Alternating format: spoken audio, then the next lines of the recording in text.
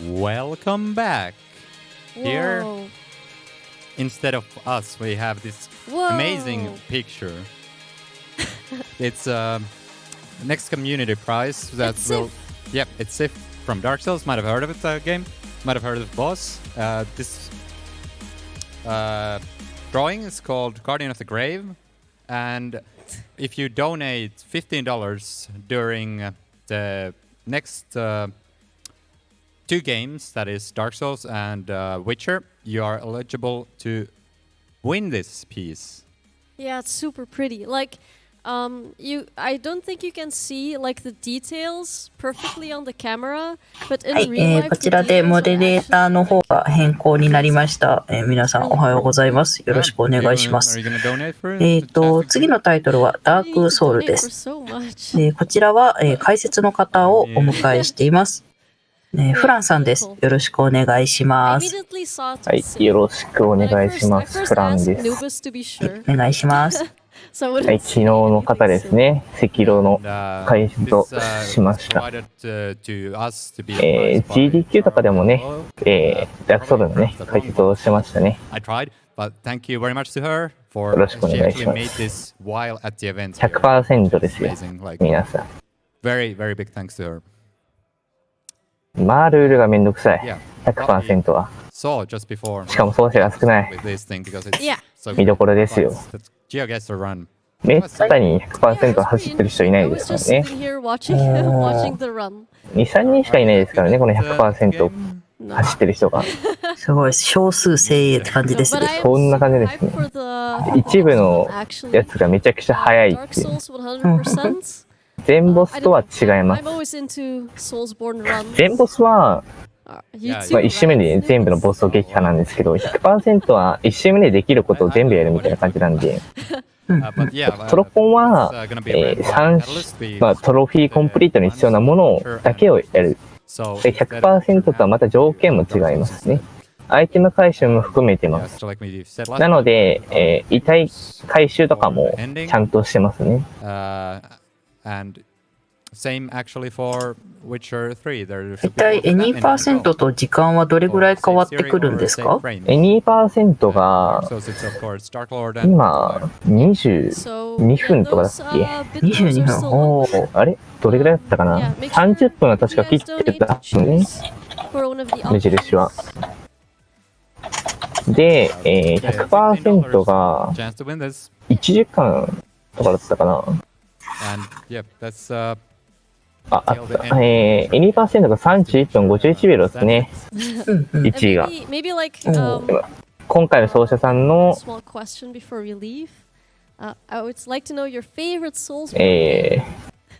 今回の奏者さんの、カタリストなんですね。カタリストが今31分51秒1位。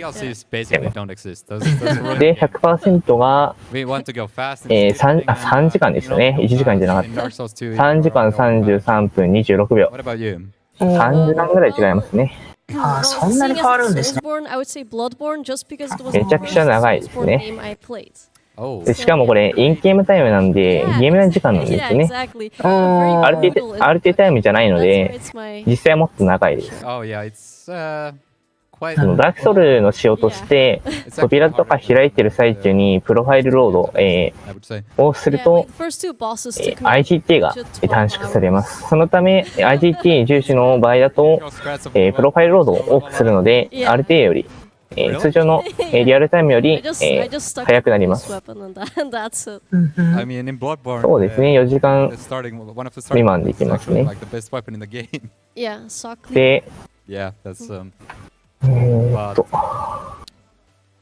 Usually when Larksa does her playthroughs of games, she just refuses to upgrade weapons or... まず、ルールとして26体のボス、全部のボスですね。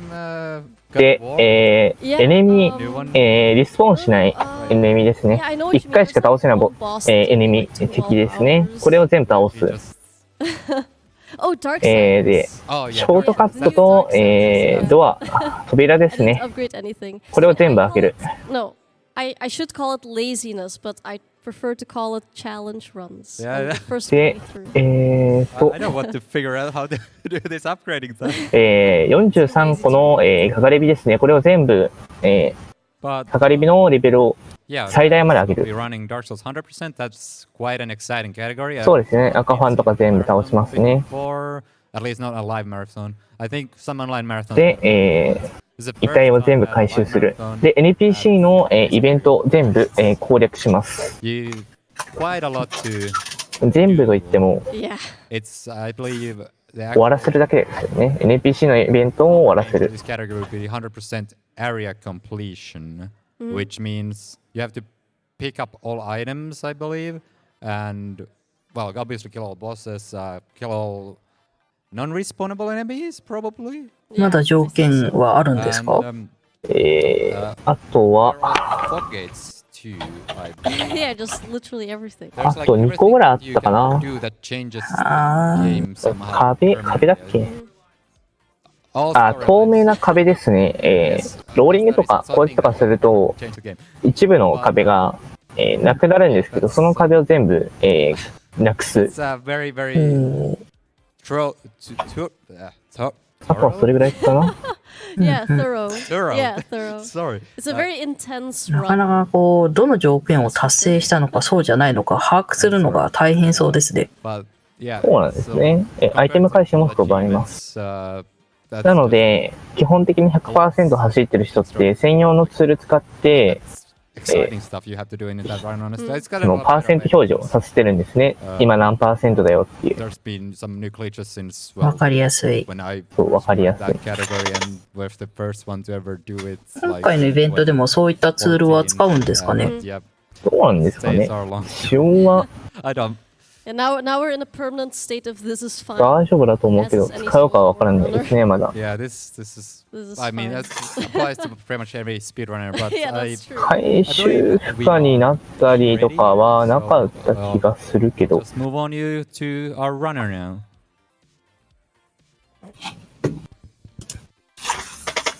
そうですよね。なんか使わないと大変そうですよね。あ、もう画面の方が切り替わりましたね。そうですね、変わりました。 Tonight, ESA brings 真ん中にのカタリストですね。 75% of the 100% DS1 runners. で、コメンテーターとしてダンフレッシュさん Is です the ね。 Ruski God Gamer, Dan Flesh. まあ、カタリ Right is ス the ト man who created this category. 本編ではパーセント計算はされてないです。 And なので専用ツールを使う必要があります。 to know the winner right now. うーん。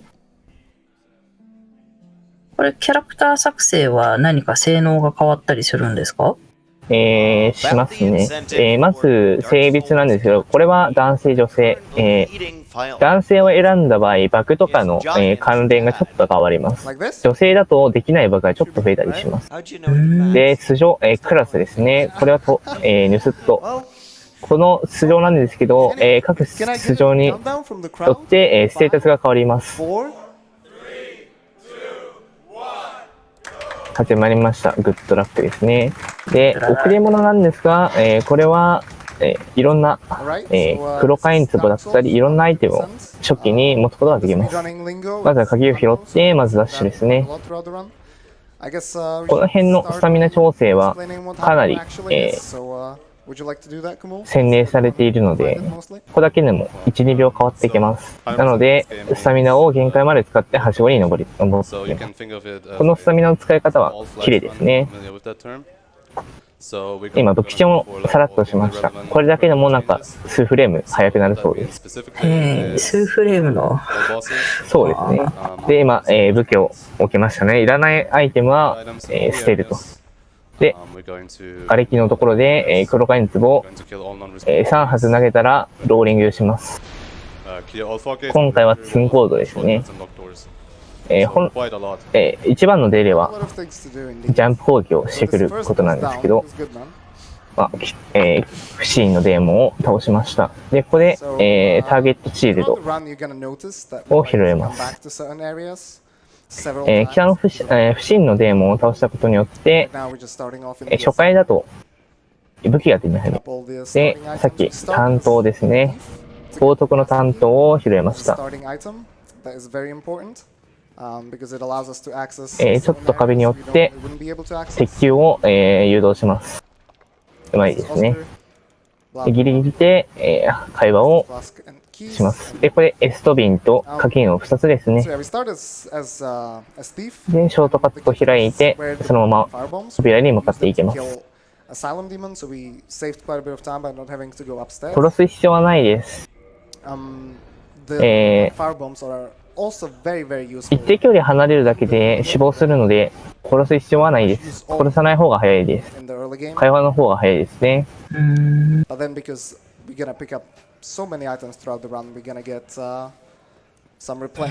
で、こうやって、最大でジャンプをして、距離を稼ぎます。これだけでも数秒変わるんでね。こういうところも目印をつけて、ジャンプをしていきます。ここで、火炎壺6個を拾いました。後々、これを使っていきます。着地後はローリングか武器チェンジをして、硬直をキャンセルしていきます。この硬直キャンセルは、重要なので、今後、使っていくと思いますね。これを使うか使わないかだけでもかなり短縮できるのですね。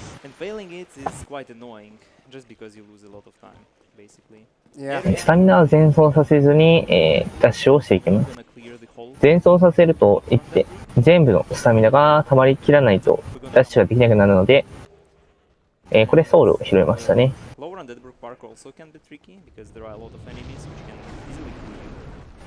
リングで、距離を稼ぎます。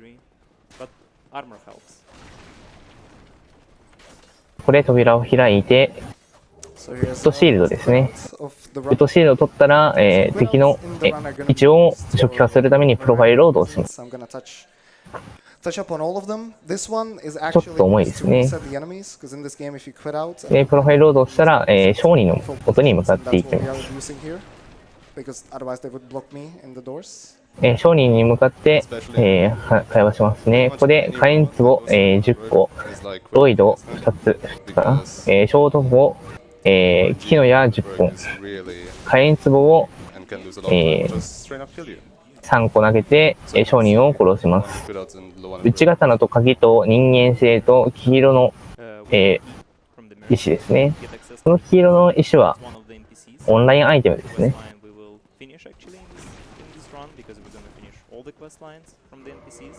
内刀は、初見の時にかなり強い武器なので、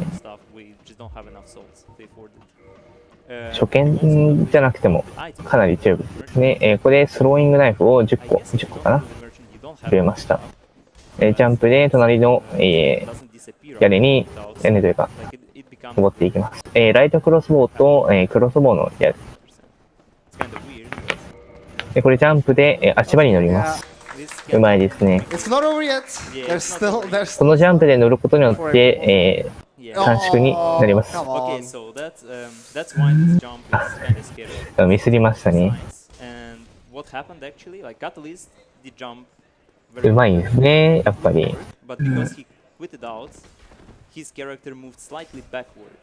ただこれミスってしまったので若干のロスになります。足場にはなかなか普段乗れないものとかもあるんですけど、あそこに乗るのってかなり難しいんですよね。やってみるとギリちゃんなので、まあ難しい。こういうギリギリのところに乗って爆技とかに結構使われたりするので、結構じゃあ細かな操作テクニックが要求されるんですね。うまいですね。ありました。でこれ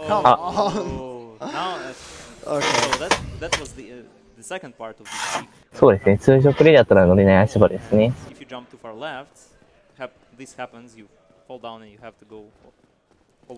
もう一回ですね。それは足場からまた足場に乗りたいって感じなんですか？そうですね。隣の足場に乗り移すのに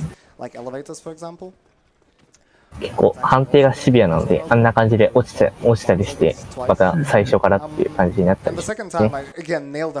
これが実際記録狙い時で、あと失敗したらもう即リセットですね。これは、死にましたね。ゴージャの動きはちょっと、あれです。このロス以上の短縮になります。てか、これを使わないといけないんだよね。なるほど。使わないと次に行けないんですね。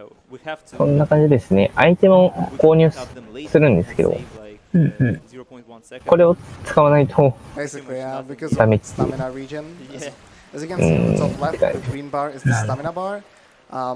You need at least one stamina point to perform any action in the game, and as we sprint. これが上位勢でもこんな感じなので、100% は比較的難易度が高いです。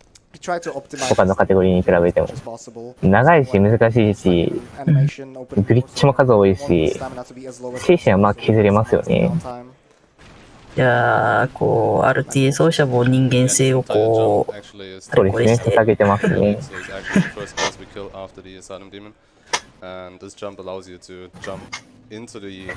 敵の挙動とかもちゃんと見極めないといけないのでね。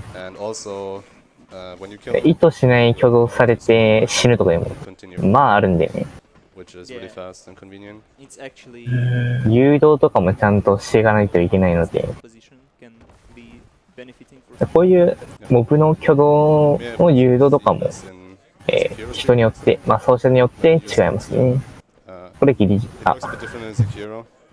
スりましたね。で、ギリジャンをしていきます。うまいです。もう一回ジャンプで、プロファイルロードをします。これで乗れましたね。うまい。本来は乗れない足場に乗って、ローリングで足場に乗ります。はい。ここでヤギのここに行きました。火炎壺で犬を殺します。火炎壺を投げて、黒火炎壺。犬のデーモンですね。この技、バグを使うと、ボスなのにボスが起動せずに、倒すことができます。最後はヒットショットで、鍵を入手した瞬間にプロファイルロード。それを行うことによって、霧の前に、気の前じゃないですね。さっきの足場ですね。で、足場にジャンプをして、見えない足場に乗ります。ここは、水路ですね。水路の上に乗っている状態で会話がすることができます。ここで、黒ペンと、頭蓋を変えます。頭蓋と、あと、苔ですね。で、足場から降りると、階段に行きます。で、このままショートカットを開けていきます。おはようございます。これだけでも、かなり短縮になりますね。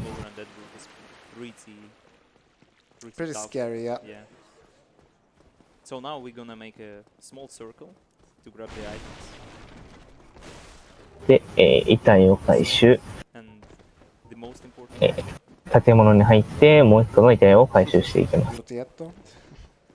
こんな感じで 100% では、落ちているある、遺体の全部回収しています、アイテム。そのためかなり長時間になりますね。で、プロファイルロードをして、敵の挙動をキャンセルしました。で、これゴミくずですね。ある、ピューピューポコポコだったか。あったかファワーか。無印は。これをあったかファワーというイベントで、ゴミくずをあげると、草菱の塊になります。人間性1個を回収しました。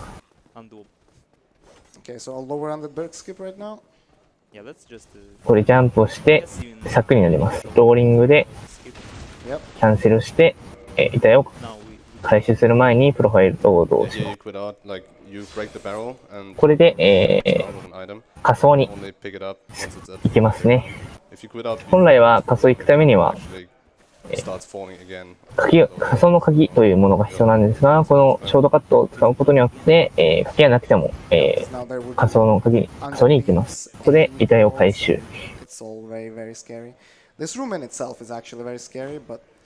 これ頑張って、抜けていきます。血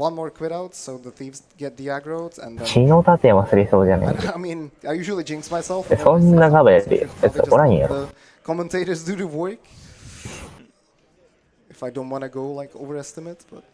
よね。ソウルシリーズ自体いろんな呼び方があるんでね。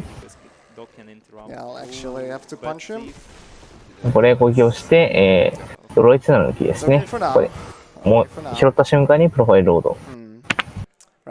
後ろから来る犬が結構厄介ですね。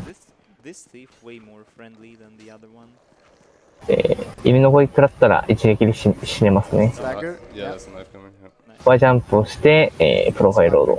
こんな感じで 100% はプロファイルロードがかなり多いです。扉を開けます。ここで近づいて最短距離で、扉を開くことによって、会話をキャンセル、会話しながら、扉を開けます。本来は会話が先に入ってしまって扉を開けられないんですが、それを同時に行うことによって先に扉を開くことができます。で、セ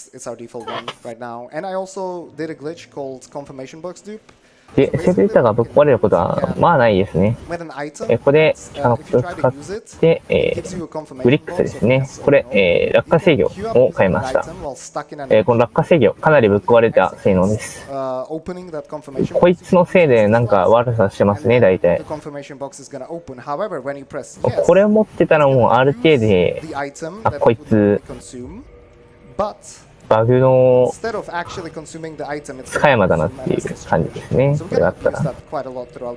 これアイテム整理をしていきます。いらないアイテムを全部、捨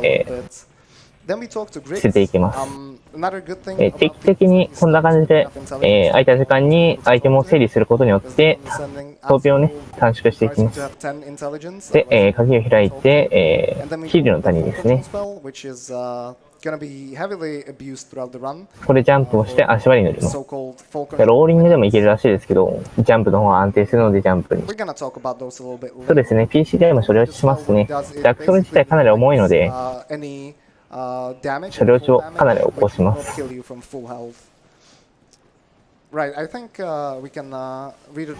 ここでソウルだけを拾います。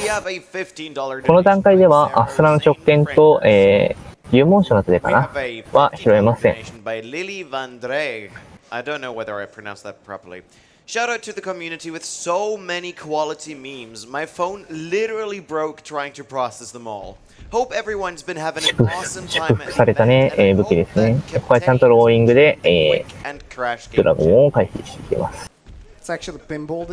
横のブレスだった場合はそのまま走り抜けでもいけるんですが、縦ブレスの場合は、ローリングをしないといけません。全ボスと全アイテム回収ではないです。全部のボスとアイテム全部回収と、扉を全部開けてショートカットも全部開ける。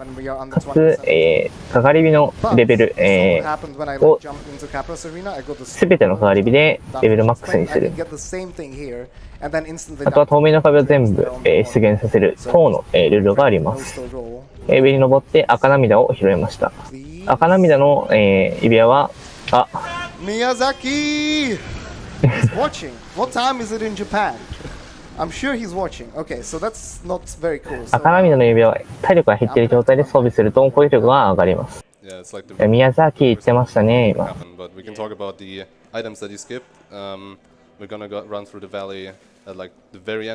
某奏者がね、こんな感じで死んだ時にね、宮崎って呼んでネタになってましたね。そうですね、NPC のクエストも全部クリアしないといけないですね。あ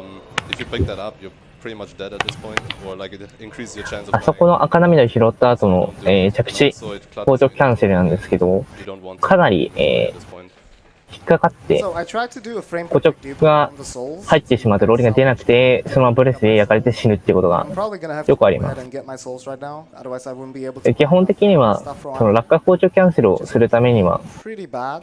バツ連打、もしくは、浮き試合なんですけど、 Actually 基本的に連打にな the ります。 souls are, they might be back on top, so Actually, you know what? You can just not level up. 赤涙の防御版はありましたね。青涙の指輪なんですけど、正直青涙はないです、出番は。 Alternatively, you could also pick up ただ、カンストとか SLH とかになってくると、一撃で死んじゃうので、青涙を装備して、ダメージを yeah, I guess we're not 一撃耐えれるようにする。そういう縛りをやっている状態で使うのはありだと思います。 ladder all the way back because ディレクターの名前ですね。 and it's gonna take like a while, and he can always die to the sword roll again, and he will be forced to do that again. ダークソウル2とダークソウル3の、開発者は gonna 違 risk う人 that ですね。 actually. 谷村さんですね。そうですね。 I guess we got like all unfortunate フロム社長。 Pretty much so yeah, far, like yeah. sword roll, エレベーターに乗ります。 jump. So we equipped the RTSR. Not like we need it right 今 now. 回では使われない、技なんですが、エレベーターを、上に上げて、そのまま降りて、 Because normally this 落 is 下 where しながらプロファイルロードを you get picked up. することによって、エレベーターアップアップという技が So することが here's で the きます。 bonfire. I'm gonna have to come back to it later. これはエレベーターを上に上げることによっ Kindle て、 bonfires is basically 判定を、 upgrading them 上の足場に with することができるんですが、 Estus flasks. As そのまま charges エレベーターのある、下の足場に cannot kindle right now. We will have to 落ちながら、プロファイルロードをすることによって上にワープすることができます。 Black Knights. これ、緑化層じゃない、総物盾ですね。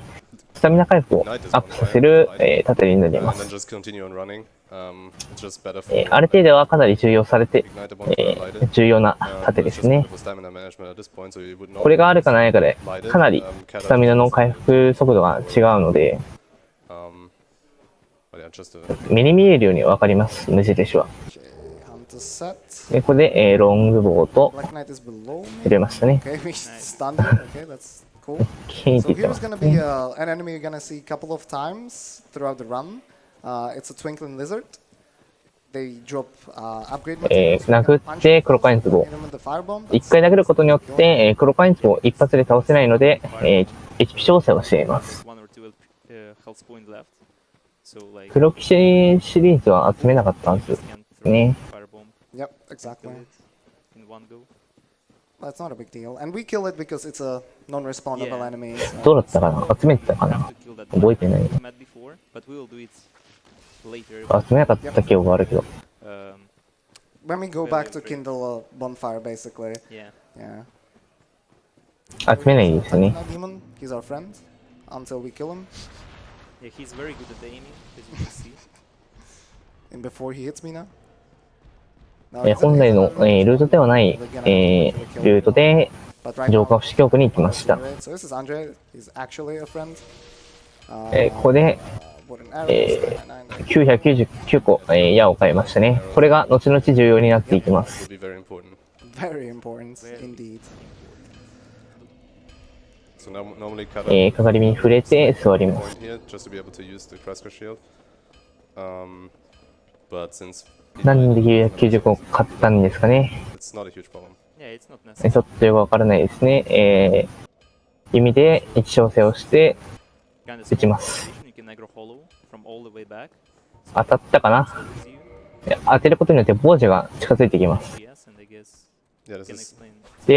で、パリをして Yeah, 地面を入れます。すると、カメラが ringing bell. 視点が変わるので、 Send そのまま 走って、線の古城に向かっていきます。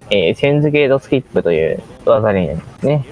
いつものですね。 death cam and この状態はデスカメラという状態になっています。 you don't 本来は即死する、 only enter the デス game's thing. 即死判定がある場所なんですが、その即死判定をパリで、地名を入れてることによって判定入っているんですが、なぜか知らないという、そんな感じになっています。そのため、こんな感じで視点が変わって、マップの、ロードがされない部分があります。そのため、こんな感じで門をショートカットして、線のことに入ることができます。でこの状態で、即死判定をパリですね。即死判定を無視できるって感じですね。ただ、位置が悪いと即死判定に触れちゃって死ぬってこともあります。めちゃくちゃですね。で、このさっきのカメラ視点なんですけど、あの状態だとラジコン操作になります。でそのため、操作もかなり難しくなっています。無敵時間とかそういうあれではなくて、その特殊判定に触れてるのに死んでないっていう。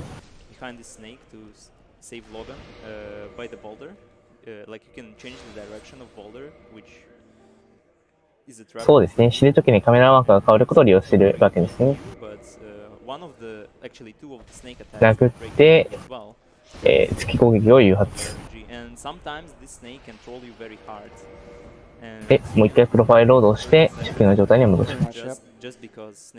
そうですね。ほとんどの奏者さんはキーボードに書いてますね。ローガンを救出します。一回扉というか、開いた後にもう一回話しかけないとフラグが立たないので注意してください。英雄のソウルを拾いましたね、さっき。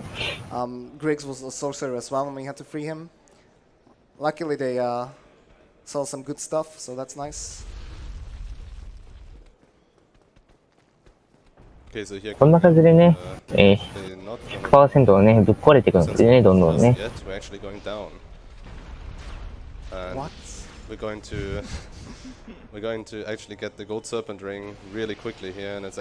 で、下に降りていきます。ジャンプをして、ソウルを使います。で、なぜか、こんな感じで吹っ飛ばされながらも行くことができます。ジャンプをして行くことによって下が埋まってないのに行けるんですかね。さっき銀ヘビを拾いました。で、これ雷レールを拾ってミミックを撃破します。銀ヘビじゃない金ヘビですね。プロファイルロードをしてエレベーターの位置を調整して乗ったままエレベーター上昇します。こんな感じで、ちょいちょい細かいテクニックも使われていきます。若干の短縮になっていきますね。ちょっと、左にずれて、罠を回避していきます。狭い足場ですけど、慣れてる人だったらこんな感じで簡単に抜けられますね。くさび石の大かけらですね。このヘビンチュですけど、攻撃が、横判定に広いので、ちゃんとローリングして避けましょう。じゃないと弾引っかかって死ぬんでね。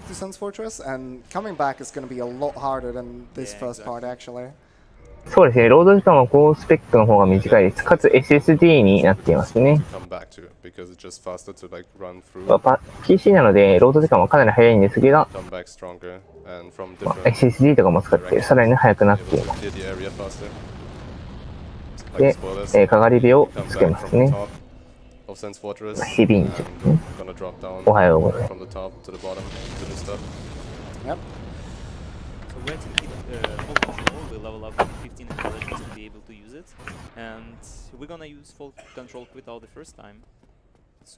Well, not really a quit out, but we're gonna use the full control to do something called the full. 2% とはルートというか、使われる爆はなんか大体一緒なのが多いですね。全ボスとか 2% とか。やることはほとんど同じなので、で、フォールコントロール、落下制御ですね。これをかけて、緑化層発砲変えました。で、落下して、プロロ。これを行うことによって、落下制御を使っているので、速射判定を無視して下の足場に行くことができます。なんか落下制御を使うと、速射判定がちょっと長くなるのかな。なので、足場をあんな感じで、死んだんですけど、プロファイルをすることによって、下の足場に移動する。で、もう一個フォールコントロールを使って、足場を攻撃して、そのまま行きました。今のが FDC と呼ばれる技になります。FDC と呼ばれる技なんですが、落下制御を使うことによって、武器で、攻撃しながら、モーションに入ることだけで、あんな感じで落下ダメージが入れません。そんな感じですね。さ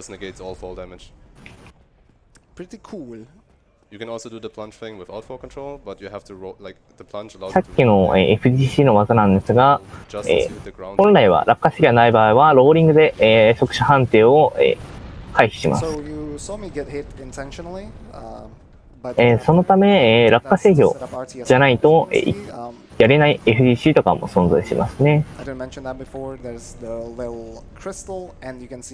この落下制御を使っている状態なんですが、落下制御を使っている状態で、速射判定がない場所でデスカメラの状態になると、なぜか変な風に落下制御が入って、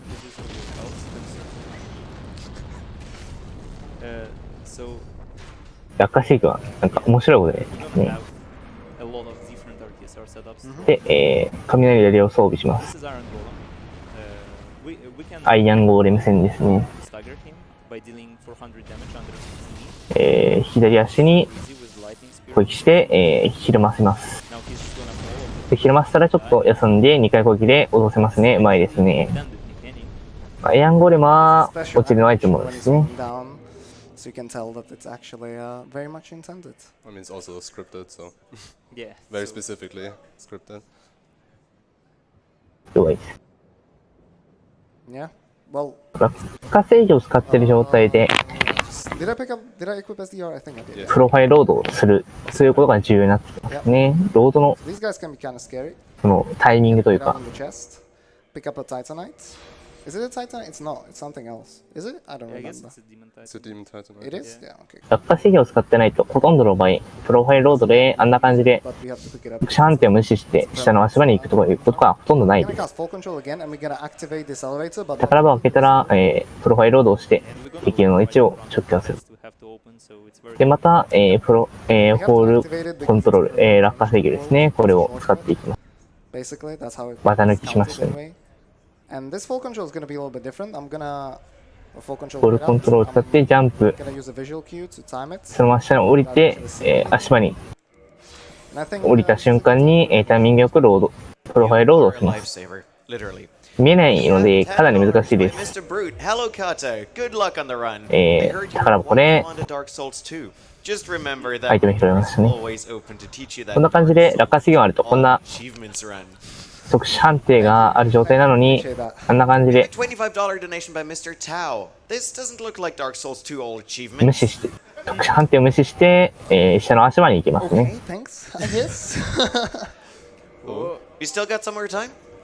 このため、このため本来行けない場所だったりとかも、行けることもありますね。落下制御を使うと。左手に弓、左手に、総門盾ですね。降りて、シャンデリアに落ちます。主人公でもいいので、当たると、落下します。わざわざ切る必要がありません。で、左側にジャンプして足場に乗ります。宝場を開いて、またプロファイルロードで敵の位置を初期化します。And you can also get 女神の祝福ですね。might have been the case. HP を全回復する properly. アイテムになります。 Alright, one more scary で、 moment. This guy right その behind ま me. ま右の足場に乗っていきますね。 But I might get wrecked. Kinda close. 攻撃をして、Yeah, 避 that け was て the いき pretty ま scary す。 part. Now we're gonna get to the next bonfire, so that's always a relief. Go on with a donation or two again. Of course. We have a $15.10 donation by I'm64. 100% 雷の、スピアですね。これを We have another アイテムスロットを donation by This Is 変えました。で、そのままエレベーターを一番下まで回します。Oh, that's a shame. で、ここは右に行って、 With that 少し右に行ってから左に行くと、浮遊する yeah, go for it. We have another 15ことがなく、そのまままっすぐ行きます。これは慣れが必要ですね。 Best deluxe kata and cheers to Mulandan. Kill the hollows, but save the animals. Smiley face. ここでレベルを上げていきます。筋力27。 You have to kill like all the enemies in the world. In this game, you don't have as many animals. Only one dog. Well, actually, there's more dogs into DLC.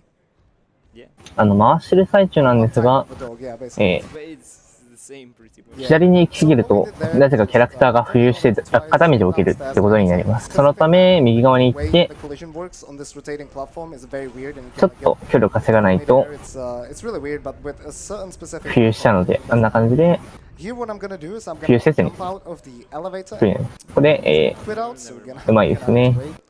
So what I was trying to do 若 there 干短縮になります。 where basically if you jump out of the elevator and get 結構難易度が高いので、やる人は少ないんですが、やりましたね。 Once you quit out, it goes back to the bottom, and we're gonna have to use it later on throughout in the run. So that would have saved like 怖いですね。 10 seconds. Not a big deal. I kind of messed up the quit out, but that's completely fine. Okay, I'm gonna have to listen here. こう後ろからなんかデーモンのやつが雷が飛んでくるんですが、 One そ more こは round. 音で回避していきます。自分がいい時は何も来ないので、ここは乱数ゲーですね。 Nice today. Yep. So This you is can, someone. you can actually 今回は hear 来なかったようで lightning す。 spears, and if you're fast enough, you can do like quick steps to the side. で、左に行って、 Kata also has to 近 steer 畿を the arrows. 抜けてから Good cycles though, but アイテムを拾ってい still きます。 following me, but we should be good. Yeah. 英雄のソウル Yeah, で he's す gonna ね。 run off. One, maybe not. Actually not. Yeah, he's alive. That's okay. We might just have to do an extra quit outs. ちょっと怖いですね。前から飛んでくる。 Silver Knight Archer does. Okay. Dang, no. で、誘導して落としていきます。これもいつものですね。 Kinda scary. Okay, you're Nice, fine. it's fine. 危ない I で was す thinking ね。 about quitting out, and I thought I would regret it, but luckily we're good.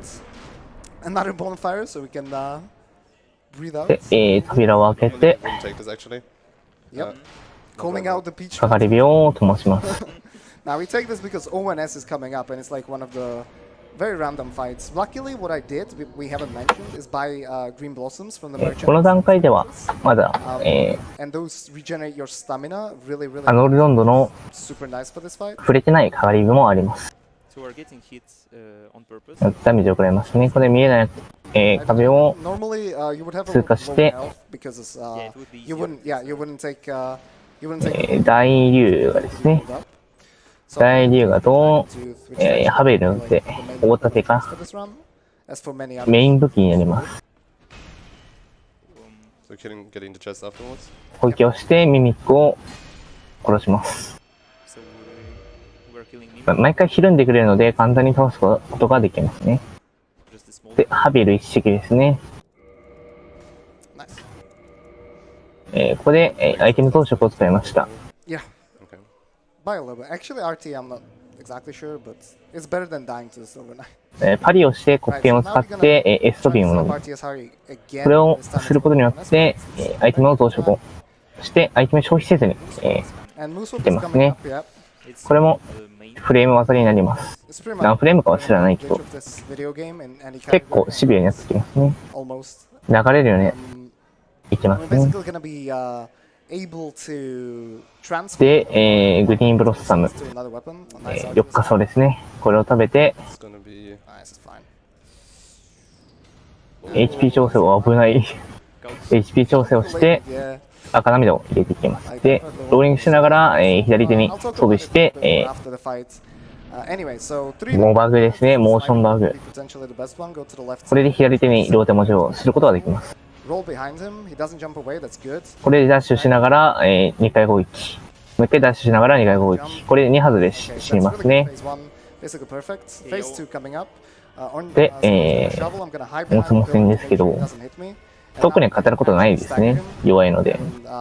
これ、ちゃんとスモー攻撃するときは、アングルを、カメラのアングルを上に向けながらすることによって、ちゃんと当てていきますね。この、モーションバグなんですが、ムーブスワップと呼ばれる技なんですけど、これもフレーム技になります。詳細は説明すると、右手に持ってる、武器ですね。本来は右手に持たないと両手持ちできないんですが、このムーブスワップという技を使うと、左手でも、両手持ちすることができる。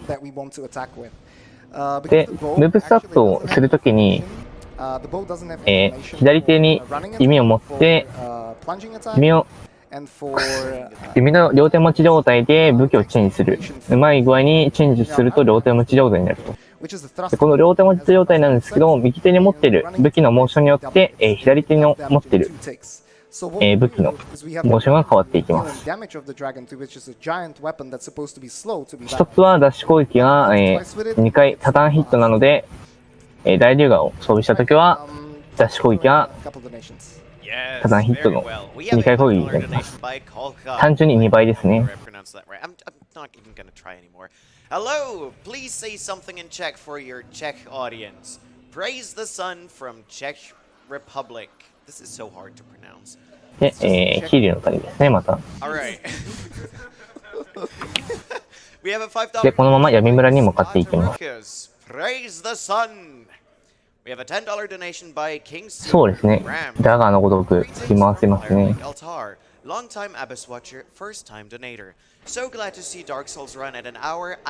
特定モーションしか右手に対応しないので、基本的にはダッシュ攻撃だったり、バックステップの攻撃だったりが、右手のモーションになっています。これから開いて、鍵ですね。本来はこれを取って、鍵を開いてショートカットを開くと。あの鍵があると、あの鍵はいらずに反対側から行きますね。で、遺体を回収していくと。で、治癒ですね。で、足場を去ってジャンプをすると。うまいですね。ダッシュとバックステップ、起き上がりのモーションですね。起き上がり、攻撃モーションの3種類かな。攻撃モーションが変わるのは。で、はしごを登っていくと。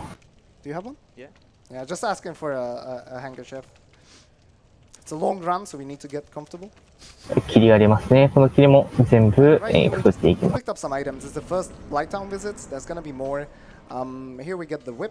降りて、リップ。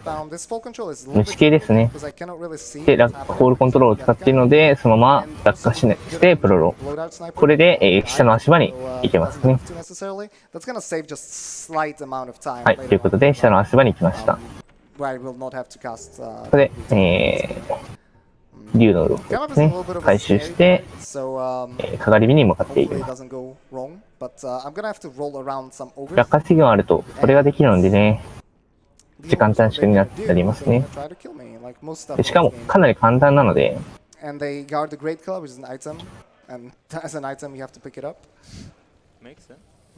リングをして、大回収。危ないですね。で、左側の方から回って、アイテム回収をしていきます。そうですね、判定が結構長いので、慣れたらすごい楽です。グレードクラブですね。しかも分かりやすいように落下制御を使っていると、判定に触れた瞬間に青いなんかモヤモヤみたいなのが出るので、その瞬間に、プロファイルロードをすることによって成功しますね。これはリマスター版ではありません。オリジナル版です。で、相手の回収をして、草を食べます。この緑化草なんですけど、スタミナ回復を早める。で、騒音と、緑化草を食べることによって、相乗効果ですね。これを得るので、スタミナ回復がめちゃくちゃ早くなります。草じゃなくて。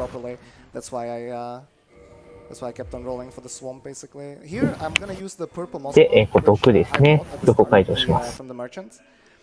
で、いい具合に赤涙が入っているので、また、ムーブスアップをして、クラーグ戦になります。単純に考えたら赤涙入っている火力で2回攻撃と。まあ頭はおかしいですよね。3発で倒せます。危ないですね。はい、クラーグ戦終了です。弱いですね。またフォールコントロールを、落下制御つけていきます。フォールコントロールとこれを使ってたら大体悪さするんだなっていう感じですね。あと単純に落下ダメージを軽減する、無効化する意味でも使っていきます。で、切りを開いて、なんか卵を背負ってるやつに離して、道を開けてもらいます。でプロファイルロードをすることによって、位置を更新することができるので、更新します。で、カボタンに、雲姫様ですね、制約を進めました。混沌の、大火球かな。出ましたね。そうですね、切れるより早いです。で、いらないアイテムは全部、捨てていくと。で、オンスモを倒して王の座を手に入れたので、チェーンソーを使うことができます。チェーンソーを使って、浄化不死を送る。$20 donation to your runner's choice. I messed it up. We have a $5 donation by Alibaba. All this talk about Dark Souls 2 all achievements. But my question is, when is CBB kata? で、またムーブスアップをします。で、ムーブスアップをして、ダッシュコーチ。これで、倒せますね。で、カボタンの、魂ですね。カボタマですね。これを入手します。で、エレベーターを、下げて、起動しましたね。で、頭蓋を使って、敵を誘導します。誘導している間に、踊ってるやつを倒しましたね。アイテムを拾っていきます。リマスター版だとこのムーブスアップができないので、ちょっと、オリジナル版よりはタイムが遅くなっていますね。2% が。まあ全部か。このムーブスアップができないためにオリジナルを入れる人が多いっていう感じですね。なのでリマスターが出た当初から今考えるともうみんなオリジナル版に移行してますね。リマスターやってる人はほど少ない。また頭蓋を投げて敵を誘導と。頭蓋は短い間なんですけど、ヘイトをそっちに向けてくれるので、密集してる状態だと結構有用なアイテムになります。またムーブスアップをして、ガーゴイル戦ですね。やっとガーゴイルですね。ダッシュ攻撃で、2発で死にます。弱いですね。で、もう1体は半分減ってるので一発で倒せます。雑魚。Right, so I'm gonna climb up this ladder and ring the bell, and we can also read a donation. Very well, we have a $15 donation by Comni. Something something Dark Souls 2 all achievements. Burp sip. ムーブサップができるかできないかで結構奏者のモチベーションがだいぶ変わってるんですよ。でまた、アイテムデュープと呼ばれる、増殖アイテム増殖を使って、消費せずにキカのコピーを使いました。でグリックスに話して、ローガンですね、ローガンにも話して、アイテムを買いました。また、グレックスに話して、指輪ですね。指輪を買いました。魔術の威力が上がる指輪だったかな。時々避けてアイテム拾っていくと。ジャンプをして足場に乗っていきます。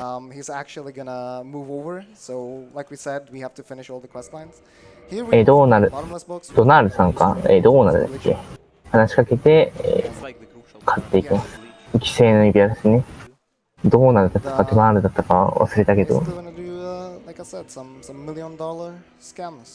左手には基本的に弓を取りします。で、なんか寝てるので、プロロしますね。プロロをすることによって、これが起きますね、フラムとか。で、なんか開きましたね、アイテムを。棺の祭壇ですね。棺の祭壇に王の器を捧げて、増殖するためのアイテムを、預けました。どうなる？またフラムトに、して、なぜか、999個アイテムが売れると。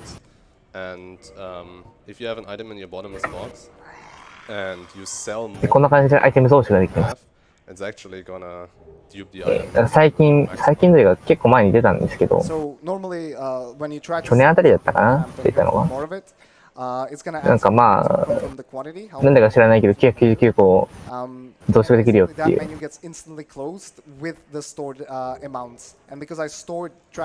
で、またなんか竜の鱗を99個食べさせたので99個になってる。詳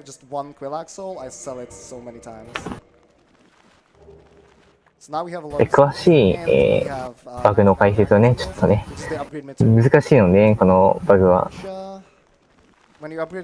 説明するよりもやらないと難しいっていう。装置がずれるとかそんなだったかな。とりあえず999個買った矢の数字、999を参照して、アイテムを食わせると。コッペを使用している状態で、会話しているので、食べさせると、コッペを使用したって判定されるんですけど、その状態だとなぜか増殖される感じですね。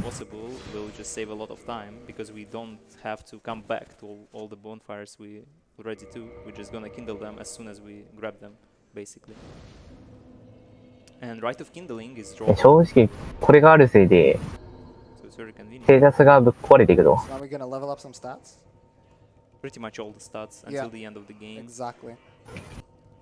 記憶力19、持久42、筋力53、技量を45、理力を50で、ソウルの槍ですね、これを装備しました。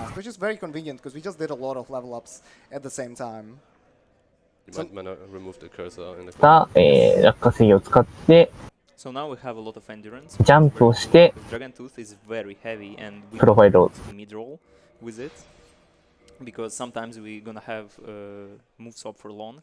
でまた下の足場に行くのでアイテムを拾うと。just a time loss for no reason. And since we can afford leveling up endurance, there is no reason to not do it. Oh, That's okay. That's okay, but I'm gonna. アイテム回収をミスったので、How are we gonna do this? I actually ボス戦に行きますね。 because there's an item that I want to pick up here, but I obviously messed up.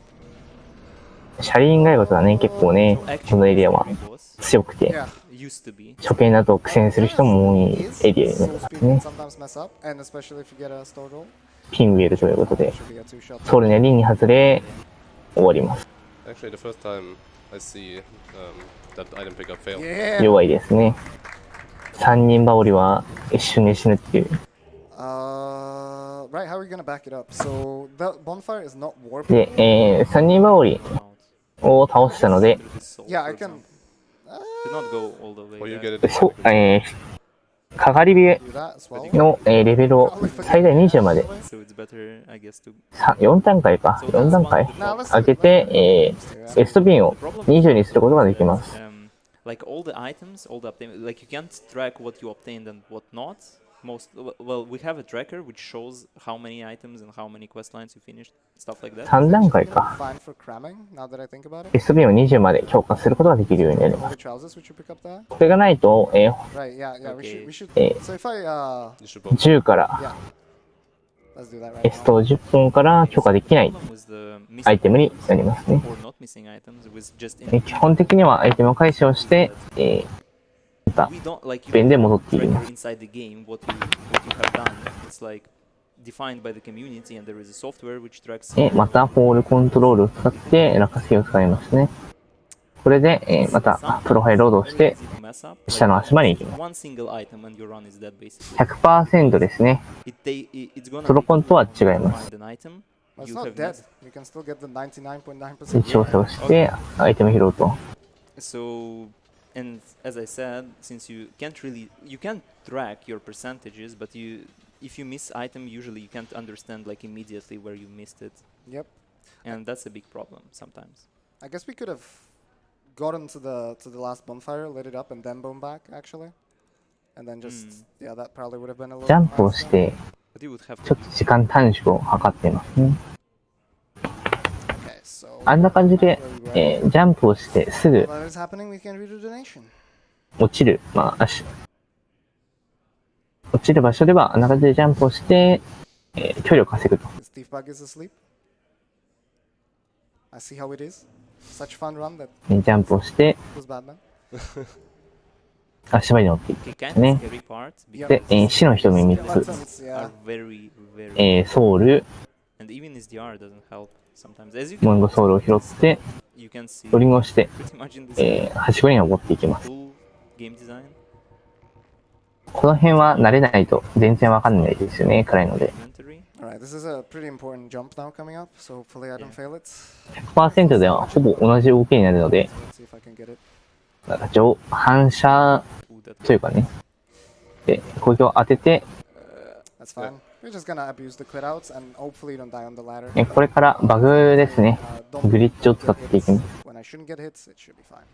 Okay, one more quit out, then get on the ladder. That was unfortunately, I jumped a little bit too late. 結構難しいです、このバグ技。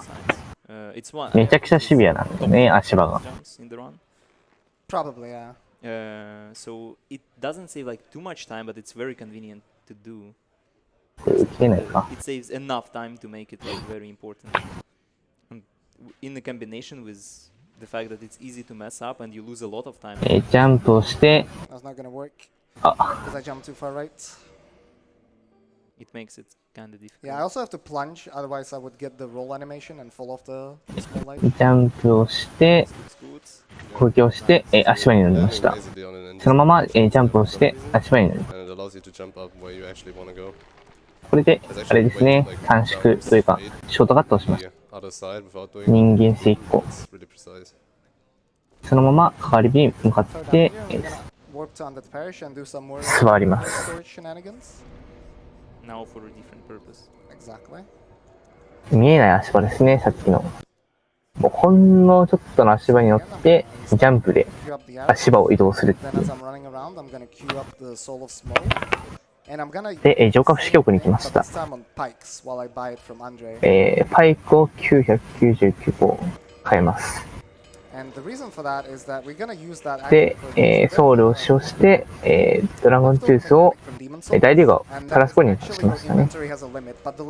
このパイクを999個に買ったことによって、装備重量、内部の装備重量を超過させました。デモンズソウルにあった、内部の装備重量なんですが、これダークソウルにも引き継がれていて、見れないんですけど、実際には内部装備重量があると。内部の重量があって、パイク999号を買って、装備重量、装備というか、内部の重量を超過させましたね。そのまま落下して、プロファイルロードと。所持重量か。So yeah, I basically me going to Andre and using the quantity storage there. What it does? モデルターさんどうなんですかね。もうカタリストさんがね、もうずっと解説してますね今。これを、所持重量を超過させたことによって、なぜか知らないとおかしく、装備がおかしくなるという現象になりますね。まだ使われないですね、それは。はい、生きてます。フランさんがかなり解説をしていただいているので、ちょっと静かに聞いていようかなと思っています。アイテム全部回収したら、門ですね。アルトリッシュの紋章を、さっき買ったので、はめて、プロファイルロードと。このはめてる最中のモーションも、プロファイルロードをして短縮していきます。しょうがないですね。進行がめちゃくちゃ早いのでね、回復する場所が多いので、仕方ないです。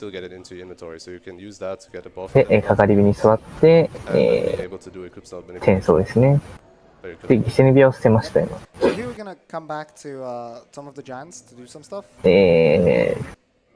巨人墓場ですね。はしごのモーション中でも、モーションバグ、ムーブスタップができます。バッチに話しかけて、下に降ります。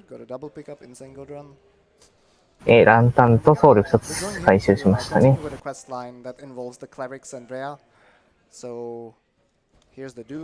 で、デア様と、連れの2体がいます。ボージャー化しちゃって、正気を失っているので、戻します。後ろから、プロファイルロードをして、後ろから攻撃をしていきますね。ムーブスタップをしているので、2発で死にます。正確には1発ですね。で、レア様に、生命分けを入れました。落とされるんですね。白くさび石の塊ですね。拾って、コピーをしました。で、黒い森の庭にいました。なんか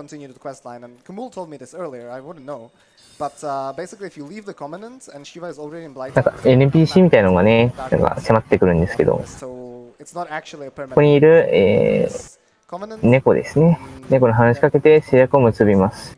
結ぶと、敵対しなくなるので、これで、さっき攻撃してきたやつが敵対しなくなります。橋からですね、橋の、足場に乗ってきました。で、今パイク999個で、所持容量が、超過しているのでアイテム拾っても、取得できないんですが、アイテム拾ってるモーションアイテムを拾っている、状態になるので、拾えなくても、大丈夫ですね。DLC も行きます。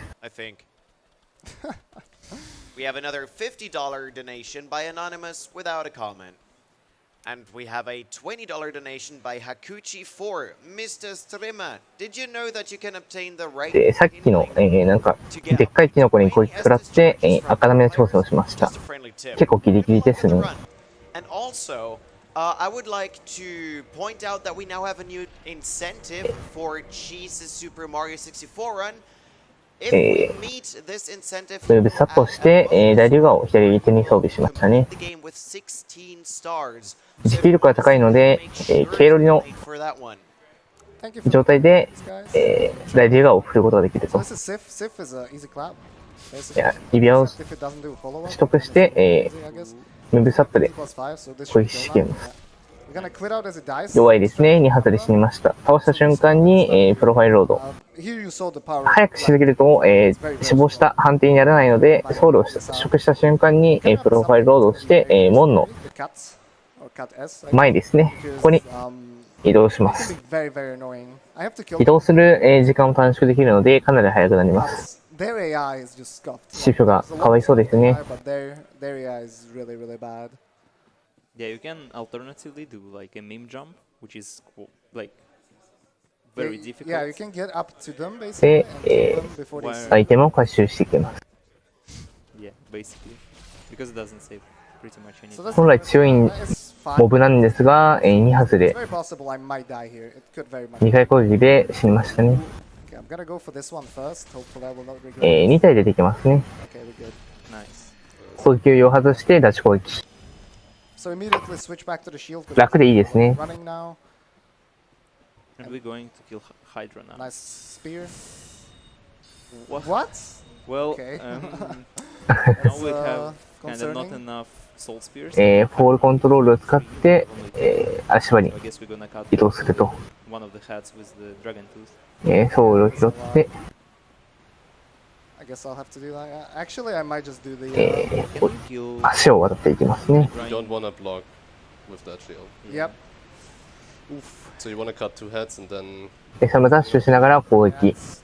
ダッシュ攻撃の落下攻撃をしたまま、フォールコントロールがあるので、 Shoot the soul spear. あんな感じで FGC ができますね。ローリングせずとも、落下ダメージを無効化してくれます。 Then I'm gonna get the dragon Okay. tooth. ソウルの槍を、ヒドラの頭に当てていくと。結構難しいで、この当てるの。 Yeah, this is good. And 大竜河のジャンプ攻撃。両手持ちのジャンプ攻撃で倒せます。弱いですね。 so now we actually have to roll to the side of the lake because Miyazaki 赤涙が入っている状態なので、すぐ倒せます。 and then hide it so that they cannot even ローリングしつつ、 get stuff. So ダッシュができるように once we kill なる足場まで there's gonna be a golem spawning ロー here. リングで移動しますね。 Yeah, reset. So if you come here, で、また、ムーブスタップを see there's 使い nothing ます。 here, and then never come ジ back. ャンプをしてプロファイルロード。 So there's gonna be a golem spawning, and we're gonna kill him, and inside is gonna be Dusk. 疲れますね、これね。 After speaking to Dusk of Ulsil and saying え help her, ヒザラを倒したことによって、キングゴーレムが will 出 actually 現し allow ま us す。 to get into the DLC. キングゴーレムを倒すと、ヨヤミちゃん、NPC ですね。これが出現します。 Okay, that actually. 召喚 Two soul spears. That was Yeah. イベントをこなしたので、So now we're Yes. going to kill. を行って、返答して、 yeah, cool boss. ヒカのコピーを使いましたね。 Actually, like currently in all bosses, it's like one of the scariest. 月光町方面に向かっていきます。 It's really annoying. It's really annoying in all bosses. 道中にあるアイテムは全部回収していくと There。it's super chill. It's pretty much a one spam. So we have to kill this tree. ソウルの槍で、 They don't respawn. 木を攻撃し Here I might し get て倒しました like ね。 trees that pop up. あんな感じで、木が邪魔してる場所もあります。 If you position yourself correctly, you don't. So the trees gave me good RNG. They didn't block me. If they blocked me, I would actually have to quit out because I cannot waste soul spears now. Like I did last time, that would be pretty bad. Because normally with Moonlight Butterfly, 装備 you 超 can 過を actually 所持重量の、超過をしているので to be able to hit him 拾うことができないんですが、一応拾ってる、 stats. 認識になっています。 So I'm gonna actually swap to the ring that I got from Hydra. This ring half で、ヒトラーを倒した時に、手に出た So I actually ウヤミの、 now. And I'm duping the fire 痴漢ですね。これを of humanities, top left 装備しました。 It's not the percent. で、アイテムチップを使って、We're gonna use that to 人間性を bonfires throughout the run.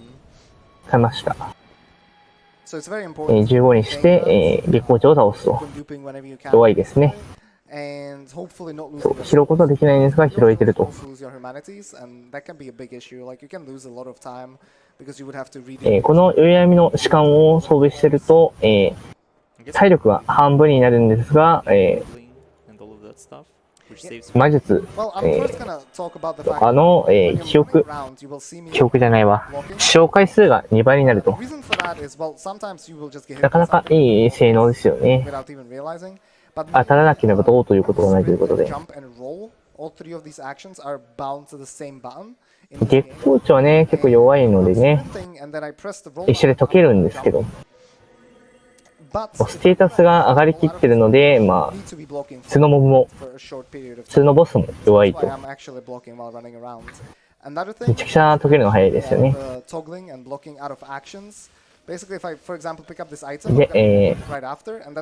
ールコントロール使って、そのまま、降ります。で、降りて、プロファイルロードと。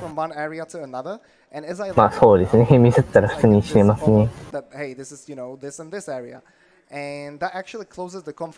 降りた場所は、ヒドラを倒した場所になりますね。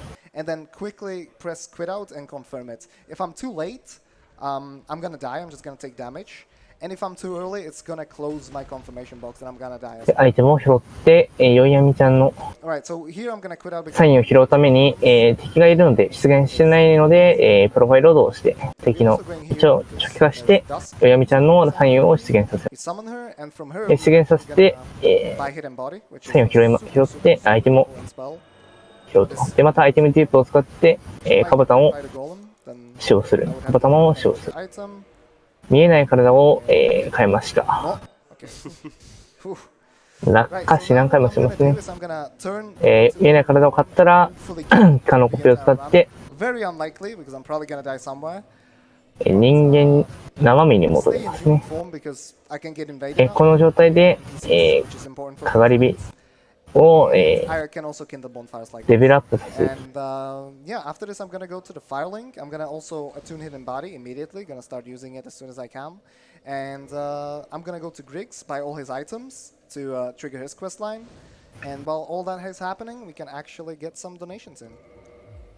で、見えない体をセット。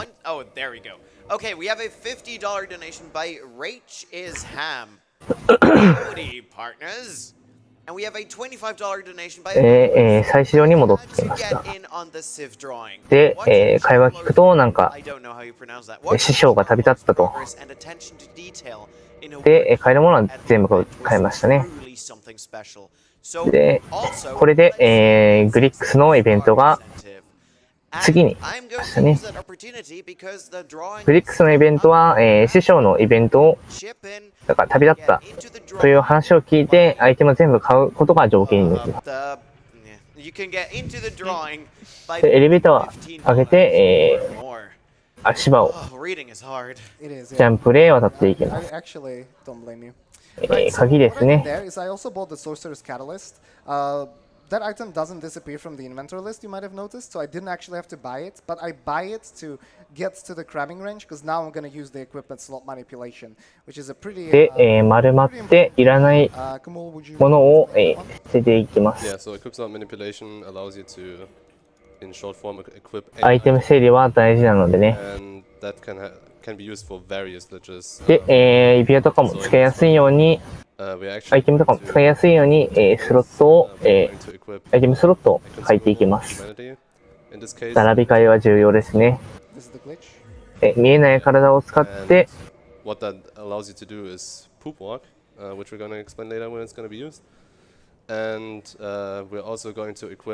気にバレないように積んでいきます。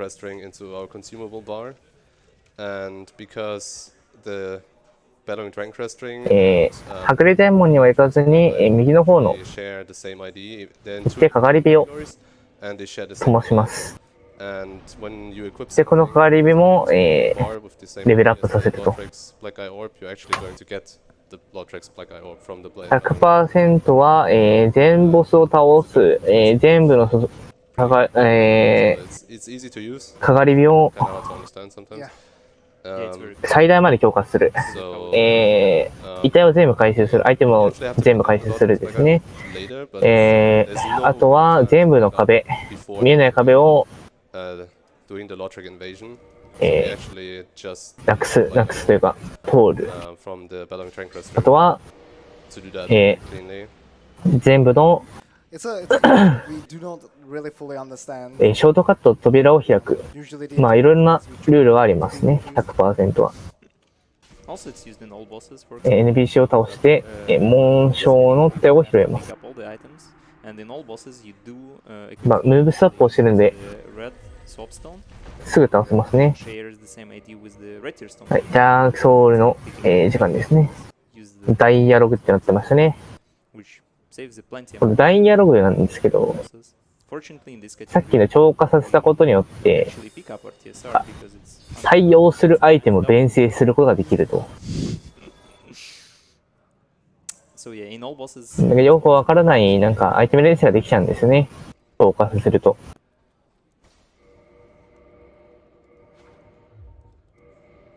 So there was the bellowing dragon crest ring being equipped. Should have done it earlier, but I またなんかアイテム連成しましたね。 not a big deal. so stray demon coming, そうですね。 which has like a lot of HP, but with またムーブスアップをして、 it's not gonna be カリビを灯すと。 Yeah, the bosses normally for example. またこのカリビも、最大まで強化します。 But in 100%, the bosses are actually pretty trivial. そうですね。ゲーム内では 100% というあれはないですね。なので、創始者さんが、考え出した、作り出したルールになりますね。スピ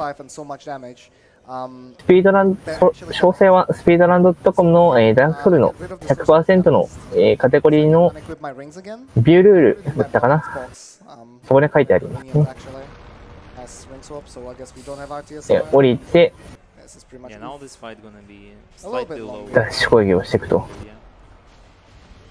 I Good guess, opener. as you can see, プレデーモンもね、結構硬いんですが、ムーブスアップをしてるので、ゴリゴリ削れていきます。 happens.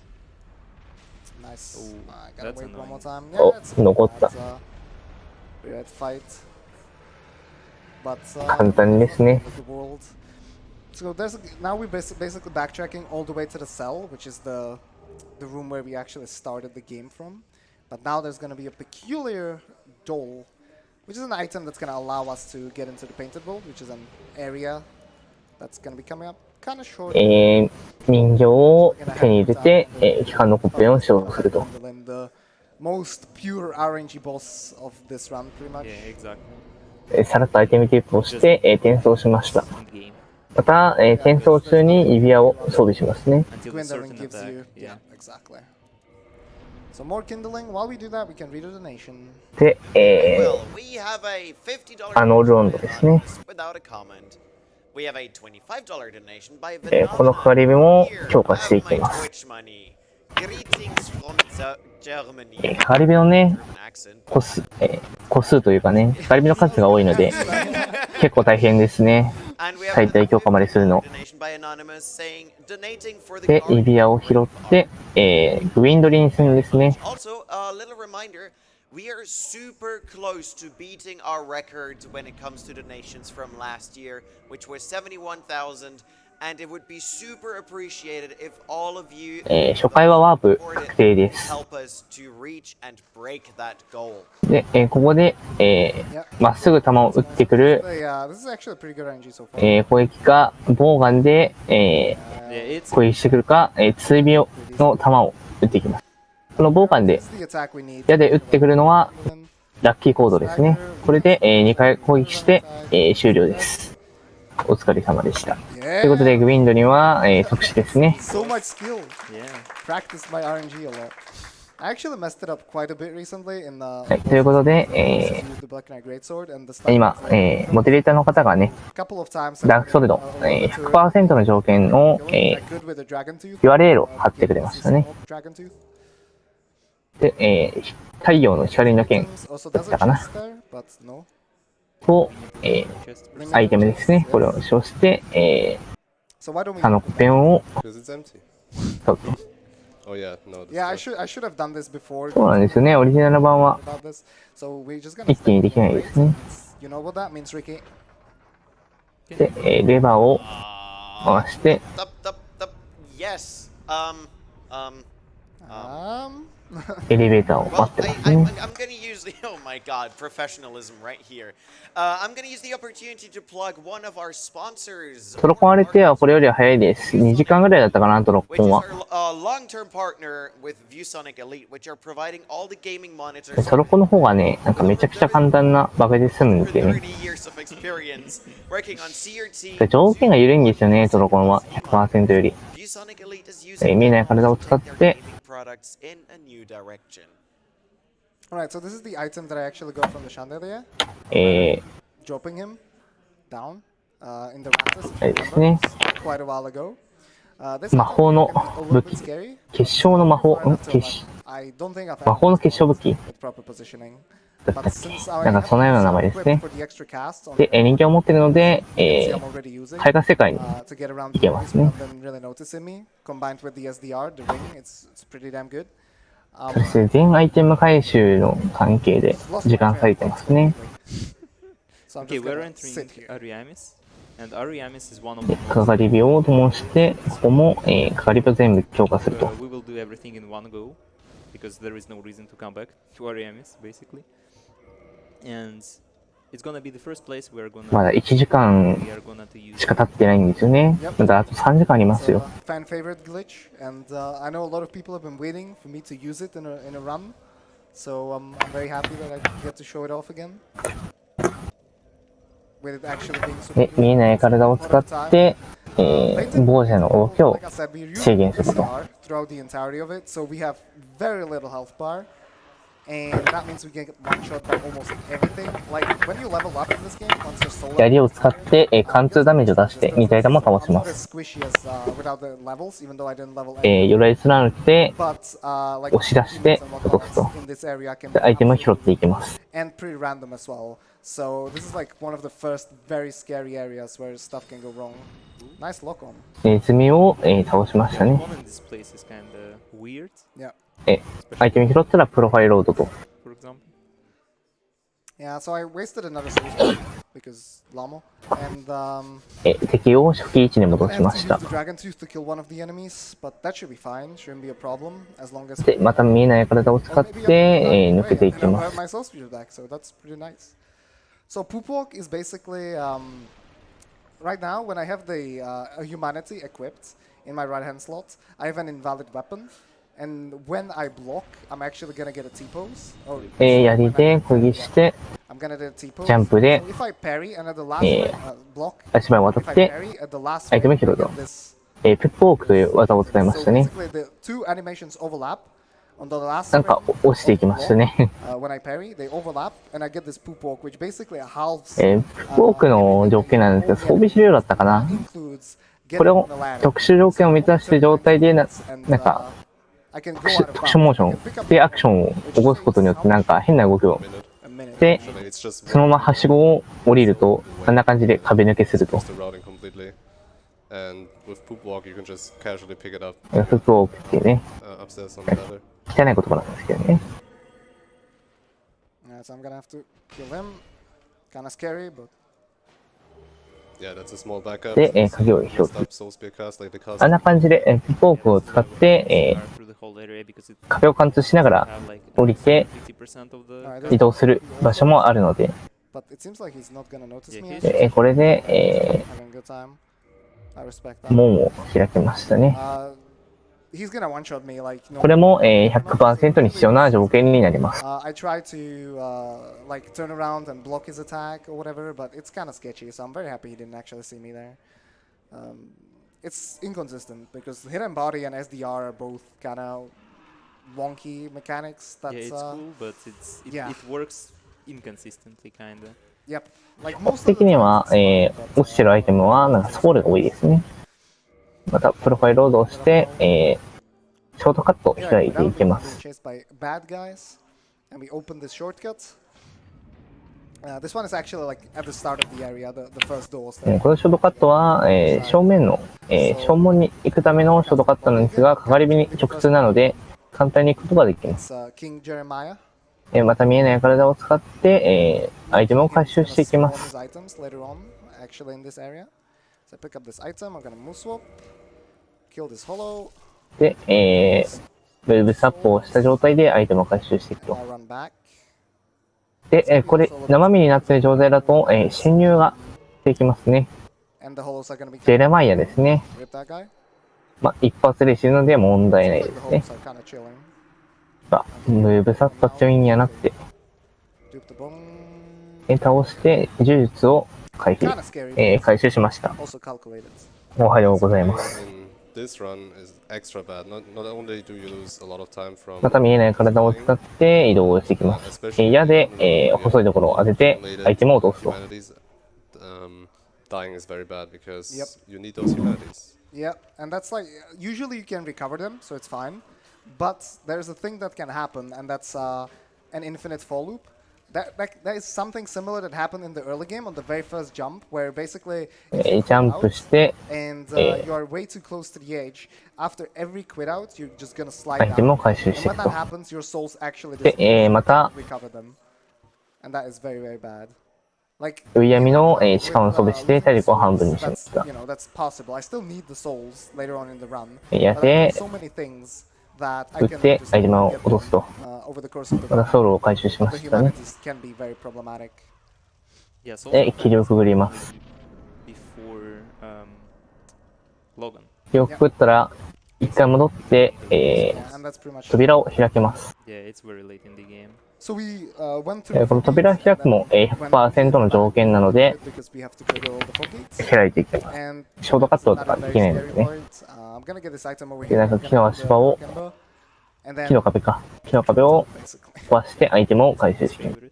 Yeah, I think everyone's favorite. ベルカの試験だったかな、あそこの落ちてるの。 Get him out of the way. ただ、所持量が超過しているので、アイテムは拾ってないんですが、 Specific like pathing here. 拾えないんですが、拾ってる状態になってい Think る what。they do if I get spotted by accident or Eh. something. 暗い種火だったかな。 Okay, he's just chilling. Oh, well, he's not, but he is. これを渡すと、 So here's another bloated holo. I'm gonna have to kill him, but when they die, they 変質じゃないわ。 nice. 武器の They 属性を変えることができますね。 So I have to actually because I'm from Speed Souls, I'm immune to toxic. But I still have to wait because it would like 奇跡をしてくれましたね。 So while I'm waiting for him to die, nice crow. Casually running into the wall. Hello? Stuck, nice. Monga S? Concerned. Is it still not over? Crows can still troll me? Okay, they fell down. 見えない体はやっぱ重要ですね。 Oh, うお It's a grab attack. Yeah, if I get grabbed, I have enough time to actually quit out to not die. So we're good, we're good. For now, we can still die on this ladder, and we can still die later on, actually. So, okay, this is kind of scary. I've been spotted on that ladder before, but I think you survived that one attack. また見えない体を You 使っ can てい quit きま out, すね。 heal up, and climb it up again. Cannot confirm. で、卵下し。 I actually died to that once. Just a nice 卵 heavy torch to the 下 face. し。卵状態に、頭が卵状態になっているのを解除するアイテムですね。これを Here's more crows. These are chill. 卵状態になっている状態だと、特定の NPC のイベントが進むというか、 where you have to grab 進んでアイテムを、 red soapstone as a 追加のアイテムを購入することができます。 with ESA 赤サイン銅石を拾いましたね。 TSR. No Oh, memes? Okay, good. oh. Right, you 降 can り get て、 on that item pickup because the crow can just stay there. It's 赤波の調整ができてますね。 usual, but yeah, it's very scary when it happens. I think Skippy died Eh. as well. モバグを、ムーブサップを As well, していき but, ます。 I died to plenty of times. there's many. クレーム技なんですが、もうほぼ1回で決めていますね。さすがですね。 血の盾を拾ってましたね、ちゃんと。 Just to reset him, Yeah. basically. He has to go through the アイテム回収と、まあいろんな kill him アイテム回収以外にも、条件があります。 dying in his sleep. Feels mad. さっきね、上の方に、ダークソウルの 100% の条件っていうのがね、あるのでね。 Because there's a thing. 今、貼られましたね。ドラゴンゾンビも倒されましたね。 Kill me because I'm in RTS. 今貼られたのが、100% の条件になりますね。 But yeah, thanks FromSoft. So coming up is Priscilla. Priscilla's pretty chill. She goes invisible and invincible when I hit her, basically. So what I'm gonna do is I'm gonna shoot 左手に矢を装備して攻撃します。 but that was an illusion. 矢が刺さってるので分かりやすいですね。すぐにムーブスタップをすると。 See where she is? Okay, she's right there. And I'm actually gonna put on purpose ダッシュ攻撃をして far, so only one part of my 倒します。2発で死にますね。赤涙入ってる and then と I。can actually just go ahead and finish her with another running attack. Very で、ジェレマイアを倒してると、 Yeah. さっきのところにアイテムが出現します。倒したらすぐに、他のコピーを使用して、アーノルロンドに So we immediately bone after exiting Painted Worlds, and we can just sit here and で、強化していきますね。 Firekeeper. We only kindle it twice to get it. そうですね、2体で死ぬ弱いボスが多いですね。この夜の状態になっている状態で、機関のコペンを使用すると、強制的にこのエリアに行くことになります。なので、わざわざ最初にあのロンドンに来た時に、かかり火に触れるのではなく、機関のコッペンで来た時に触れて、強化をしていますね。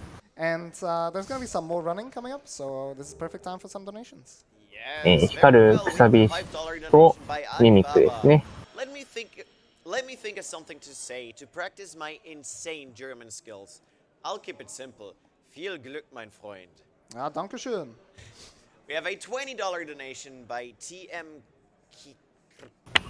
something. I don't know how to pronounce it. Kiartek.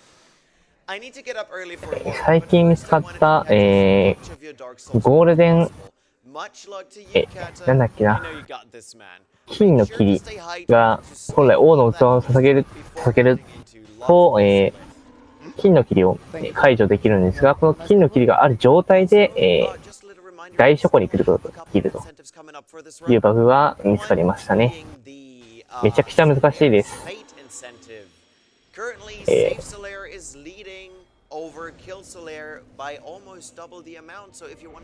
ーブストアップをして、2体のイノシシを倒す。アーマードタスクですね。このかかり火も、強化して、最大強化していくと。ミミックのアイテムは拾わなくていいです。ミ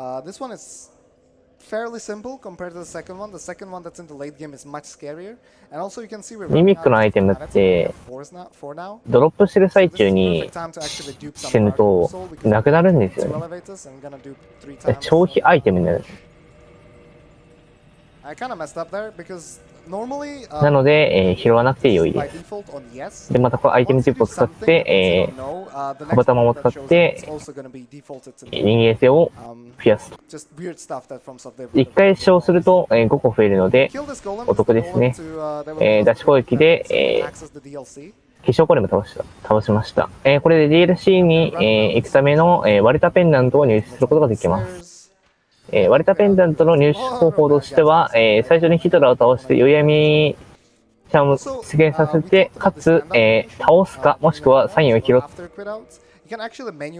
状態で条件を満たします。なので、その条件を満たした後に、大守護に行って、化粧ゴレムを倒すと、割れたペンダントが手に入ると。このエレベーターを登ってる最中もアイテムデュープで、カバタマも使っていくと。で、うまいですね。食パですね。あ、落ちた。It's like そうなんですよね。 yesterday when you said nice twice on the canyon skip, this died both times, so just don't say nice. Also, that was very, very close to that.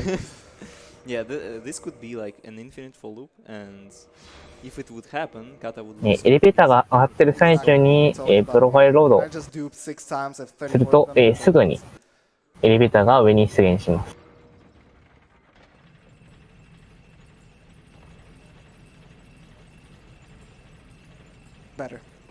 うまいですね。ショ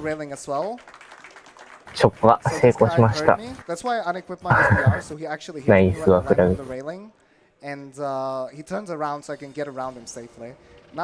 エレベーターを回して、落下制御を使用して、決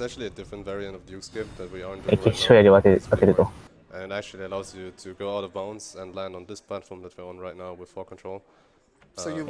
強い魔法の武器、強い魔法の盾か。It's an insanely hard jump. I have to be a little bit careful here because if the channeler sees me, I can just get destroyed, like the guy from the bottom. The guy from the top. またエレベーターを回して、not very friendly, but ended up going well. So here we just don't take the ladder because we casted full control. フォールコントロール、落下作業が続いているので、そのまま、プロファイルロードをして、下の足場に行きますね。いつものですね。で、そのままレバーを回して、ショートカットを開きます。Sometimes the archer on the top can be an insane sniper and headshot you. I think I would survive a headshot right now, but probably not a counter hit. 一応ね、この、ダークソウルオリジナル版は、30fps です。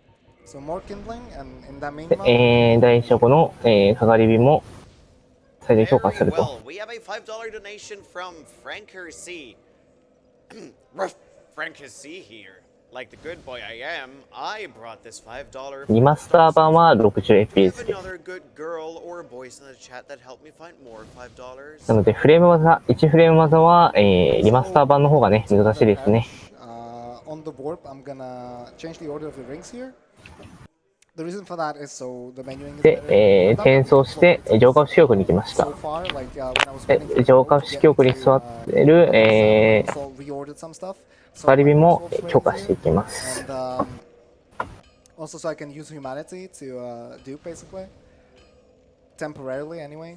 And アイテムデュープの、仕様なんですが、消費するアイテムを先頭に一番上に置いて、それを使用して他のアイテムを増殖する場合は、消費するアイテムだと、消費します。例えば人間性1個を、使ってカブタマを増殖すると、人間性1個を消費してカブタマ1回を、使用することができると。こんな感じで S トビンだと S を1個消費して、カブタマを1回使用できるっていう感じなんですが、消費アイテムだと消費してくれますね。で、リア様に話してアイテムを買います。全部ですね。全部を買ったので、フラグが立てました。レア様が移動しますね。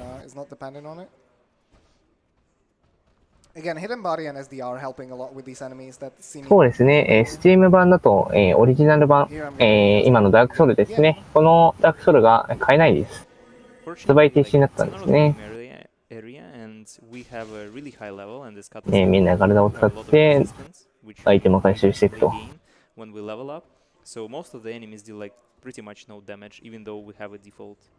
今、オリジナル版を買おうとしたら1万円とかしますね。That's going to be coming up in a little bit because we take damage from the falls. I could technically heal up, but that's also slow, so no. めちゃくちゃ高いですね、オリジナル版。Is it though? リマスターが出た影響でオリジナル版が発売停止になっちゃったんですよね。なので結構オリジナル版って希少価値が高いです。I don't know why I wasn't sprinting. Could you move? 鍵を入手しましたね。Yeah, for some reason you can break this table with the roll animation. Yeah, most of the environment you can actually break with rolling or jumping, but here you actually have to attack it. So here I get a double kill. Yep. 甘立つことをしましたね。今。I needed way less damage for this board than the ones in Analondo because they actually have more HP because it's a mid-game area. Allowing skulls, which are going to be actually still useful throughout the run. Well, I guess めちゃくちゃ高いですよね。Nice long jump. Olympic athletes. Yep. ただ、このオリジナル版でしか走れないルートとかね、バグ、オリジナル版でしかできないバグとかもあるのでね、やりたい人はね、買うしかないと。And here's the Black Knights. This is the Black Knight that we kill in all bosses to farm the sword. Immediately quit out. Yeah, so we quit out there just to refresh the positions of the enemies, so they don't follow us. じゃん。And now the first drop, and then the second drop to the rat. ローリングして、下に行きますね。赤涙が入ってると。結構この状態怖いですよね。To not bonk it, like because Dragon Tooth is actually an absolutely massive weapon, so it's very easy to hit walls. 一番上に人間性をセットしているのは、あと何回、増殖すればいいっていうのが分かりやすくなるので使用しますね。で、ヘルカイトが来ました。ヘルカイトを、矢で撃って呼び出します。で、もう一回ムーブスアップをして、ヘルカイトの倒しますね。尻尾は、入手しなくても大丈夫です。飛竜の剣ですね。これはいらないです。I'm gonna equip the rusted iron ring here, which is a ring that allows me to walk through areas where I normally have to roll, like in Blighttown or the Hydra area. We're gonna use it in both areas. で、オリジナル版でしかできないショートカットとかあるんですけど、リマスター版だとなぜか一部のマップがオリジナル版では、穴というかね、隙間があった場所が埋まってると。そのため壁抜けというかできないんですよね。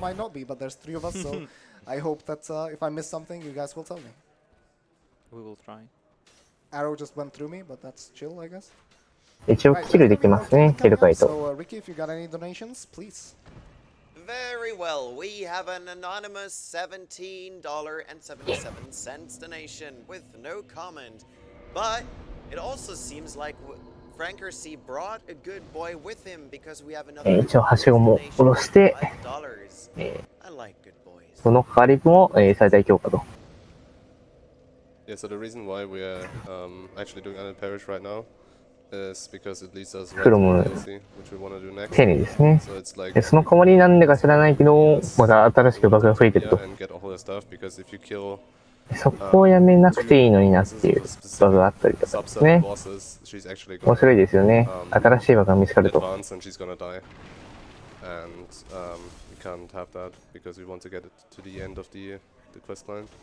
の、宝箱したやつ。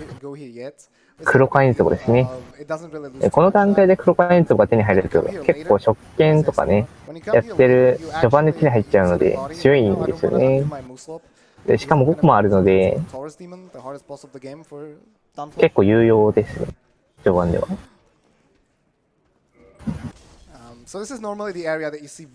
扉を開いて、黄金松屋に3個ですね。The thing that I find super cool personally about this category is just the routing and nice roll and also Brute's favorite battle.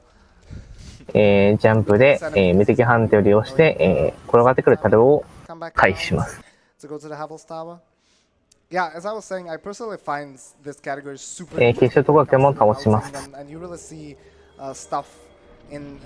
勝トカゲも、リポップする、リスポーンするモブではないので、倒しますね。ゴズのデーモン戦です。一発で死にます。今、落下制御を、かけました。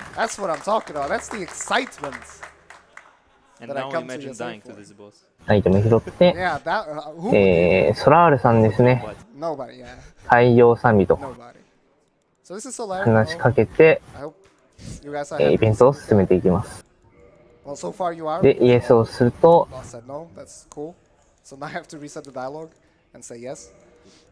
イエスをすると、白サインロゴ石ですね。これを手に入れることができます。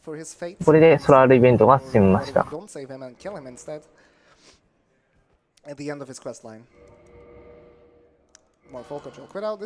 ールコントロール、落下制御をつけてるので、そのまま下降りて、プロファイルロードで下の足場と。これで、はしごを降りる、時間が短縮されます。で、階段上に登って、ショートカット、扉を、開けますね。見えない体をつけてるので、気づかれないです。で、ジャンプしてムーブスアップと。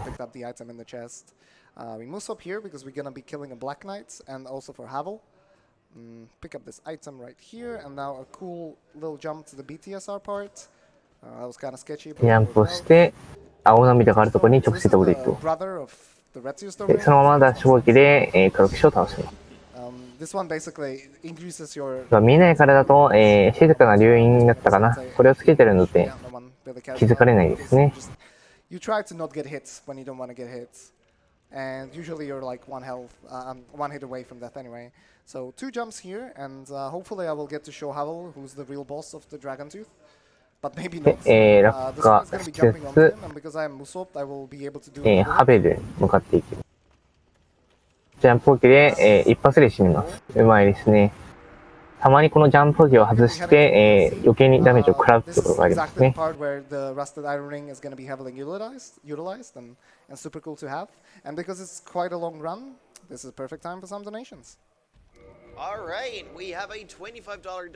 で、総物盾を装備しましたね。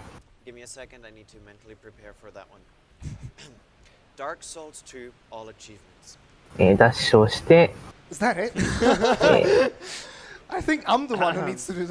DLC の方に向かっていきます。So just for the viewers who might not be aware of this, which I guess there's plenty of, at one point, 100% どういうルール、I have nothing to win, I only had stuff to lose, and basically when I was trying to get my first ね、モチベーターの方がね、多分貼ってくれると思います。説明するのがね、大変なんですよね。全アイテムと全ボスと、全部のかかり秒最大強化、すべてのかかり、すべての見えない壁、すべての霧、すべての、ショートカットと、扉を、ありがとうございます。で、宵闇の投函と、宵闇の投函を拾って、DLC エリアに向かいましたね。で、DLC エリアにある、かかり火を最大強化と。いつものやつですね。I hope no one would notice, but they did notice. So yeah, I now have to do these two all achievements. So the first boss of DLC is coming up. It's Guardian. 聖域モッツンですね。サンクチュアリガーデンとムーブスアップをして、攻撃を受けてダッシュ攻撃。死んだ。ひるまなかった。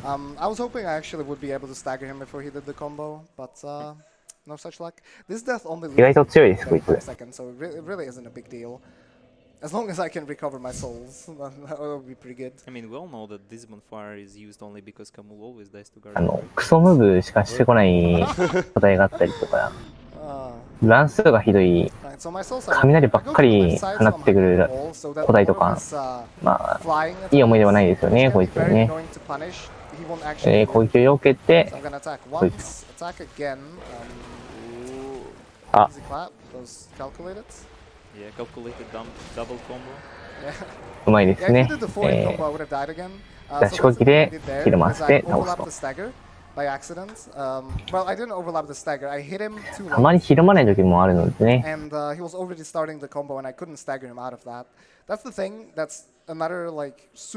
攻撃方法は、見て撫でるしかないですね。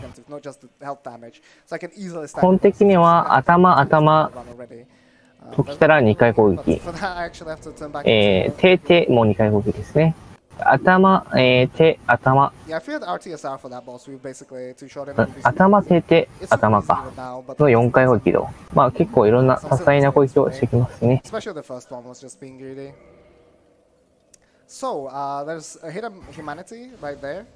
で、いつも通り、かがり火を最大強化と。Third Kindle right now, and coming up is I'm gonna also have to swap the rings. Yeah, Dark Root Garden. Yeah, basically it's basically Dark Root Garden. 100% では DLC エリアも、含まれます。That's why, you know. そのため、DLC エリアのアイテムを全部回収していきますね。Dark Souls time travel, it all makes sense now. 人間性を回収しましたね、今。One of the most annoying areas in the game. I can't even say like it's difficult, it's just annoying most. Yeah. It's kind of like Painted World, which like in itself it's not difficult. 見えない体をしようと。見えない体を使用することによって、なんか上にいるモブに気づかれないと。There's gonna be some enemies that might or might not see me, depending on what happens there. I'm gonna quit out or not. I'm also gonna unequip my DCR. 見えない体を使わないと追ってくるのでね。しかも結構強いので、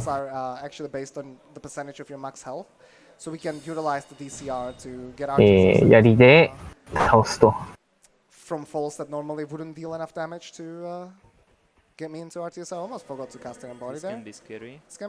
で、見えない体を使ってるので、ほぼ気づかれることなく、抜けていきます。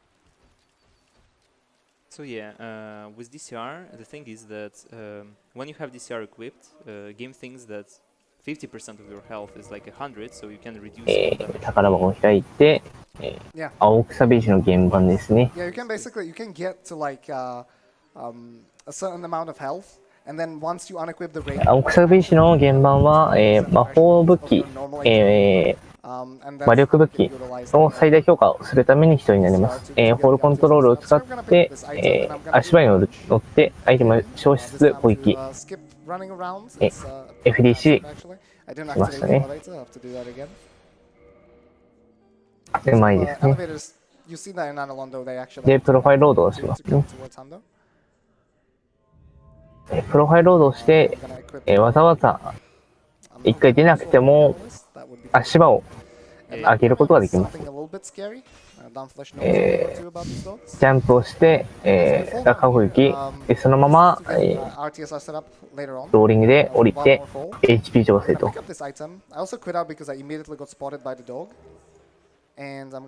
で、後ろから犬を殺す。DLC の犬は結構強いですよね。今の一瞬にいろいろ詰まってましたね。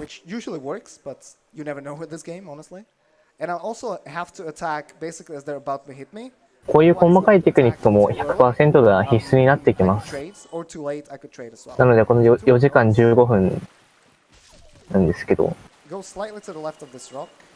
結構みんな集中しないといけないんですよね、この4時間。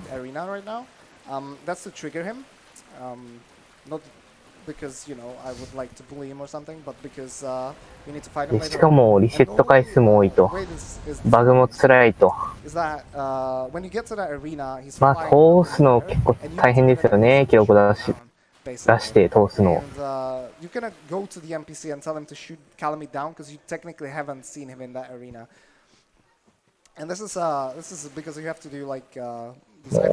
数ヶ月、何年ってやって、やっと記録出せる、そんなレベルですからね、100% は。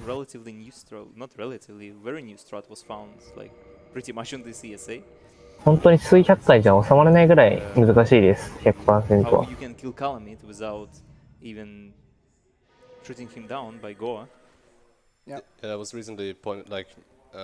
見えない体を使ってアイテムを回収していく。そうですね、記憶力がすごい。慣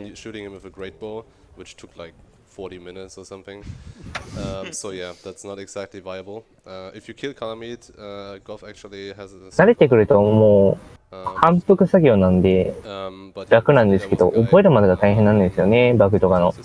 どこであれするとか、どのアイテムを先に拾うとか。こ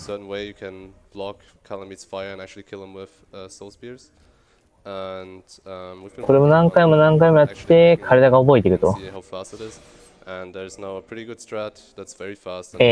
トロコンみたいな終わったという合図がないから、実はこれですね、今大会では表記されてないんですけど、あるツールを使って、普段はやっています。そのため、そのツールを使うと、パーセント表示が、試験されて、今どれぐらいか、何パーセント、100% のうち何パーセント、達成しているかっていうのが分かるんですね。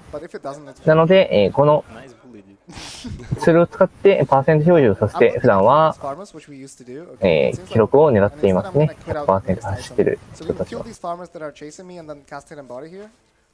そのため、画面の、ツールで 100% となったら、クリアと。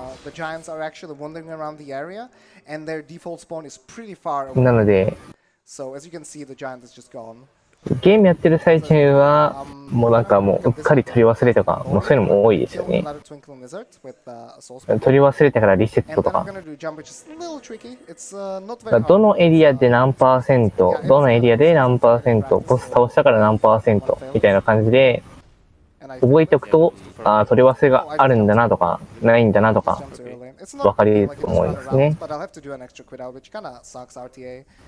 実際ソウルシリーズ走ってる人たちは、ツールとか普通にみんな作れるんでね、上位勢は。海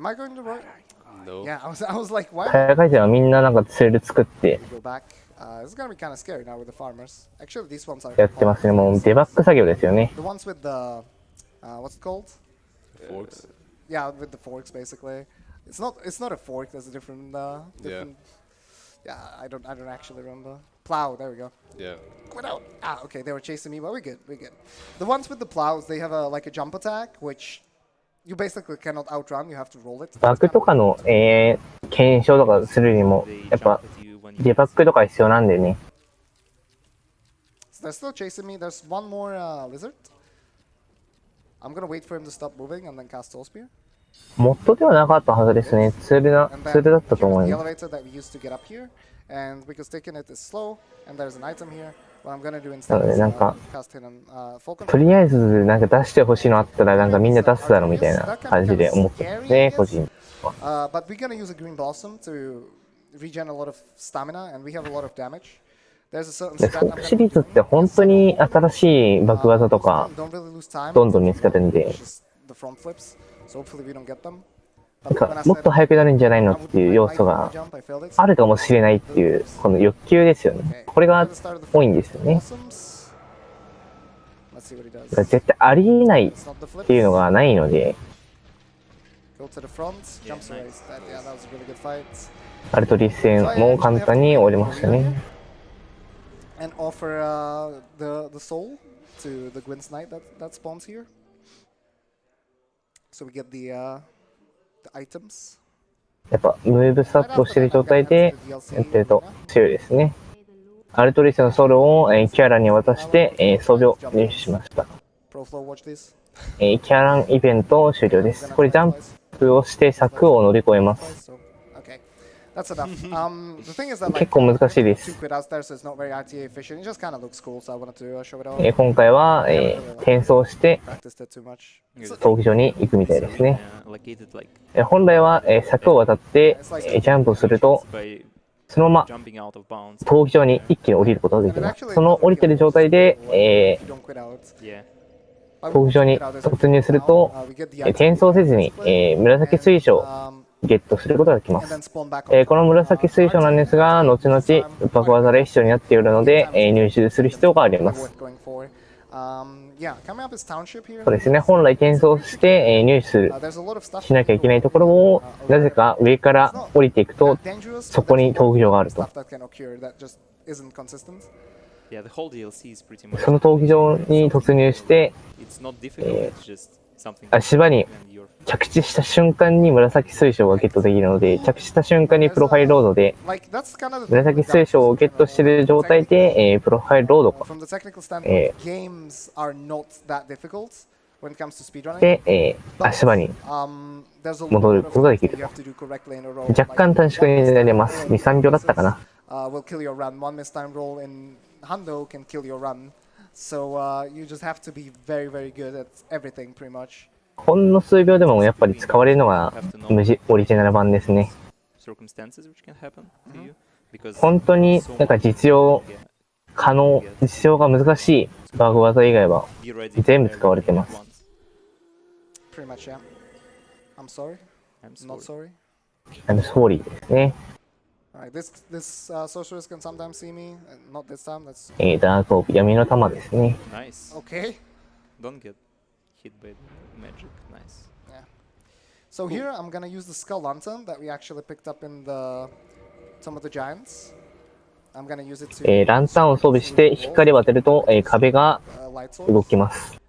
And here's a silver pendant, which is an item we're gonna be abusing heavily throughout the run. シルバーペンダント、銀のペンダントですね。銀のペンダントを使うと、マヌスの、一部の攻撃を跳ね返すことができると。無効化することができます。ジャンプ攻撃で、トカゲを倒します。ミミ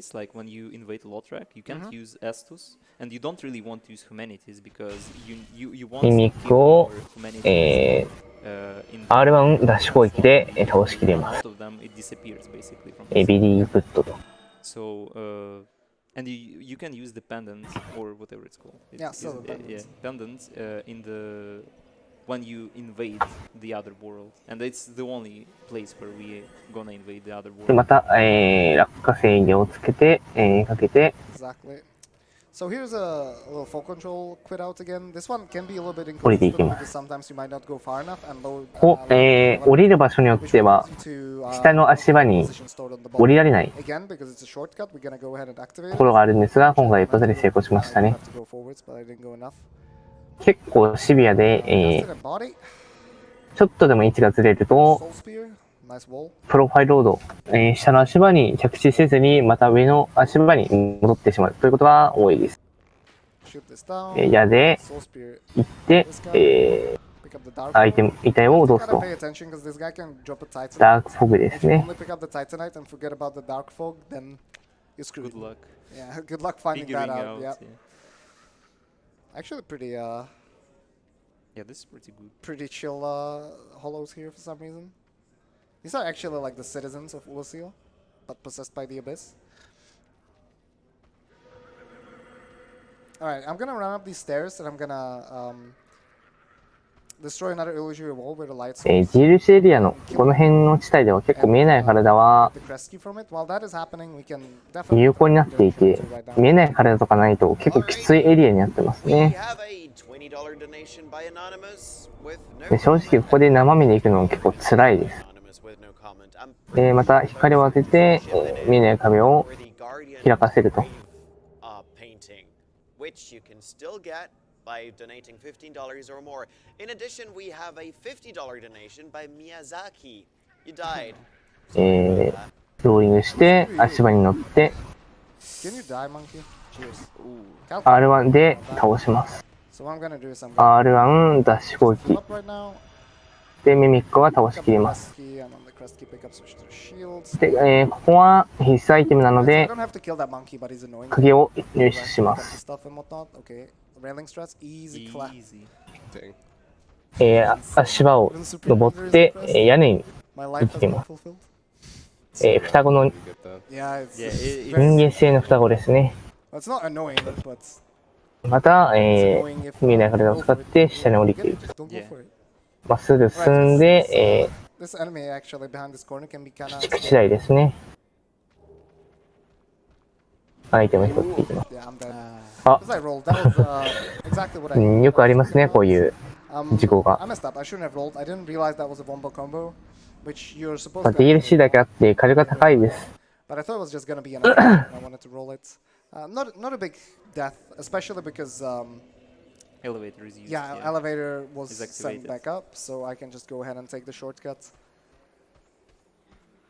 get the souls back, and ただ、復帰地点が結構近いので、 Die. ロスはあんまりないですね。 insightful commentary. You love it. 見えない体を使っ Yeah, て it's サイドを a 行きます。 death that can annoy you quite a lot. こう見えない体があっても結構事故りやすいポイントなんだよね。 Yeah, definitely. 結構痛いんですよね、このモブが。 Hellbridge. This part is actually で見えない体があっても、こいつら普通に気づきます。 usually 後ろから Yeah, hidden body なん helps. か闇の弾が飛んできて死ぬとか普通にあるのでね、 prisoner here. 気をつけながら移動しましょう。 Then we're gonna send up this elevator and quit out. Because で、エレベーターを enemy 上げて、プロファイルロードをします。プロファイルロードをしないと上から上がってくるエレベーターにモブがいるの I'm で、 gonna utilize this elevator to プロファイルロードをするとモブがいないのでそのまま降りることができます。 roll off. で、さっき死んでしまったので、カバ玉を使っ After て that, we're gonna go back 人間性を増やすと。 that I just came from to go ahead and ダメージ術は瞬間火力が頭おかしいんですよね。 pick up some items. While we're doing that, we can read some donations. I would actually like to use this opportunity to remind people that there are still 2 incentives upcoming for this run, and that we have a new incentive for the Super Mario 64 120-star run, which is a 16-star bonus run. So make sure you get those donations in so you can actually see some bonus content or some NPCs die that, well, apparently a lot of people like. I don't know. Make him suffer. で、転送しま You した guys ね。 definitely want to donate for that 16-star run because when there's more content, that で、ウーラシール feels good. Feels good. の、タウンシップに行って、 Right, so we were 登 up ってい here っ and て this is ゴーさんに会いに行 you きます。 normally just run through, but here So if you go in autopilot mode, it's very easy to actually forget the soul. Because in all bosses, このゴーさんのイベントをしないと、あれですね。ボスを倒せないと。So in the new 100% routes that is going to be, run in the future, in the near future, we're going to run here, open the doors, and then just bone away. なので、ゴーさんのイベントは見る必要があります。So we do some dialogue cancels here, no big deal really. で、一回話しかけて、戦略書を見せたので、プロファイルロードを。一回ロードかけないと、選択肢をまた話すことができないです。投稿して、Yes と。で、これでゴーさんが狙ってくれます。で、液化のコピーを使用して戻ります。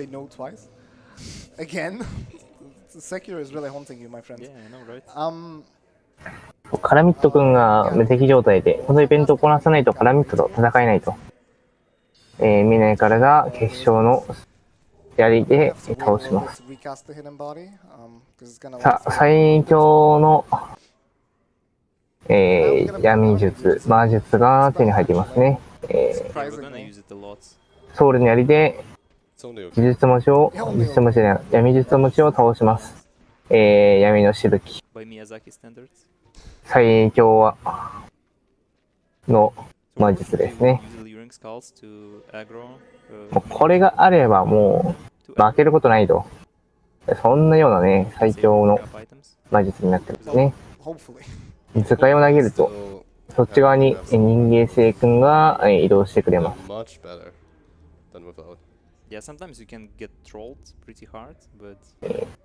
黒煙ですね。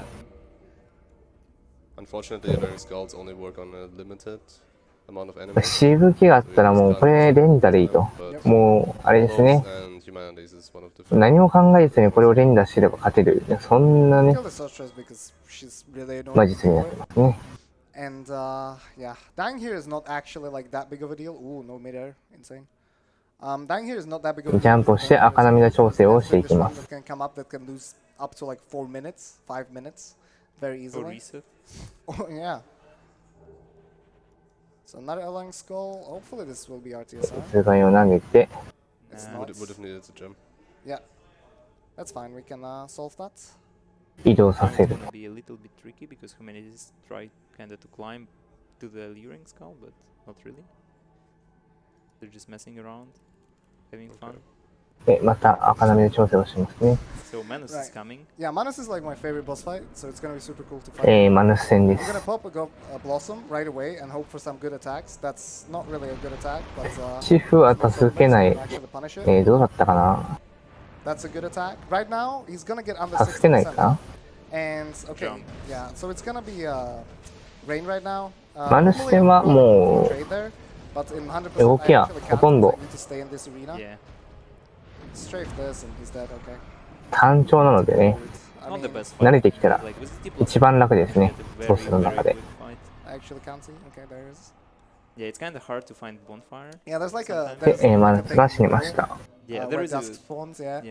Good visual cue, but sometimes you can't find it after killing Manus. We ended in a place where it was really difficult to find, yeah.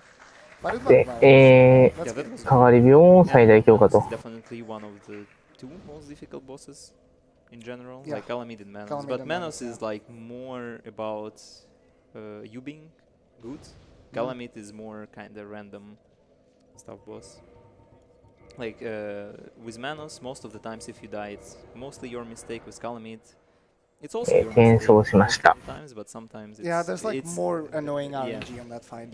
で、これからあれですね、シフを助けに行くのかな。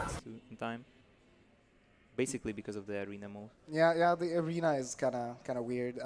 Calamid is a huge dragon, huge pulse, and he's kind of in a scuffed small area, and his AI will do like a long range attack even though you're standing next to a wall, so then it's super difficult to dodge.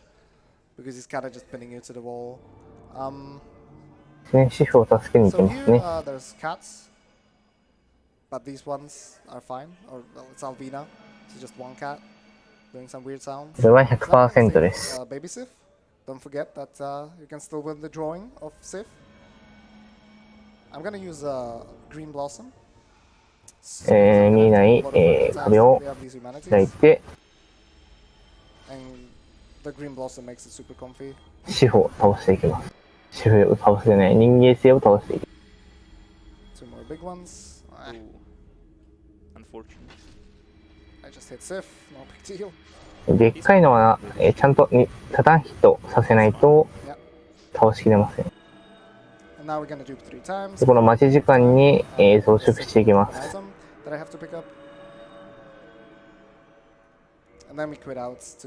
アイテム拾って、プロファイルロードと。そうですね、シフはもう倒しましたね。で、エレベーターを上に上げると。で、上げてる最中も、増殖していくと。待ち時間は基本的に増殖。ね。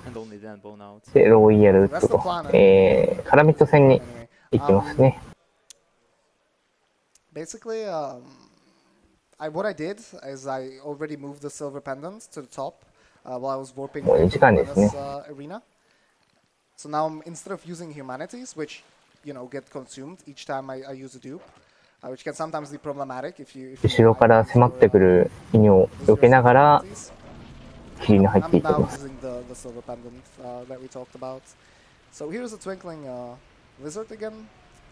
で、ジャンプをして、ジャンプ攻撃、トロフィーを倒して、HP 調整をして、赤涙を入れていくと。あれ、赤涙入ってない。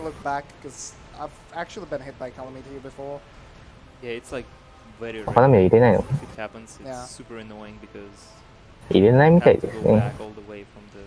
で、原版、草火師の原版のあるところに向かって取りました。あ、誰か、プロローするのか。で、一回プロファイルロードして、初期の位置に戻します。で、あれですね。弱めの士官を装備して体力を半分にしている状態で、草を取れました。で、ジャンプで足は降りて赤波で調整と。ちゃんと調整できてますね。ヘルカイトじゃない、カラミットの攻撃なんですが、結構引っかかりやすい攻撃が多いです。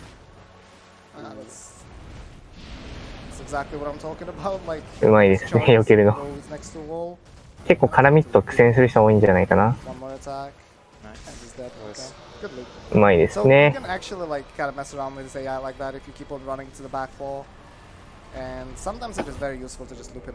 ミットを倒したら、しかも5点で帰ると。飛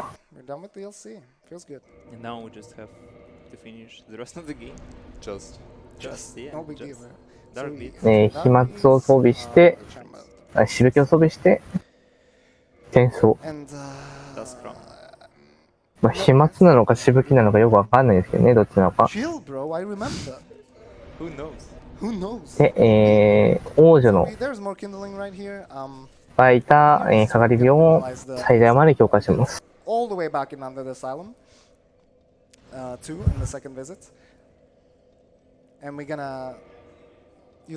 まあ、裸の方が、裸というか装備重量が少ない方が走る速度が速いですからね。スタミナ回復も。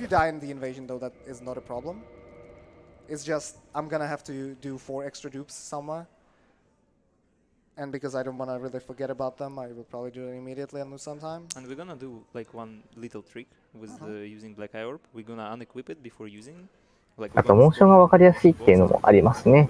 We're gonna unequip the orb before using it because it's actually not an orb. It's ESM'd BDR, and BDR is a very useful ring. Yeah, it's super important for certain areas, like the damage just barely enough. で、the spell rather does just あれですね、カバタンを So it's very important to have the BDR. 殺した時に、殺された時に手に入る、オーブを使いました。これのオーブは、練習して作り出したので、実際は死んでないです。Yeah, I mean it's a good thing to remind people of because you know someone might. 飛沫をロートレクに後ろから当てて殺すと。で、待ち時間も増殖すると。Yeah, this is one of the places where slumbering Dragon Restream is just so strong. NPCs are not exactly the smartest in this game. Yeah. Can I read you some donations, Kara? Oh, it's Nubus. Hello, Nubus. Hello, hey, Nubus. How are you doing? I'm doing good. How about you? I'm alright. Awesome. Go for some donations, dude. で、リポットしない、NPC モブを通していきます。You missed an item. Did you? No. I don't think so. No. Camel, can you confirm he didn't miss an item? ショットですね。Catch anything being missed, so. Yeah, same. Oh, well. I mean, if Dogface says it, I think he might have done. There is $10 from 割れてる、 Dan and Supreme ところから侵入して、 like on the run. 夕狩りの大弓を手に入れます。 Well, we miss you. Alright, so here is Giant Blacksmith. I'm actually gonna equip my Tin Banishment Catalyst to the. で、マヌスの大杖を手に入れますね、今。That's not what I meant to equip. Which is really good catalyst. Like,マヌスの大杖は、the amount of spells that I can cast. 結晶の尺状と同じ感じかな、能力が。Most important part. Most important part, yeah. Especially for Gaping Dragon, if you mess up. Yeah, very true. But you don't mess up. なので、簡単に取れる、マルチの大杖を練習しましたね。結晶の尺状と同じように、回数が半分になります。Like when you turn an Erlondo into dark mode. Yep. Basically. で、ここにいるカボタンも倒します。Oh, right. Okay. So it's 一発で死にますね。fair enough. Okay. Right. Get another Firekeeper Soul. And we are going to do Wrong Warp first time in the run. So we're gonna go to the Ulasil Township. で、転送してウーラシーラタウン。And I'm gonna do Wrong Warp. Let me just do it first, and then the guys will explain it. ウーラシーラタウンシップに行きました。ロングアップの時間です。紫水晶を使用して、武器チェンしながらエストビを飲む。うまいですね。で、この状態で機関のコッペンを使用、もしくはダークリングを使用で、ロングアップが発生します。1フレーム技です。で、アノールロンド。マップ ID を、採用しているので、あんな感じで使うと、アノールロンドのガーゴイルが連れてきてくれる人をいますね。で、落下制御で、普段は行けないところに降りて、そこから、アイテムがあるところに移動すると。これが、何回も使用する人になりますね、ロングアップ。これからあと2回かな。確か 100% は3回ロングアップする必要があったはずなので、あと2回ですね。You have to use, but you get effect from the stored item, like from the item ID of which you have stored. Yeah. And we are using the purple core crystal by doing that, and then we bone out immediately as well. おしゃれしてる。So what happens? 頭に we are being teleported. あれですね、頭冠をかぶってるんですね。We are using bonfire basically. But at the same time, purple core crystal tries to teleport us to the arena. 見込みみたいな。Arena is loaded only in DLC and nearby with DLC in Dark Road Garden. 見込みかもしれないけど。You are outside of the range. Game kinda confuses and puts you like in a default position of the area which is the same every 結 time. 構怖い So です it ね。 can be abused in a way that you can just save time on the run. 千の古城は You 結 can 構 just teleport. 逆走すると結構辛いんですよね、千の古城は Which。is more convenient to use for specific things. In Hando, we're gonna have like 4 or 3 wrong word. 向かって Also, it's used for any person 開けて where you 相手を can teleport behind the locked doors, which opens when you で obtain Great Souls. グリックスも倒し And て、 that allows you to skip obtaining グリックスイベント終了で and す you ね。 can kill Queen after that. おとなしと Here we kill Griggs. Rip. Is the guy that we bought for. So he's a good guy. 静かな流飲ですかね。 We get another Slumbering Dragon Restream from him, so we're actually gonna have to drop it later on. Because unfortunately we cannot stack で、岩を I don't know. Supersonic speed or something. 本来とは違うところに Would be kind of strange. It would give that kind of. 回して、 You never know with this game. 障害にならないように Also な with り the ま thing す that ね you。can use an item you cannot use and then you get teleported. で、ショーテルかなこれ。 Okay, here's a lizard. I'm gonna 拾 try っ to て、 trigger him. Actually, I personally prefer to quit out once because if you do quit out, イベントを the 進めていき enemies ます die Yeah, that's true, yeah. and they're は dead. 一回離して、ヘビンチを倒して期間残ってんで大丈夫 Okay, です so ね coming。up is something that's a little bit tricky. I'm gonna do like a peach strat here. Hopefully I don't mess it up. 落下制御を使っ I'm gonna get hit て by this trap.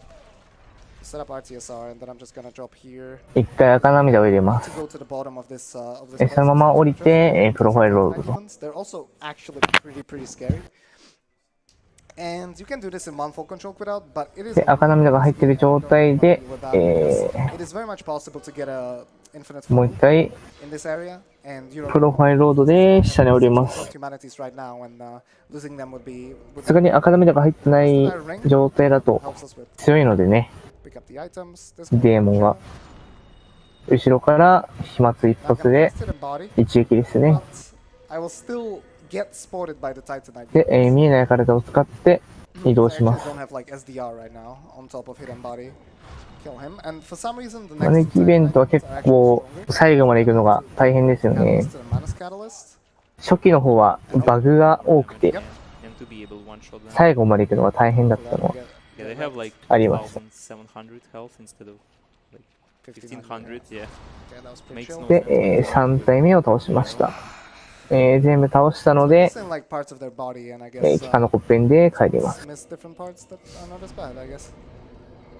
転 So we're 送し gonna come て、 back to this area a bit later. Yeah, well, a bit later, in like 2 minutes, hopefully, because right now Okay. this is a very ロ scary ンドンに moment, 行けます actually. ね。 So there's another Titanite demon, and because Miyazaki was で super、王女のところから 3 by 移動します。 and he has like jumps and stuff that he can do. It's really weird to, you know. で、アイテムを拾いま I'm し probably た。 gonna heal before him. I'm not sure if that's gonna help with anything. It We'll see. can. Yeah, I guess it can. At It's some circumstances. it's a it peach. can. Normally I wouldn't do 降り that. て、 It's, え dying here is super bad because you actually get ported to the Analonda bonfire, even though that's not our default bonfire. I never sat at it, so the game just. アノルの中を、探索していきます。 And because we killed the firekeeper because it was hostile, we cannot actually use that bonfire to warp. So I would have to run all the way to the Duke's archives. デーモンがいるので、 Okay, we chilling. Nice. Okay, nice. 2発当ててデーモン倒しますね。 I would have to run all the way to Duke's archives to be able to teleport back to 見えない体を使 bonfire っ and て、 try again. So that was very very scary. 決勝槍でね、ソウルの槍を銀騎士に当てると。 Later on we're gonna come back. Well, later on again in just a couple of minutes. 銀騎士装備を拾えます。 With Silver Knights. So any death here is very 拾 very ったら、 bad. 扉を開けると。 Super これでショートカット開通ですね。 amount of time. Yeah. Yeah. So this door is opened already Poggers. because we pitched the bonfire. Normally you. で、ソラールさんが来てますね。 And that's why. で、 That's why I guess grinding. このかがり火も kind of annoying. 最大強化と。 Archstain's more because you kill them very late compared to other categories, like almost 30 minutes in. But fortunately, we are at marathon, so we can afford taking the bonfire to safety. Another wrong warp to go back to the Sun's Fortress. Yeah. Wrong bonfire. Equip the bow here. We're gonna be utilizing it for a jump in a bit. So again, I'm gonna queue up while standing up, switch to Estes. で、もう一回ロングアップを使います。Nice first try. 一発で決めましたね。Teleport away and yay, we're back to Sense Fortress for the Yeah, third time. Puts in the same place. Yeah. Have to wait for this Batman Demon to load in. That's why last time I casted full control there to not lose any time, because we have to wait anyway. 線のコスでまた戻ってきたね。 non-respawnable, so I'm gonna kill で、リポップしない巨人を倒します。if you kind of mess up there, it can be a little bit scary. Not too Not much, really, but yeah. Slightly scary. So here's a kind of precise jump. Yeah. Yeah. ジャンプをして惜しい。 Yeah, this jump is Yeah, slightly annoying. it saves quite a bit of time, but yeah, if you don't choke the quit out, it's fine. ジャンプをして、うまいですね。Very impressive jump. 結構難しいです。今の。 Killing all these big bosses, but ジャンプをしてリカールがいたところに this category honestly is much more about like the で後ろからリカールを倒すと。 bosses themselves. So here is coming up the jump that I talked about, where I'm gonna utilize the bow to line it up. Gonna equip some items while I'm on the ladder. Pretty good. And there's a little trick to this actually. 弓で位置調整してジャンプ。 And that way I can actually start sprinting. 壁抜けしましたね今。 I can start sprinting こんな感じで and it makes the jump 壁抜けして本来歩けないところを歩いてますね。 you will most likely not get the で jump by the time you 下 get から because you will not be sprinting. 上から、巨人を倒します。倒しま And す。 now we end up in completely different part of the area, like literally. Break the wall Grab the item. and burn away. And that's pretty much it with Sentinel うまいですね。 this run. How are you doing, Kamu? Pretty We're well. doing some donations here. Yeah. Yeah, no problem. オレロンド $10 from Kovikim. ソラールさんに話しかけます。 That's right. Donating for bonus Mario. When ESA ends, we'll be going home and 開けて、 to happen. So that is ソウルネを放って、アイテムを回収と。太陽のメダルですね。 star. There's an incentive for him to run 16 star right after. And yeah, get to it because the goal for that is quite high. But 太陽のメダルは制約のアイテムとなっていて、 we also have これを10個集めると comments. 制約最大 Okay, so these parts are トロフィーコンプリートに必要な、個数を集めることができます Silver ね。 Knights can hear you very, very well. 最後まで集めると、奇跡が入手できます。 Hopefully he doesn't wreck me. Oh my god. Actually, おー、ギリギリ。 Yeah. Dang. And this one is scary as well. Need to cast Dark Beat. Okay, he was also gonna aggro. Super scary. It's not the first time I've been hit by the first guy, but I completely forgot that you can actually. 魔術の、 never. 個数が少ないので、 Talk to him, get the tiny beings ring. 一発で、 That's to progress his quest line. 個数を大事にしたいときは、魔術の杖を使って、 Yeah. And the guy やっていきます。 that's like right behind the doors. If you cast just 威 slightly 力を重視したいときは、マヌスの大杖を使う and と。 yeah, send you all the way to the unknown on the bonfire, which is just pretty much a reset. So で始末でミミックを倒していきますね。 Because I don't know. Like if it was actually dark, it would で、扉を開けてアイテムを回収と。で全部回収し終わったので、期間の骨片で、帰ります。 Yeah, feels good で、転送して、再試乗ですね。 because we don't need it. で、余ってる指輪は捨てると。 Humanities that we talked about in the early game 人間生産庫と、 are you happy now. I am very happy about these 3 humanities. There's some more items that I'm going to pick up. That ソウルだったかな。 I'm gonna get this. Okay, I'm gonna actually have to quit out. 奥にあるソウルを回収。 Sometimes you can just like if the enemies で、 are chilling. 敵が後ろから来てるので、プロファイルを通して、上昇ピーチに戻す。 So here's a rat. Now it's dead. So like で、ネズミがいるので、槍で倒して、またソウルを回収と。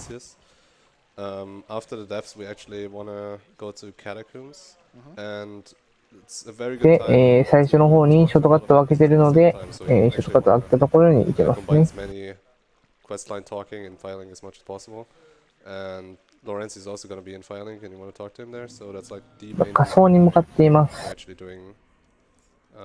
アンデッドバーグが。 So we're gonna just do some stuff and go to the bonfire, and then we're gonna warp out and do the rest of the depths. そうだ、拾って、最下層へ行けますね。ダッシュしながら、見えない体をしようとすると。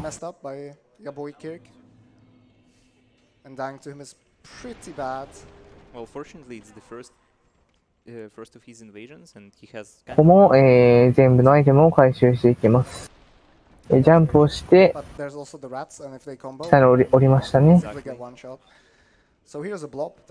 扉を開けて、スライム地帯に出ます。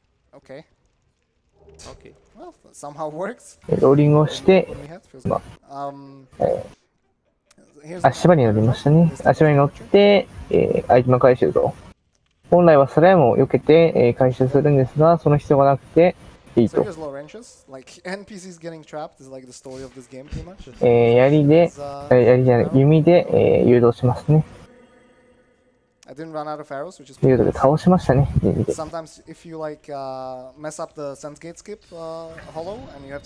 槍で倒すと。大きな種火。リポップしないモブを倒すと。So here's the giant rat, just chilling. 雲の盾ですね。で、大きなネズミがいるので、落下して飛沫。They would go over my way limits in the inventory. So I do actually pick them up. 正直この辺も語ることないですね。大体同じことしかやってないので。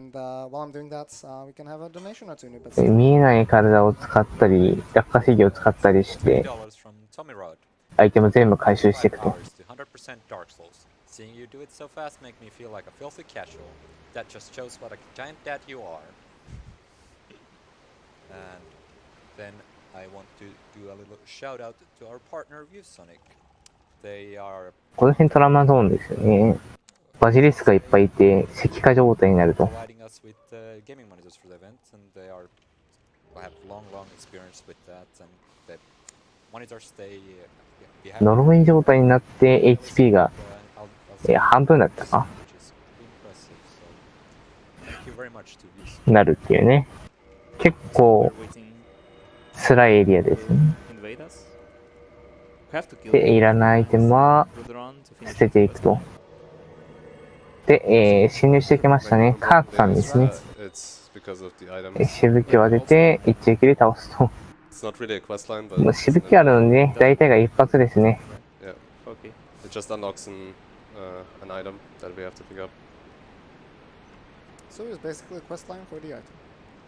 手を分けて、上がり火に向かっていきます。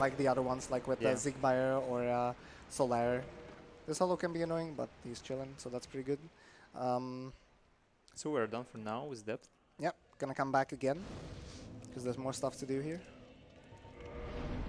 But first we have to kindle some bonfires. 初期は呪いが、そうですね、初期の方は呪いがどんどん加算されていくので、半分の半分の2分の1が4分の1に、4分の1が8分の1にっていう、どんどんなるっていう。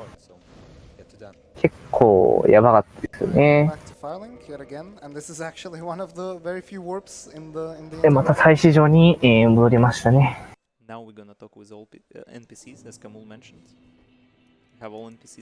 で、玉ねぎのイベントを進めて、それでも青ニートのイベントを進めていきます。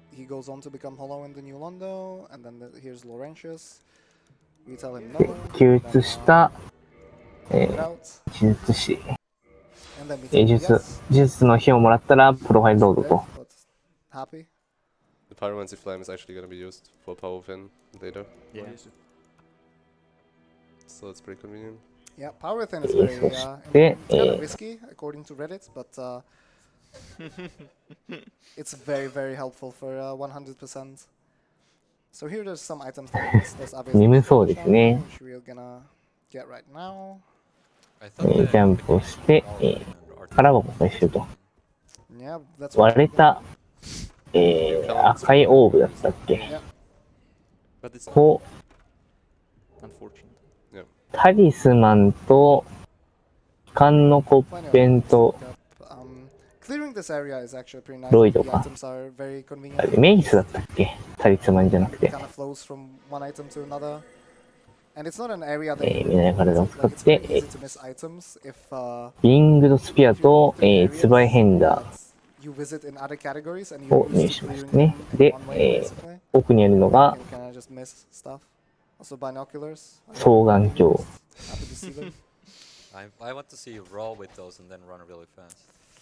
双眼鏡でね、面白いバクとかもありますね。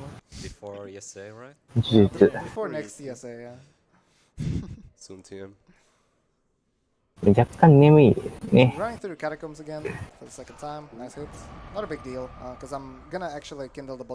時間半ですね。あと1時間ちょっとあるかな。長いですね。やっと半分超えたって感じ。半分超えて、今、終盤らへんかな。地下墓地の、かがり火を強化する。地下墓地もね、まだアイテム探索をしてないので、アイテム探索をしていきます。アイテム回収ですね、探索というより。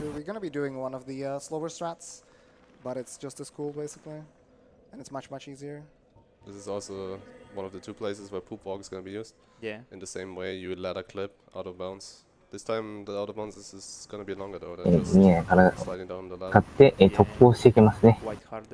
Yeah. でこのランタン持ちはリポップしないので倒していきます。でこいつを倒さないと骸骨は復活するので永遠に。Just clearing up some items. These skeletons can be kind of annoying because they, like, they're skeletons. They shouldn't really have eyes, but they actually have like one of the best eyesights in the game. Yeah, they have a really quick reaction. 奥に行って、レバーを引いて足場を作るんですね。このギミック結構面白いと思うんですよね。ある場所では引いたり押したりできるっていう。それのせいでね、なんか一部の NPC がね、パッチとかいうやつがね、悪さをしてくるんですね。結構殺意湧くんですよね、あいつね。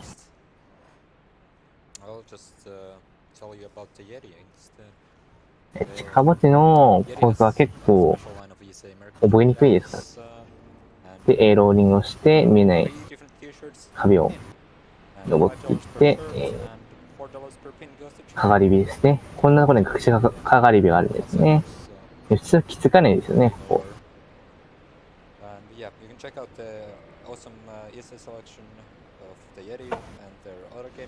正直わからないと思う。かがり火は。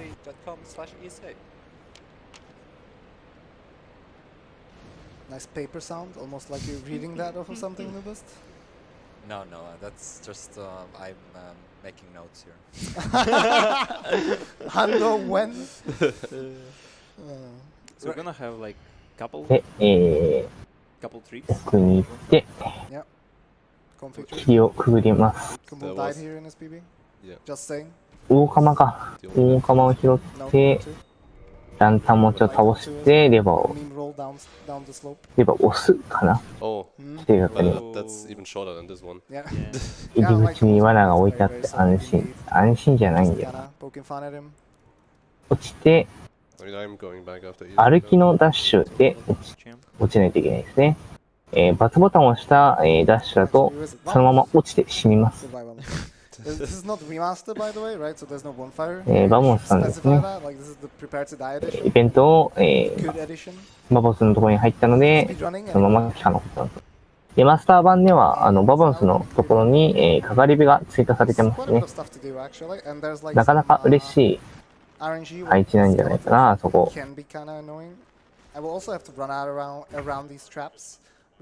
can hit me and they're pretty annoying. Yeah. Like that. I actually cancelled. That was actually a time save. But then I got stuck. Just rolled once and turned it around. で、ランタンを倒して、下に降りていく。Yeah, so killing lizards. で、トカゲが2体いるので、トカゲをちゃんと倒します。That was also found like actually a while ago by now. トカゲを逃すとね、結構めんどくさいのでね、わざわざプロファイルロードをして倒さなきゃいけないので、なるべくしっかり倒しきりましょうね。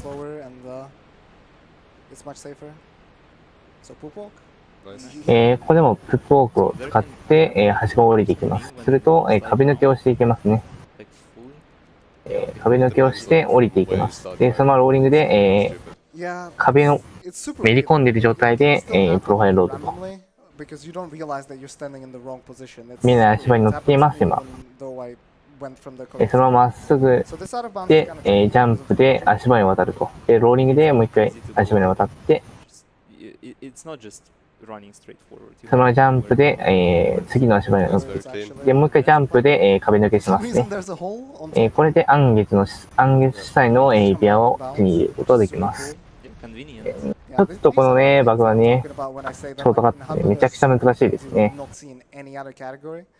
やばい、このショートカットは。Even though the category has been a thing for a while, basically since the end of 2017. はしご登っていくと。Like we mentioned at the start, there's only 3 runners that have completed legit runs. 4. Sorry, 4. Me. で、奇跡平和の、もう平和ですね。この奇跡は本当にもう対人じゃもうゴミですよね。気をくぐりました。これのせいで対人がクソって言われてますからね。この平和を使って一方的に電池ができるっていう。ちょっとね、もうね、ダメですよね、この奇跡。自重してほしいかな。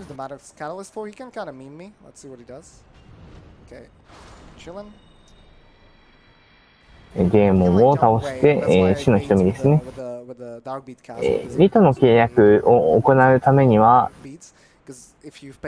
死の瞳を1個以上得てる状態じゃないとダメですね。死の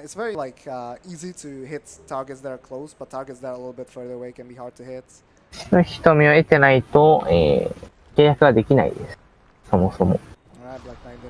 黒騎士がいるので、黒騎士を倒してアイテムを回収と。で、バ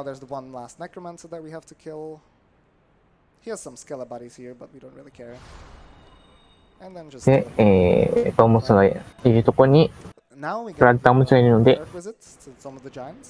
バウモスじゃないか。下にね、ランタン持ちがいるので、ランタン持ちを倒します。で、暗月の死体はいらないので捨てますね。こういう戦争中にもちょいちょい、アイテムを捨てていきますね。かさばるのでね、指輪とかは。結構の数を装備していくので、なので、いらないものは全部捨てていくと。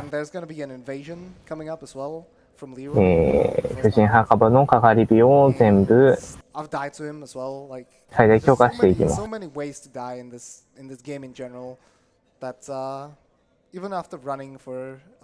で、上の方に行って、ローリングで見えない壁を出現させました。そのまま降りて、大きな神聖の種火を手に入れます。丸まっているところにあるのが大きな神聖の種火ですね。すぐアイテムチップを使って、機関のコッペンで帰ります。これすぐ帰らないと巨人の攻撃が当たって帰れないってことが起きるので、すぐ使いましょう。で、パッチを話しかけて、許すか許さないかっていう選択肢になります。許されないってやると、人間性の双子を入手することができますね。霧をくぐります。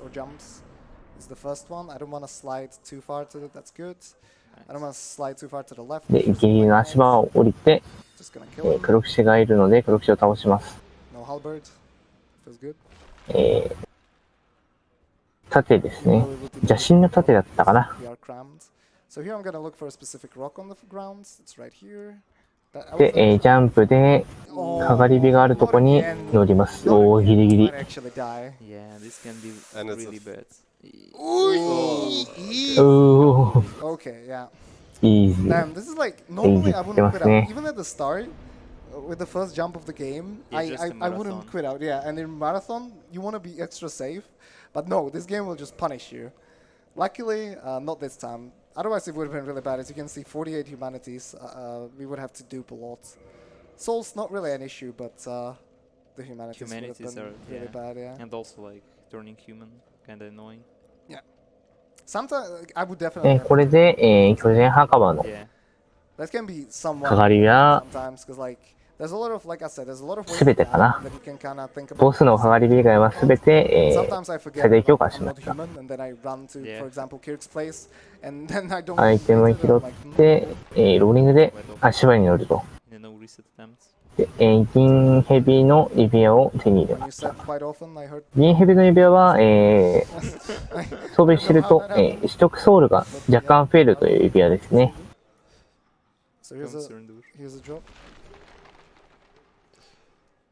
あんまり意味ないかな。ある程度だと。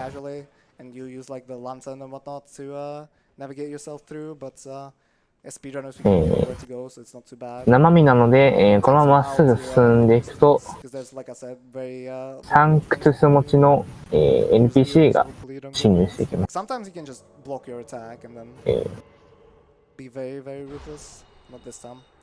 リロイさんですね。聖騎士リロイ。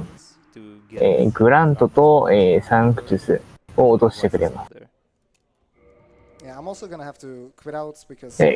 ーリングをして、サンクトゥスいいですよね。持続、回復してくれるので、ローリングして結晶トカゲを、出現させます。出現させたら、ソウルの槍で倒しますね。Do you wanna hear some donations? Oh, hell yeah. We have $10 from Tanimura. It's getting real. タニムーラーって言ってますね。Catalystz son, I was informed that you still own the viewers DS2 All Achievements run. Better get to it, or my friend Miyazaki will have to do something about that and your current run. Smiley face. Is that bullying or? Are you? Well, it's just Tanimura. Huh? It's just Tanimura thing. We have $10 from that account. Blah blah blah. I heard something about a prize for giving $50 or so, and that it could be split in the different donations, perhaps. Oh my, what memory I have. Could I get a reminder of how it worked? And yes, that is exactly how it works. If you donate 5 times $10, you contributes to the $50 total. Alright, I need some quiet time right now because Nito can scream. I need to listen to it if I get a stored roll, especially. 見えない体を使って二度戦ですね。赤涙を入れてるので、飛沫で、骸骨を3体まとめて当てると。これ結構難しいです。その隙に、当てたら、飛沫を使って2頭を倒すと。一発でしたね。赤涙入ってるので。3体の骸骨を向けて当てるの結構難しいんですよね。まとめて当てるのは。で、ボスの剥がり火を、最大強化と。残りのボスは、シース、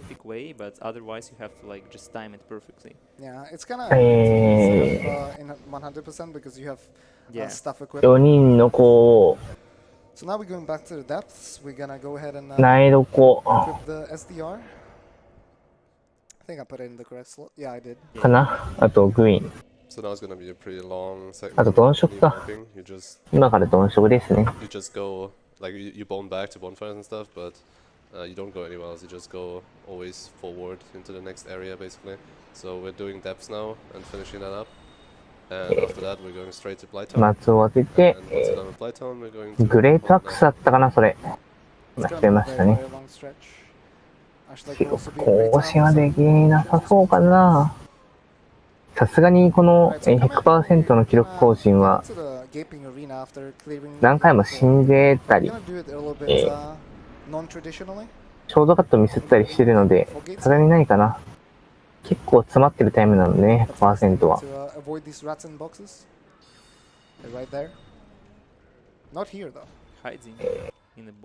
で、ポップしないモブを倒しますね。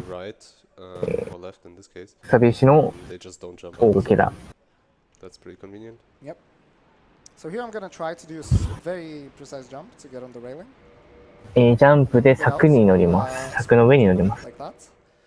乗ったら、すぐにプロファイルロードをして柵の上に乗ってる判定になりますね。柵に乗ってるので、そのまままっすぐで右にジャンプ、斜め右にジャンプで鈍色のエリアにそのまま行くことができます。で、ウェブ移行したら、すぐに飛沫を打って2発で終了と。倒したら、相手があるところに行って回収して、キリンが、スペアの前ですね、向かっていきます。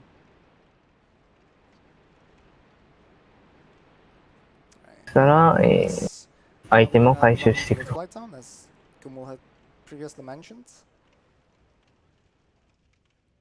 機関のコッペンで、帰らない方が早いです。なので、機関のコッペンでは帰らずに、そのまま歩いて向かっていきます。闇村ですね。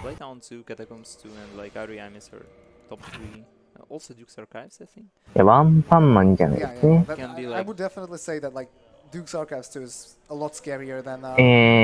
下制御を使って、そのまま降りていくと。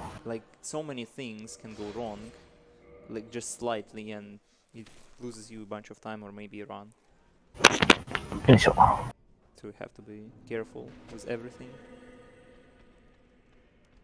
ブライトタウン。闇村はブライトタウンですね。There's like these blow dart snipers that we've already met in the game. I'm gonna equip the pants and the rusted iron ring. Yeah, this is the third time I guess we are using rusted iron ring. この吹き矢もリポップしない、モブなので倒します。倒すと確定で、吹き玉を入手することができます。確か確定だったはずですね。ボーンファイヤー、ピットということで、かかり火を灯して強化と。First we have to kindle it though. We gotta give it that love, the care that it deserves. What a nice bonfire. Just look at it. 早い段階に来て、このかかり火に触れちゃって、闇村から最終場に行くのが大変だっていう。I'm also not looking the other way because my laptop would actually drop some frames, so we're saving RTA this way. 最終場に戻るのが大変っていうのはありますよね、闇村は。ギリギリのところの、人間スキャを取ると。ここ危ないですよね、この公式が置いてるところ。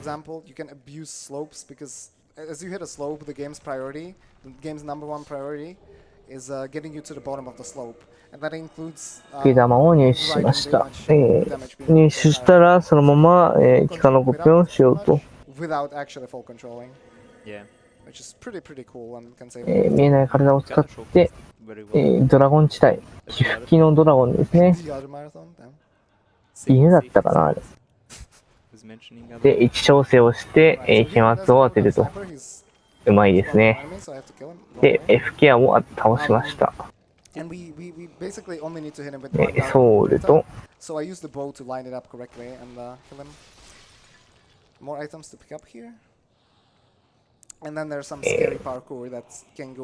盾ですね。この段階では珍しい、100% カットの大盾だったかな、確か。大鷹の盾だっけ、なんか、そんなの名前だった気がする。大鷲の盾か。So if you're lucky, he's just barely gonna die in Blyton 1 because he tries to shoot you.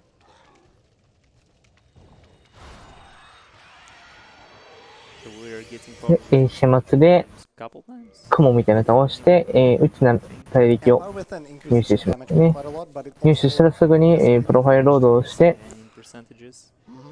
落下制御をかけて、そのまま降りていくと。すぐにプロファイルロード、プロロして、足場に乗ります。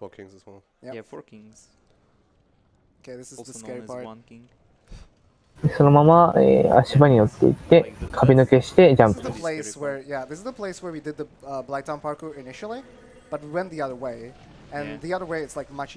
の辺の壁抜けも普通にやってるのでね。You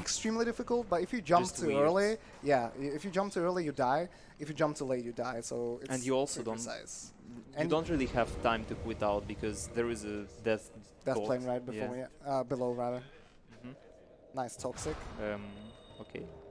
トクシックになりますね。トクシックっていうのは、猛毒ですね。Yeah, I don't. Oh yeah, the gloves actually. 猛毒専用の、コケ玉か状態上完全回復させる、女神の祝福でしか、回復ができません。Yeah, I didn't equip the gloves. I forgot about that on the ladder. Because there's some more equipment to do actually, and you only pick up or rather equip the. なんか白と紫が混ざってる、コケ玉ですね。Yeah, exactly. 紫の、コケ玉は毒しか回復できません。To the further dog, kill him, pick up another firekeeper soul, and boom back. Okay, that was kind of scary, but yeah, that was the hardest part of the Blighttown too. Pretty much, yeah. So here's gonna be a big fall control quit out. 落下制御をかけて、また降りていく。Well, you can actually see what's happening as you're hitting the ground. 落下して、プロファイルロード。But I usually just do it off of timing. It's not that difficult. するとなんか、斜めっている壁に、なので、そのまま、落下制御をかけて、ローリングをして、ダメージ回避。Yeah, it was not really a mistake. You just do the same thing every time, but I guess the way you like slide down is a little bit different, and you can die. It's really silly. Progressing Sigmar's quest. 玉ねぎですね。こけ玉を1個上げると、ストーリーが進みます。ストーリーじゃないよ、イベントが進みます。Like the reason why I specifically also do the blowout sniper segment right beforehand, so that you actually have the moss in order to give it to him. Yeah, exactly. Because, for example, if blow dart sniper doesn't die randomly, and actually initially he would never die, I guess, or he would. このダークソウルは、レマスターではないですね。コケ玉3個を、ジークさんにあげると。コ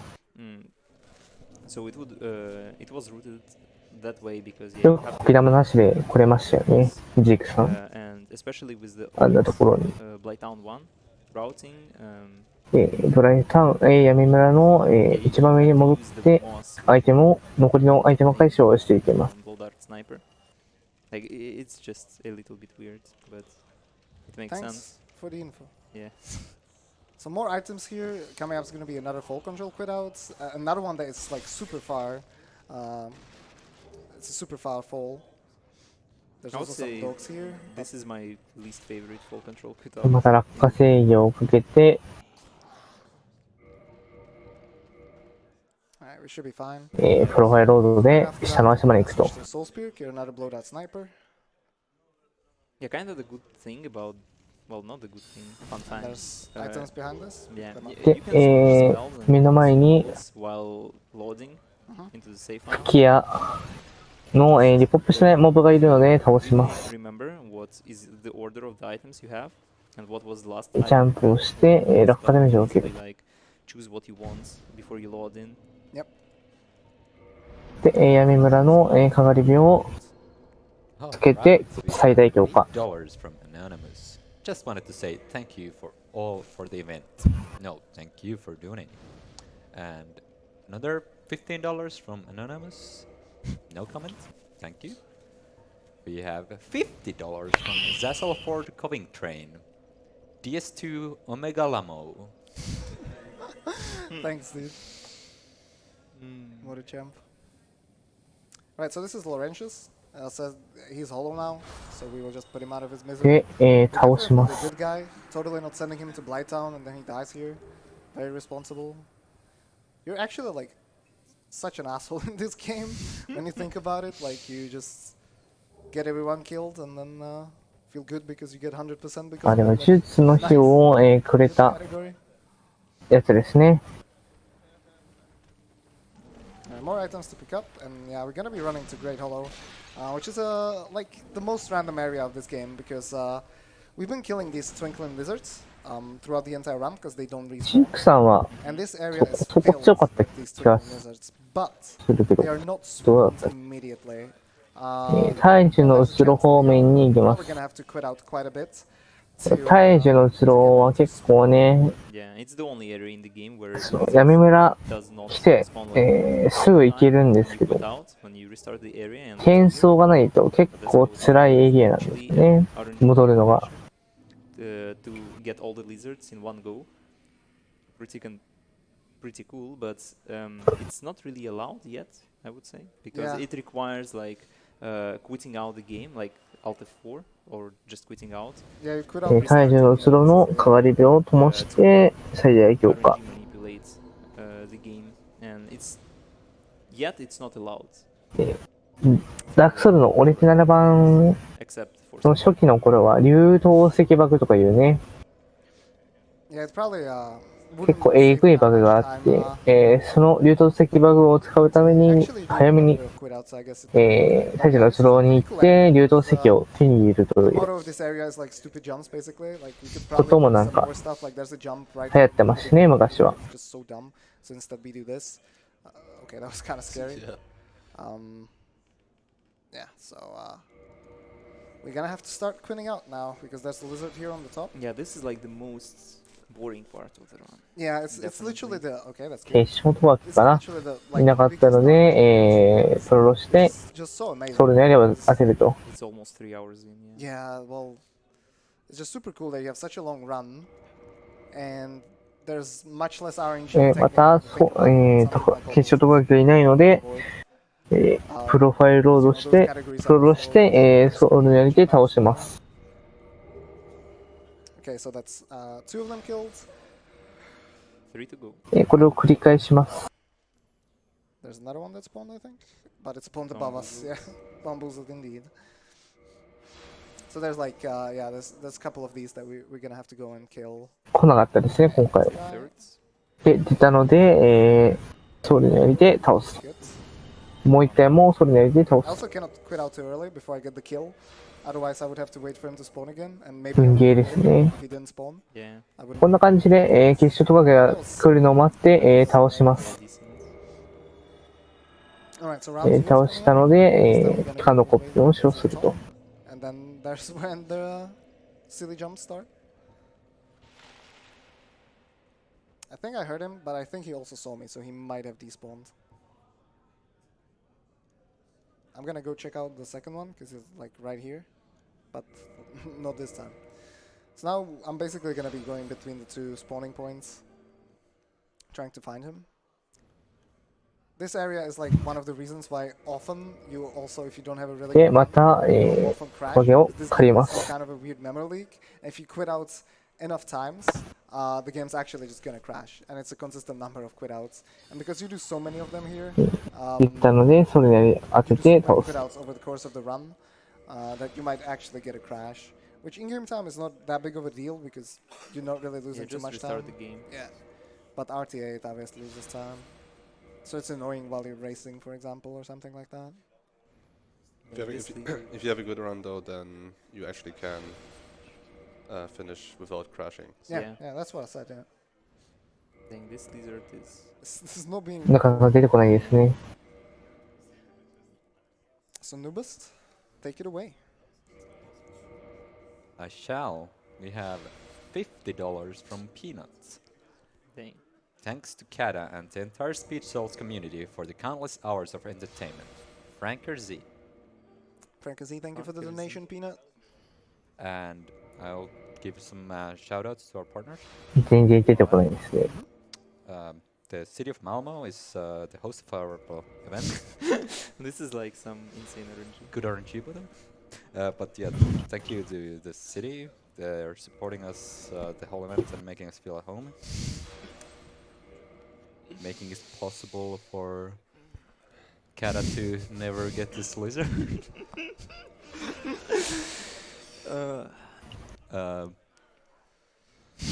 Okay, well, Twitch is also a sponsor of ours. They're sponsoring ESA Summer 19. Yay, let's go. やってましたね。出たので、それなりを当てると。Please go on. Yeah, ESA is being sponsored by Twitch. そのまま降りて、緑化の指輪を手に入れた。緑化の指輪も、スタミナ回復量を、上昇させる、指輪になります。総物の盾や、緑化層と、併用して使うことができます。で、また、外掛けを狩るために、プロファイルロードを繰り返して試験させます。あ、出ましたね。で、それで当てると。で、落下制御。So cleaning this area is super cool. It's kind of difficult to learn at first because there's a lot of little things that can happen that you don't realize at first until they happen. That's kind of a thing overall with DS, is that you just do some runs and you're having a good time and then some random stuff happens and you're like, okay, so this can happen, and then you have to adjust for the next time. This boy despawned before I got here, so there's 2 more lizards. で、また、結晶と掛けを出現させて倒すために、プロファイルロードをします。で、暇と当てて倒します。で、もう一回、出現させます。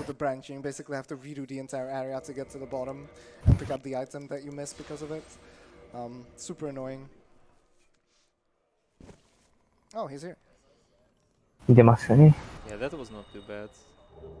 Only that one lizard was really against you. Yeah, so that was like all the lizards. So we're done now with the huge RNG segment here. Yep.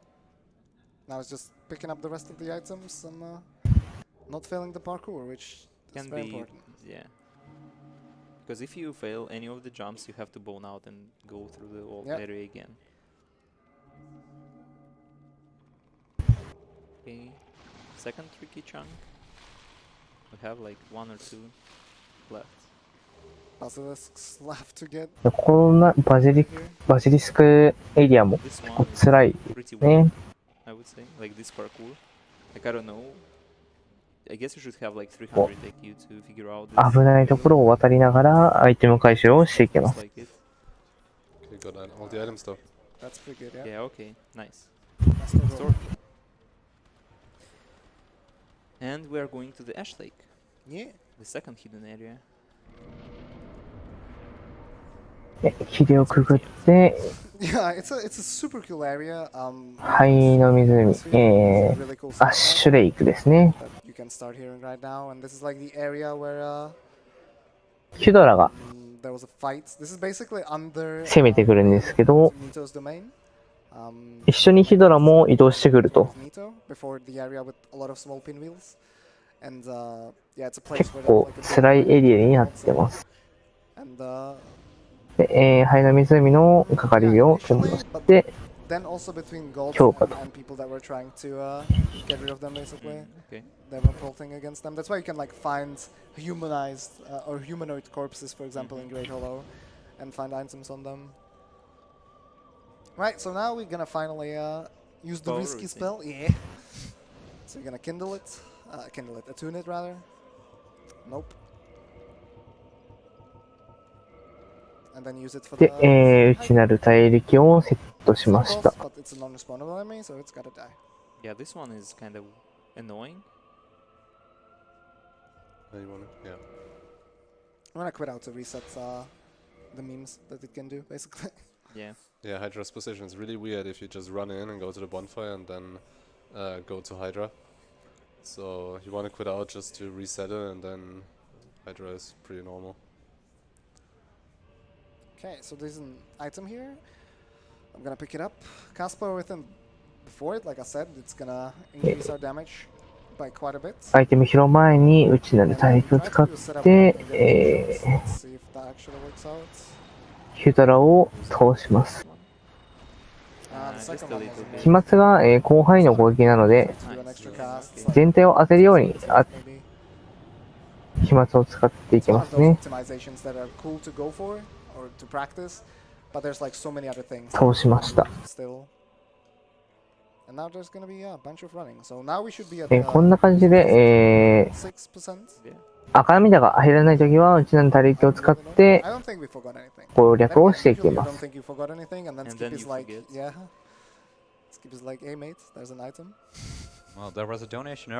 わざわざ HP を削らなくてもいいのがいいですね。うちなる他力を使うと、スリップダメージ、一定量の、スリップダメージがあるんですが、これはほとんど気にしなくていいレベルなので、初期体力だと。最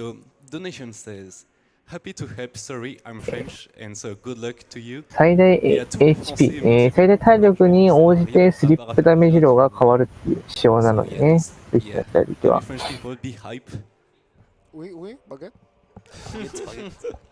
Thank you for the translation. Yeah, that was $50 from Bechet Galam. Thank you. I hope I somewhat got that right. Probably didn't, but that's okay. Thank you for the help. Alright, so here's a kind of scary job. I never actually failed it, but it's pretty, it looks pretty scary. Yeah, you have to like walk off very slightly and very slowly. 歩きながら下の足場に乗って、大魔法防具だっけを、入手しましたね。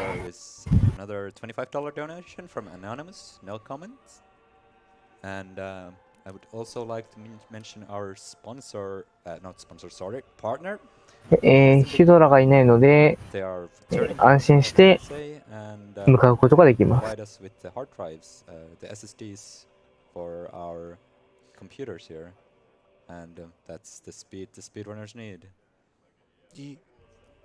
ヒドラを倒さない場合、走っていくんですが、後ろからヒドラの弾が飛んできて死ぬってこともたまにあります。特に初期体力だと死にやすいですね。後ろから来ると。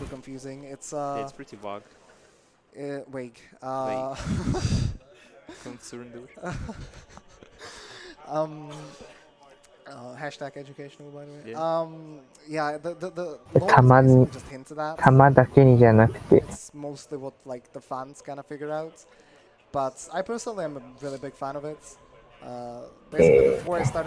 古竜ですね。イニシエの古竜から、ソウルの根を当てて、尻尾の武器ですね。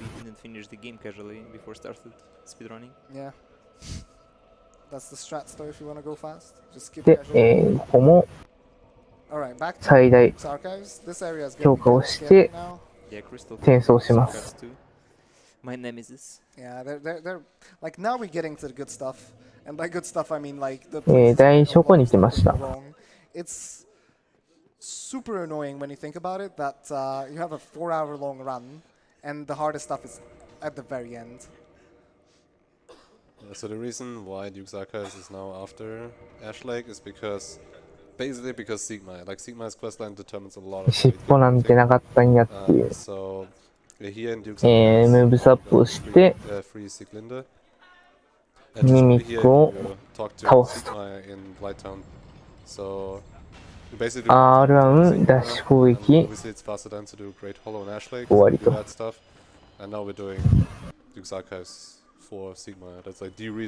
ーリング攻撃で結晶ボジャを倒すと。で、霧をくぐってアイテムを回収していきます。And we have to dodge like one of his attacks, but they're kind of weird. You're not really used to dodging his attacks. And I think in my PB I also got an insane uppercut after I quit out next to him, because like now I'm being chased by the blue guys. I don't really want. で、なんか真ん中の辺に行くと、キンゴレムがいるので、キンゴレム倒すと It's like you have to super delay that roll, and it's like you're very tempted.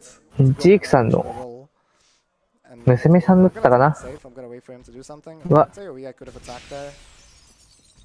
出現するんですよね。でこのキンゴレム、2発当てると倒せます。はい、なんか出てきましたね。ジークさんの娘さんです。ジークマイヤーさんの、居場所はどこにいるんだと聞いてくるので、わからないだったかな。なんか、そういう選択肢があるんですよね。でそれを選んで、ジークイベントを進めていきます。確かここで、ちゃんとした選択肢を取らないと、ジークイベントがストップするんだったかな。Yeah. Invisible bridges. I guess this is where FromSoft started running out of money, so they just decided like. ちょっとどういう理論で中から出てくるのかわかんないですね。不思議な原理ですね。倒すと上から降ってくるっていう。赤涙調整をしていきます。And you have to go on the like curved invisible bridge to get it. And it's pretty annoying. It can be pretty. It's not very difficult, but the kill box, like the death plane, is very low. ダッシュ攻撃でトカゲ3体を倒すと。ここは走っていくんですけど、結構怖いんですよね。ここは安定方法として弓を使って、指定回数ローリングをすれば、簡単に行くことができます。ここを走っていくのはちょっと勇気がいりますね。Yeah, usually you have RTSR, so you kill him with one running attack, but Kata doesn't have RTSR, so it was a bit more trickier because he had. 赤の調整が来ましたね。He was not able just to go for. アイテム拾ってまた元に戻ります。Doesn't have like a shockwave around it. Like a lot of attacks in this game have like shockwave. That means Taurus, like Taurus or Smo or whatever. And when they basically finish the attack, there's still an area around them that will deal damage to you, right? And if you're super low on HP, that will actually kill you still. So, for example, if CS の方にね、you can still take damage afterwards. That's one of the most scuffed attacks actually in the entire game. で、その前に左側の方に、英雄のソードがあるので拾えます。This butterfly can sometimes aggro and then be scary, but not this time. So it's nice. で、あそこの月光町、英雄のソードを拾うと確か反応するので、気をつけましょう。ホタテですね。でこのホタテ、誘導すると入ってこなくなります。ちゃんと誘導しないと入ってくるんですよね。これが。槍で、結晶を破壊して、飛沫2発で倒しきると。弱いですね、やっぱ。赤涙が入っている状態の、飛沫はめちゃくちゃ火力高いです。シースを倒したので、ボスのかかり火を最大強化と。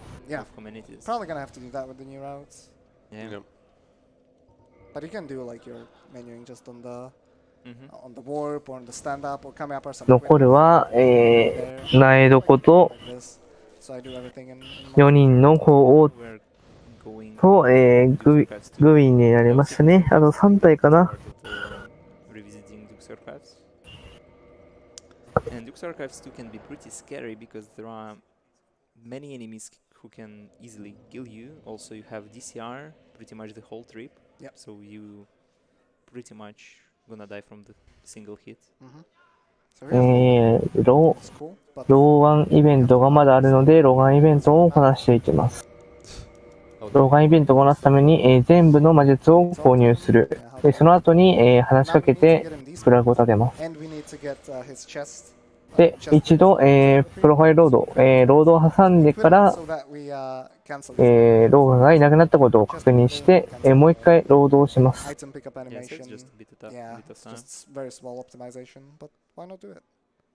After all, we are toggling and すると、宝箱は出現するので、which in Hando, 387 items, I think, that you pick up throughout the 宝箱を開いて、it actually saves like 30 seconds or something. Just a lot. Yeah, that is a lot. It's a lot of invisible time save, like you can't really see it. 体を使って、残りのアイテムを回収しに向かいます。But yeah, there's been new info about exactly how fast this is and stuff like that. Shoutouts to Andra for that. Yeah, insane PDF file. That's pretty much a thesis, 6-page thing. Like, what the hell with graphs? Could you move? 弓矢が邪魔で So there's a guy on top. We'll kill him because 攻撃をして、He's going 弓矢の storming us while we gonna have to do the jump. Yeah, coming up is the Evelyn jump. It's pretty tricky, and it's not actually like the scary part. The scary part. 宝箱あるので開いて、光るくさび石ですね。They aggro at you, and they Before shoot you you. drop down, Yeah, and when you fall down, you get sniped in the back, and that's ジャンプで、柵の上に乗ります。 the way how bridges work in Duke's Archives. Is that we're gonna こう難しいかな、これ、乗るのも。 quite a lot of extra time to switch bridges back by using the other one, which we. うまいですね。 That's, 惜し I い。 actually never had that before. Same. Never had Alright. that. Stand right next to the OK、pillar. 乗りました。で、一回プロファイルロードをすると。 The archers are not But if you die there, it's like one of the most annoying deaths Yeah. throughout the run. で、プロファイルロードしたら見えない体を塗って、 Method, I guess. ローリング。 Evelyn is で、アベリンがあるところの、足場に乗ると。で、アベリンを取得しました。 And you also can move the bridge and quit out. わざわざ、エレベーターを回さなくても、簡単に It's slower. アベリンが取れ I ると。 guess it's the easiest way Yeah. to grab the Evelyn. 楽ですね。 So now we have to grab a bunch of items there before で、宝箱を開いて、また光る鎖石を取ると。 previous Sith area to Logan. Yeah. Logan is mad there, and we need to kill him, and we also need to get the items there. Yeah. And also, Kata did with that jump, you set up your HP, and we're gonna use Power Within to do some stuff. do some Yeah. stuff, yeah. Not That- spoil, no it's spoiler. super funny, right? Because we killed Seath, and now we're going to his arena where we are supposed to initially meet him for the first で time.、飛沫で That's what Duke's Archives did. 結晶亡者を倒すと。 But since it's Hondo, we have to like visit prison anyway, and fortunately you can visit 強いですね。一発で倒せなかった。 It's not there by just で、 dying. ミミックを倒して、 Spoiler. Dang. I'll have to not get done flesh on couch next time. 周囲にあるアイテムを拾っていくと。 The suspense is being killed. Feels bad, man. While you're going up this lift, で、エレベーターを上に上げました。 $5 from Anonymous. Reminder to stand up and do stretchers regularly during long gaming sessions. 柵の上にサクッと乗ってねじゃなくて、 Not really standing up, can't really afford to do that, but thanks. 見えない体を使って、 So here's a モブを NPC を倒します。 Strong enemy. ソウルなり一発で倒しきれます。 maybe, yeah. We will never know. Yeah. Here's a いや、lizard. じゃなくて、トカゲを同じようにソウルなりで倒すと。ローガンを、裸にいるローガンを倒しました。 That's how I do it. で、内なる他力を使って、 And it has been working. I mean, one day. わざとスティップダメージを、 Also, like, 受けて自殺します。で、このスティップダメージを受けている最中に、周囲にあるアイテムをどんどん回収していきます。 based on your max health. So now it's dealing more damage per second, basically. 回収しました。で、しばらくすると、死ぬので、 Humanities, almost 3 minutes. OK ですね。 I'm gonna keep my humanities and I'm gonna keep my souls. The souls are And not also important the anymore. human form. And the human form, yeah. Yeah. で、犠牲の、尊い犠牲の指輪を、 Known as much, 装備しているので、ソウルと人間性をロストせずに、 it's just 生身のまま in that area sends you to the エリアを移動しました。 we can just suicide in the シスを倒している状態でも、あのエリアで、 Insane prison break. 自殺、死ぬことで、別のエリア、本来、セキルト負けイベントの後に来る場所に移動することができます。あの場所、あの部屋で、死ぬだけで OK です。で、ジャンプで足場に乗って、レア様のアイテムを回収すると。かわいそうに。ジャンプして、柵の上に乗ってそのまま落ちると。このまま柵に落ちたところは、鍵がある。木がある、宝箱の直接、行けるので、すごい早く、行けます。で、プロファイルロードをして、敵の、位置を初期化した後、鍵を入手すると。でもう一回、見えない体を押す方を使って、このうるさい鐘を元に戻します。で、そのまま降りて、ここですね。メデューサがいっぱいいるので、鍵を開いて、カボタマを拾って、リポップしない、王女様かなを倒します。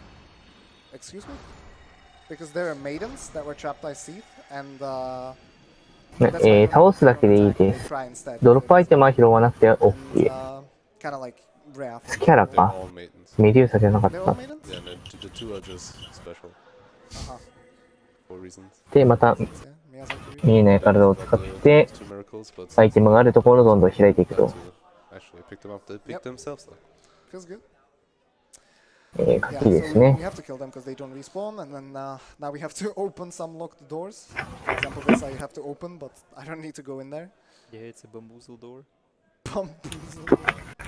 100% の条件として、すべての扉を開くという条件があるので、ペア様を倒して、アイテムを、扉を全部開ける必要があるので、いらない扉も全部開けていきます。かわいそう。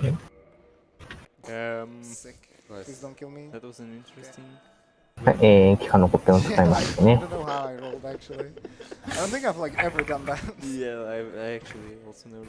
で、見えない体を使って、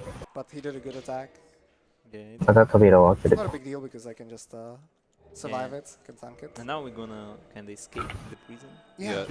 銀のペンダントを、元にして、アイテムティープ。で、仮火の後ろから、檻の後ろから、かかり火を座ってやることで、転送することが可能になります。なぜか、檻の中じゃなくて、外にいる状態で座り身に座ると転送ができるという仕様になっていますね。でこの状態で転送します。クラグの住処ですね。で、雲姫様がいるところの、かかり火を、最大強化。次に、雲姫様の、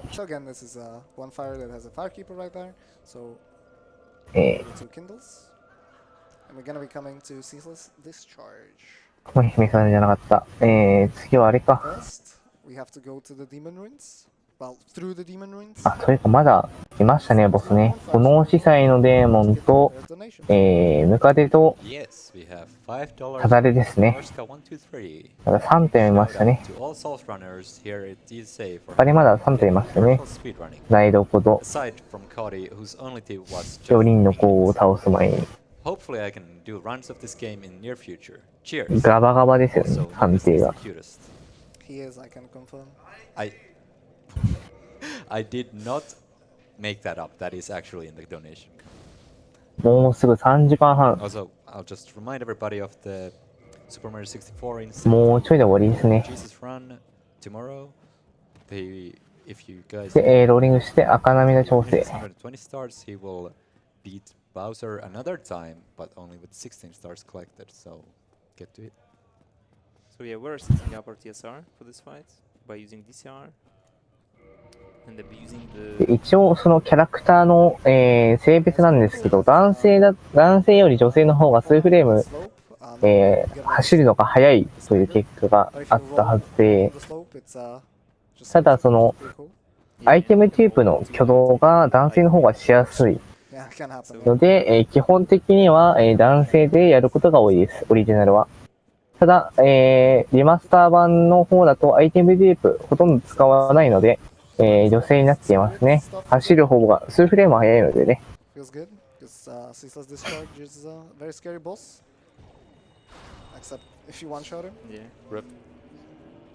はてなはてなはてじゃない。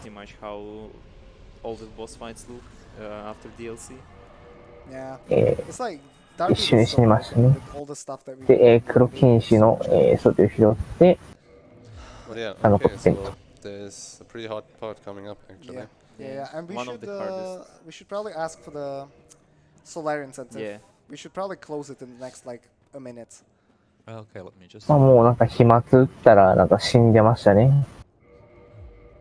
ジャンプをして、体力調整。I have to do 1 or 2 depending on what incentive won. Currently you are supposed to save Solar. Okay. で、アイテムをどんどん回収していきます。Like in order to save or kill Solaire, there's the sunlight maggot bug that we have to kill, and depending on このヤギ結構厄介なので倒して、カークの侵入かな。Yep.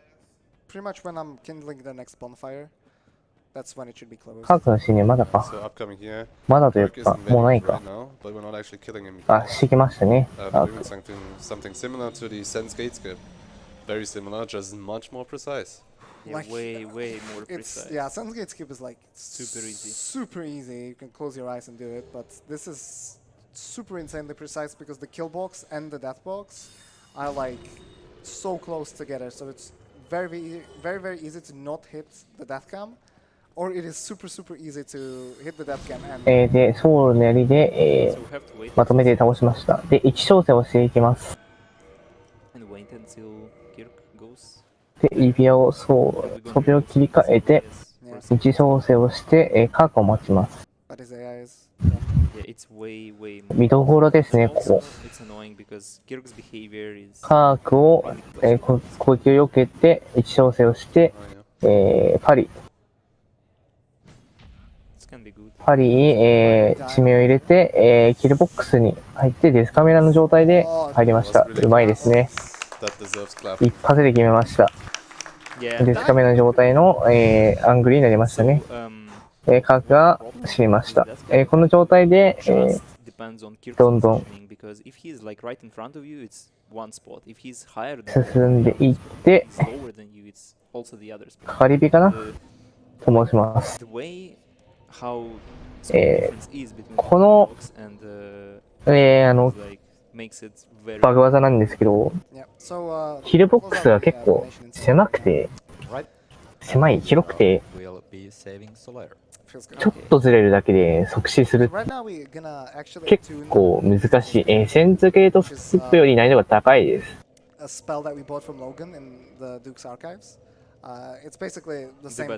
これやるのは、ちょっと想定してなかったですね。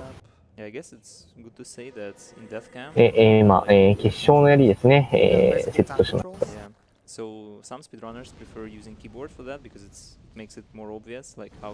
た。これを一発で決めるのは本当すごいですね。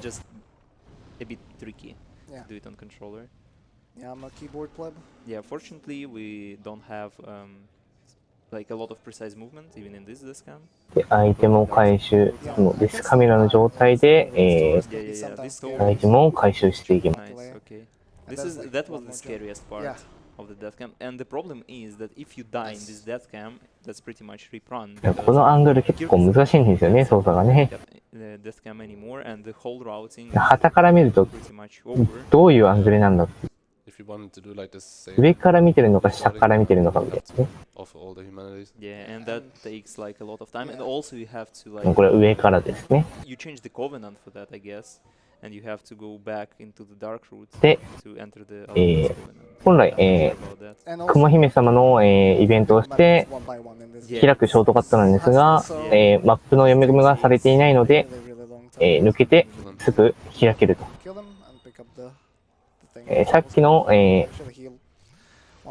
ッチのおかげで、雲姫様の、捧げるのがいらなくなるっていう楽ですね。ただ難易度かなり高めなので、実際、リマスターだとどっちを取るかは気にしてみたいところありますね。安定化しないぐらいには結構難しいと思うので。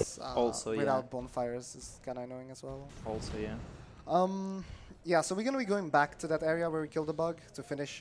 Well, we don't have to do that, but because of the で、さっきのデーモンなんですけど、ちゃんと近づいたら攻撃して呼吸誘発させる。これ大事なんです。そのまますぐに行くとジャンプしてきてそのまま引っかかるってことが多くて、一回ワンクッション入れて攻撃をすることによって、攻撃してきても、確実に避けることができます。で、ジーグマイヤーイベントですね。なんか、いっぱい敵がいますね。遠距離から、倒していくと。突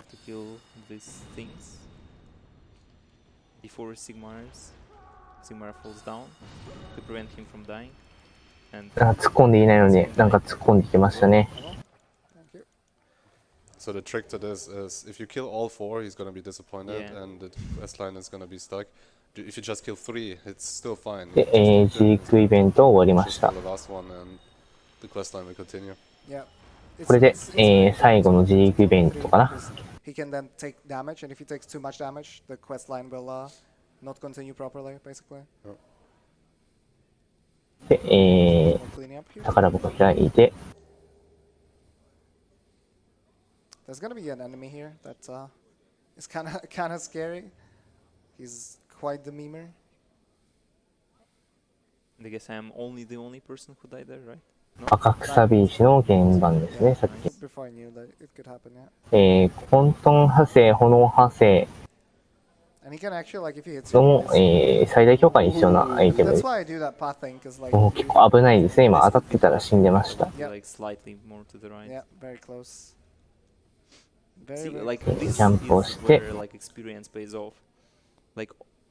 throughout the run, there are so many places where just slightly like different pathing or something really イザリスの混沌というかマグマは気持ち悪いというか真っ赤なのでね。Also using the divine blessing to get to full HP, get rid of the toxin, and yeah, there's some more pickups to do here, and then there's gonna be some scary stuff that can happen because yeah, just NPCs can kind of meme around.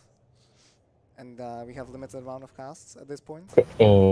Hardest item pickup in the game. Yeah, pretty much. Not wrong, actually. Nice jump. Okay, not nice. ジャンプをしてアイテム回収と。Excuse me? Bulldozer. Excuse me? Figure. Statue. Yeah, so rare ring of sacrifice something. 少しずつ降りていかないと、滑り落ちて下の木の根に、降りられずにそのまま落ちちゃうことが多いですね。なので少しずつ降りていくのが理想です。木に降りちゃうと滑って降りられないのですね。あ、こいつ、この頭がなんか植物みたいなやつ、イザリスの混沌の名前知らないわ。避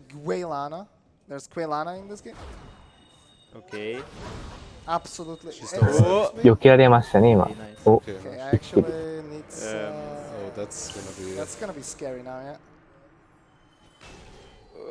カークですね。3回目の侵入かな。危ないですね。NPC dodging sometimes is Well, this is one of the reasons why I prefer Soul Spear because I feel like Soul Spear 2回 R1 で倒しきると。Not really, but Well, for me it does. リポップしないモブなので、ちゃんと倒しました。if she rolled away, Soul Speed wouldn't have saved you.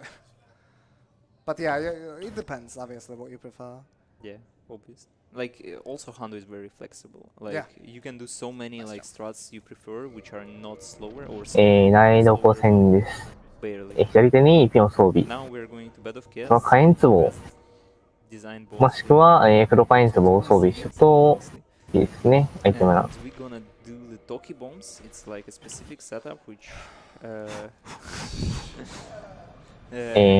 ちゃんと、setup 着地したら、ローリングして、こっちをキャンセル。 opportunity to destroy で、真ん中の中心に行ったら、バックステップ1回で1小生して、黒火炎壺を2個投げる。うまいですね。で、そのまま、ローリングで、But in Hando, 木の枝を破壊し、but in Hando it 難易度5を倒す。杖で倒すと。杖というか、杖で叩きましたね。 of endurance to just 素手より杖の、R2 モーションの方が、縦振りなので当てやすくて楽ですね。 as well. Yep. So Nubist で、難易度5の、かがり火を最大強化と。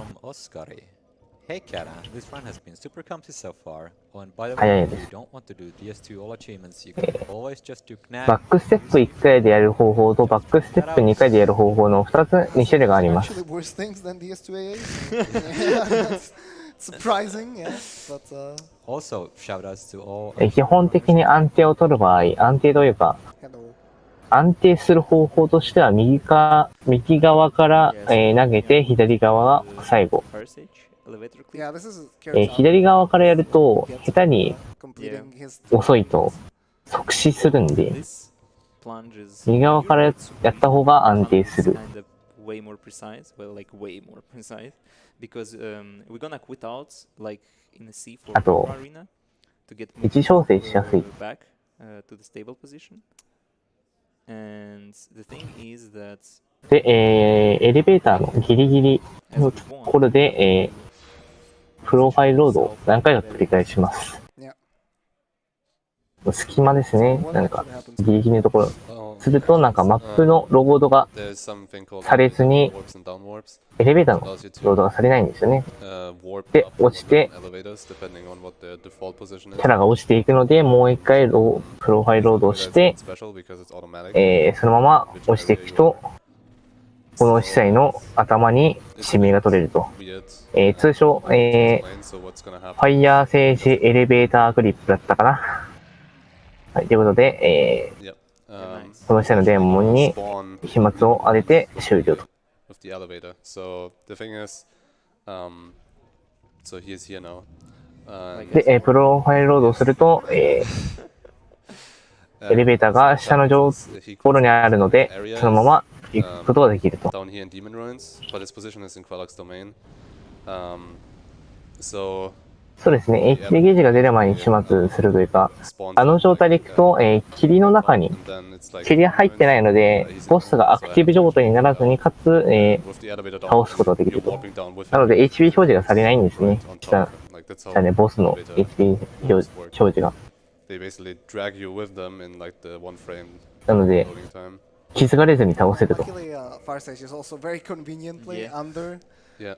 the elevator, so we can これはオリジナル版でしかできない、 skin グリッチになります。 Asylum. yeah, of, リマスター版ではできないです you ね。 can plunge, so we can just plunge 30、FPS のなんか違いなのが、 like visually it's ロードされちゃって、 very nice and saves a lot of time, which is エレベーターの隙 also 間 you か saw ら that he didn't actually 貫通しないというか、 Because he's a 壁抜けしないんですよね。リマスターだ I was と。 gonna say that. no problem. Concern Doge. そうですね、ボスビア入った判定にならないっていう。 Yeah, like his でこの判定は、一番最初の方にやった、ヤギ頭、 he's not doing anything. まあ、犬のデーモンですね Even。though Fire Stage would not あいつが、 fight, there's like one attack that cannot ボスビアに入らない状態で倒せるので、 kill you. 入った判定にならない状態で倒せるので、 That's the inconsistencies with hidden 同じ感じですね。 Like the enemies can just sometimes で、こっち方面ということは混沌の、種火ですね。混沌の種火。しちゃった。大きな炎の種火だった。アイテムデュープをで、コピョン使うと。混沌の種火は、あそこですね。デーモンの遺跡だったかな。あっちだったね。溶岩まみれのところ。で、アイテムを拾って、HP 調整をすると。Yeah, so we have to grab one item inside the boss arena first, and then we're gonna quit out and actually. で、ムカデ戦ですね。And it's better to obviously. 大ダメージで、振り抜けて、ダメージ2回。すると赤涙がちゃんと調整できますね。で、調整して、アイテム拾って、プロファイルロード。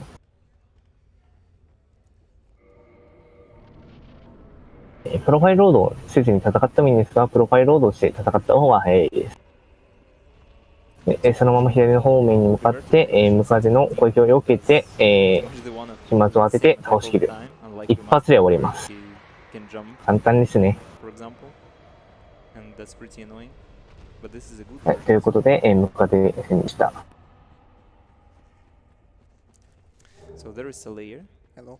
火力が出てるし、赤涙がすぐ終わりますね。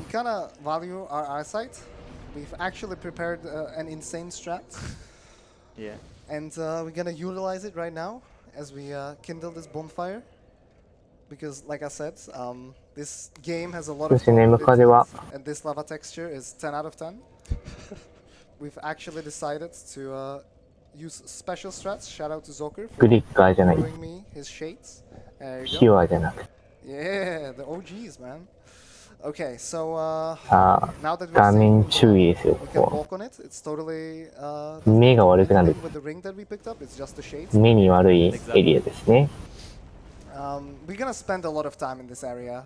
We're gonna spend a lot of time in this area because there's 27.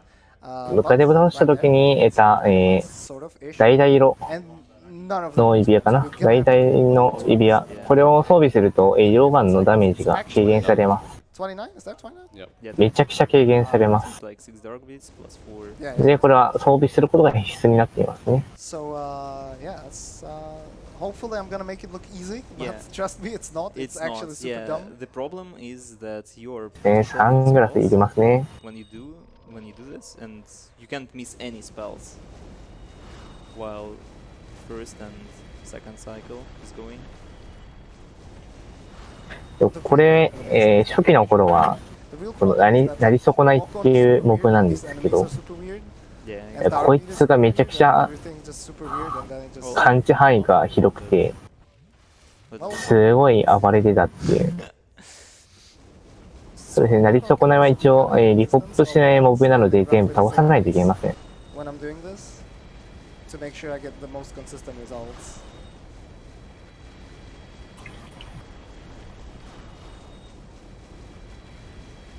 Soul Spirit's way easier, you just normally aim, you just have to make sure that you're close enough, so Soul Spirit's range works. ちゃんと一体一体丁寧にね、処理をしていくと。We're taking damage from both lava and power within. Yeah. So you actually have to what? Nice camera. Okay, that's first cycle done. Pretty good. サングラスしますね。 First cycle is, I would say, the most punishing one. Like if you do miss any of your spells, you do lose a lot of time because these dragon bots are really far away from the bonfire we're gonna use for, for the other cycle. When that happens, I usually just finish the dragon bot that I missed with, Dragon Tooth. Yeah, but you can die. Yeah. And that's also very punishing because right now we haven't taken. 女神の祝福2個。 The area is really huge. こんなところに女神の祝福2個があるっていう、なかなか破格で。All the important stuff for the 100%. Another cool thing, Miyazaki was such genius that he thought, hey, let's not just make people lose eyesight, but they also decided to add this amazing sound effect to the lava, so you're running through it and you barely. 上に登っていくと。 There's an item on the top, then there's going to be an illusory wall. ちゃんと人間性の双子を手に入れて、導入すると、かかり火があります。で、このかかり火も最大強化。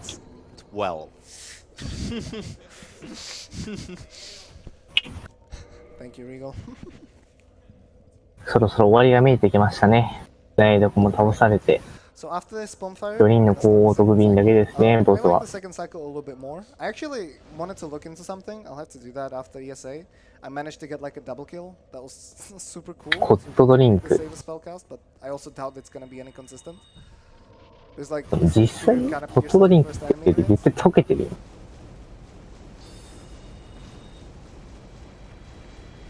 よく溶けないな。マグマなのに。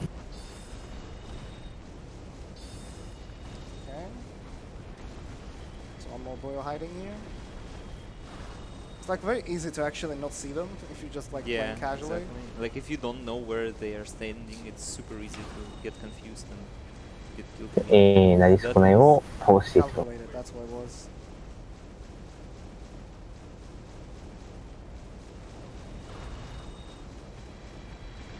Yeah, so another kind of annoying thing, sometimes bots are staying さすがにエストビンがプラス強化一切ないので、回復量が心もたないんで。で、全部のなり損ない倒したので、北のコップを使うと。で、シ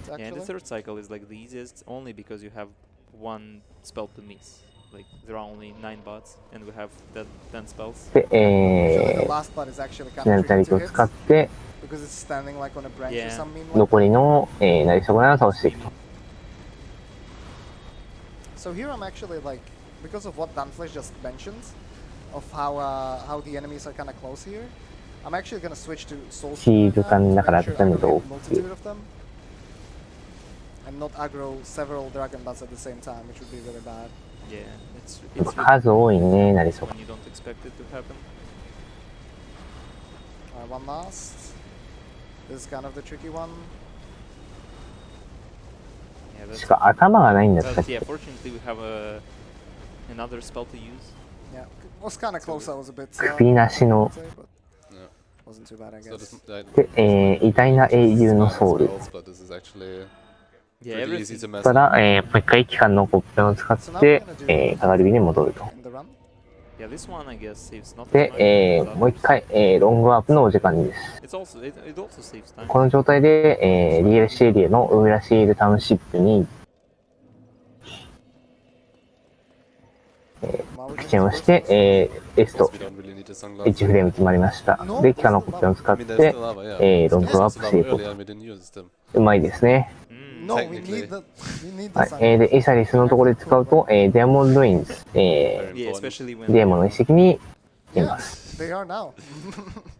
You're cool even without them. Aw, too sweet, too sweet. Well, you have 2 layers of glasses, so it's even cooler. これを決めないとね、RT やれないのでね。2% でも、最低1回。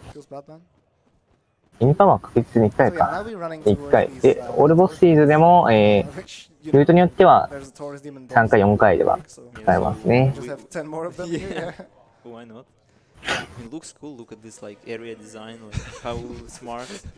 リマスターも、一応1フレーム、60fps の1フレームを、2% で使ってますね。I mean, Isolates is one of, like, I guess it's known information that's from software kind of were short in time and money, I think, when they were making Isolates. 30fps の1フレームを3回決めるのと 60fps の1フレームを1回決めるのどっちが辛いかっていう。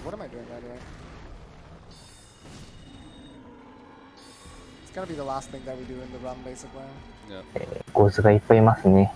Just have to not forget.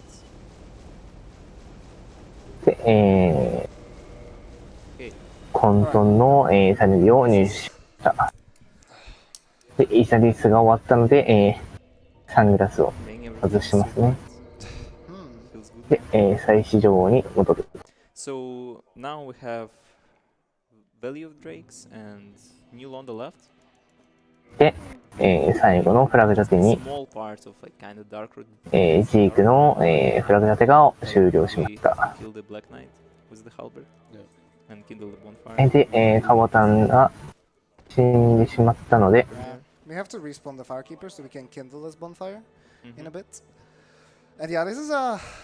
You would think, you know, you're almost at the end of the run, everything's chill and nice, and then you get to the ghost section, and you can actually pretty easily still die. Randomly. Yeah, Ghost House is pretty fun. Like, a lot of casuals know that as well. Yeah. You can't really take the time to kill all the ghosts, so yeah. I mean, we do have strats, but still, it's Ghost House. Yep. Yeah, and unfortunately we Jump have de- 99 vitality at this point. We just casually tank hits in infinite amounts. Yeah, we're not all achievements plebs, so. Yeah. All achievements is actually pretty cool. で、青ニートを、 Especially 倒 compared し to ました。 ES2 all achievements. なんで青ニートが傍着してるかっていうと、なんかフラムとの息が臭く Proud て、 world record holder なんか of the ES2 AA. 傍着したんだっけ、まあ、外に出るとかそういう話をして、 Sorry, on the next item. 頑張っちゃった結果、傍着しちゃったっていう。 Just hack them. やっぱニートはニートしてるしかないんだなっていうね。 So just quitting out, で、カボタマのやつを拾ったので、プロファイルロードと。 good enough. かわいそう。 So New Land is pretty chill.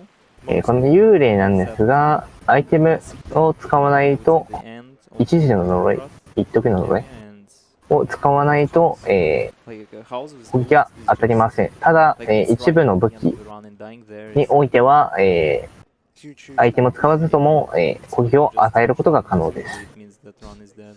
ただ、 Be well まあ、普通の武器、魔術とかはアイテムを使わないと、ダメージが通らないので、通常プレイでは、この一時の呪いを使って、攻略を進めていくのが一般的となっていますね。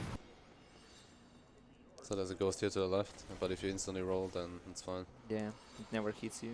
で、一部の幽霊のモブが、強化されているのが、赤目なんですが、この赤目、 Quit out on this curse, pick 赤 up, and then quit out だから on 叫んでる赤目を倒すと、一定の確率、ドロップ品が普通の、幽霊とは違うので、武器はちょっと違うんですね。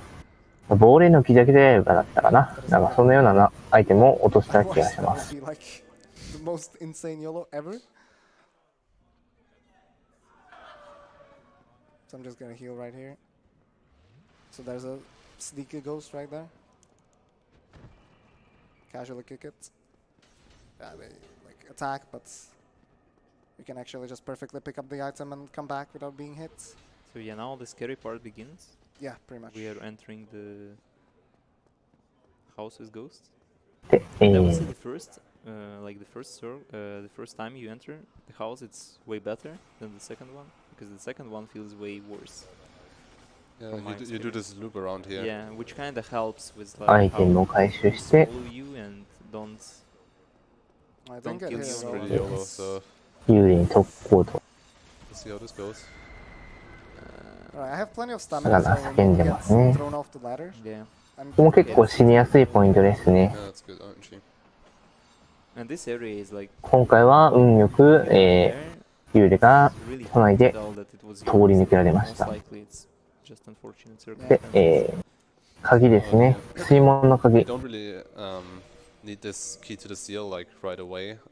Like ideally we would just talk to Ingvar RTA、2% とか、 and we would get everything right there. Yeah. But if you do the 2% seal を取れ skip ば。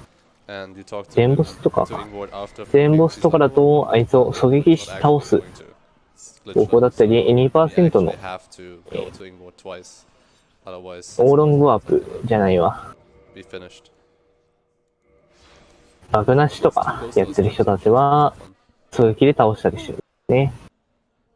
ノーロングワープの方では、シールスキップというのが、許可されているので、あいつを倒さなくても、そのまま4人の方に向かうルートがあります。 It all makes sense. なので、専門の武器がなくても、普通に挑めるんですね。バグ技を使うと。gonna go get it. ただ、それが禁止されているルール個人的に決めてるルールとかやってる人たちは、黒火炎壺で狙撃して倒して、水門の鍵を手に入れるというのが、一般かな、ある程度やってるのは。100% ぐらいですね。あと 100% とか、オールトロフィーとか、それぐらいかな。相手に話して、鍵をもらうのは。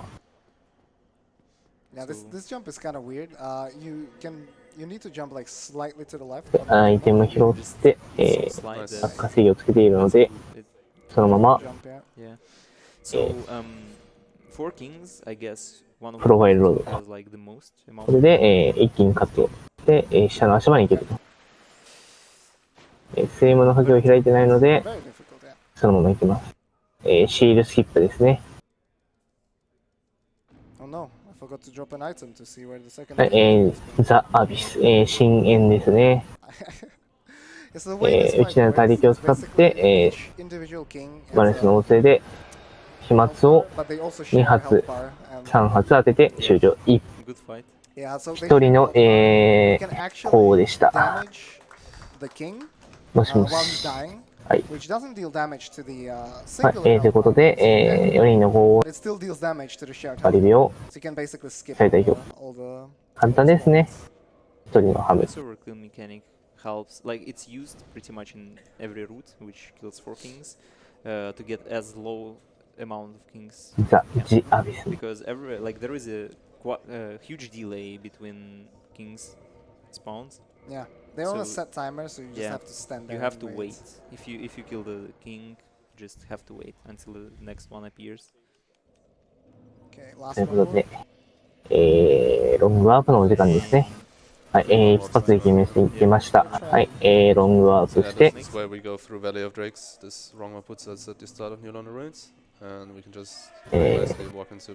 ューロントロインズ。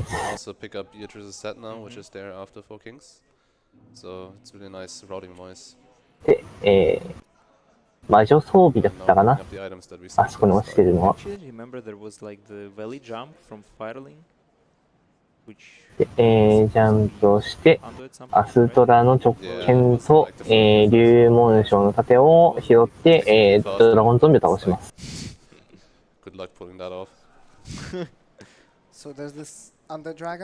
アストラの直剣。強力な祝福が施された、上質な武器ですね。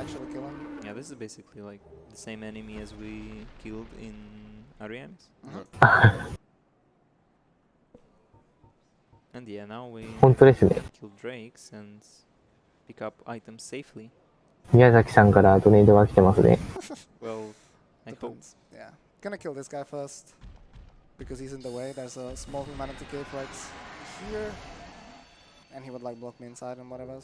ラゴンを倒して人間性を手に入れる。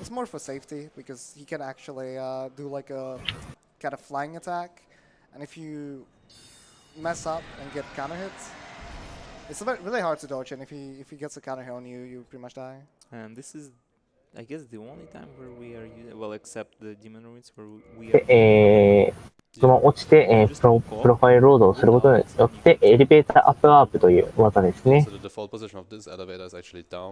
はい、上の、エレベーターの上の足場に、来ることができます。他の場所でも、このエレベーターアップワープという技が、有効で、リマスターではこのエレベーターアップワープを利用することで 100%、成功する、消化の方法が見つかりました。なので、旧、前の初歩化はしない人も多くなったんじゃないかなっていう。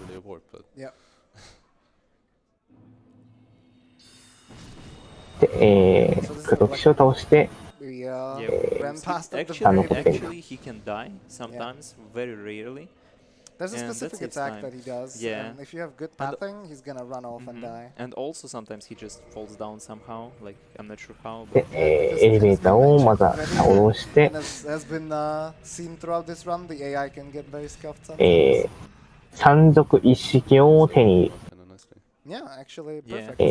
食するために行きますね。見えない体を使って、山賊一式を、手に入れます。Filing only needs to be kindled twice, and we have 2 more humanities. So.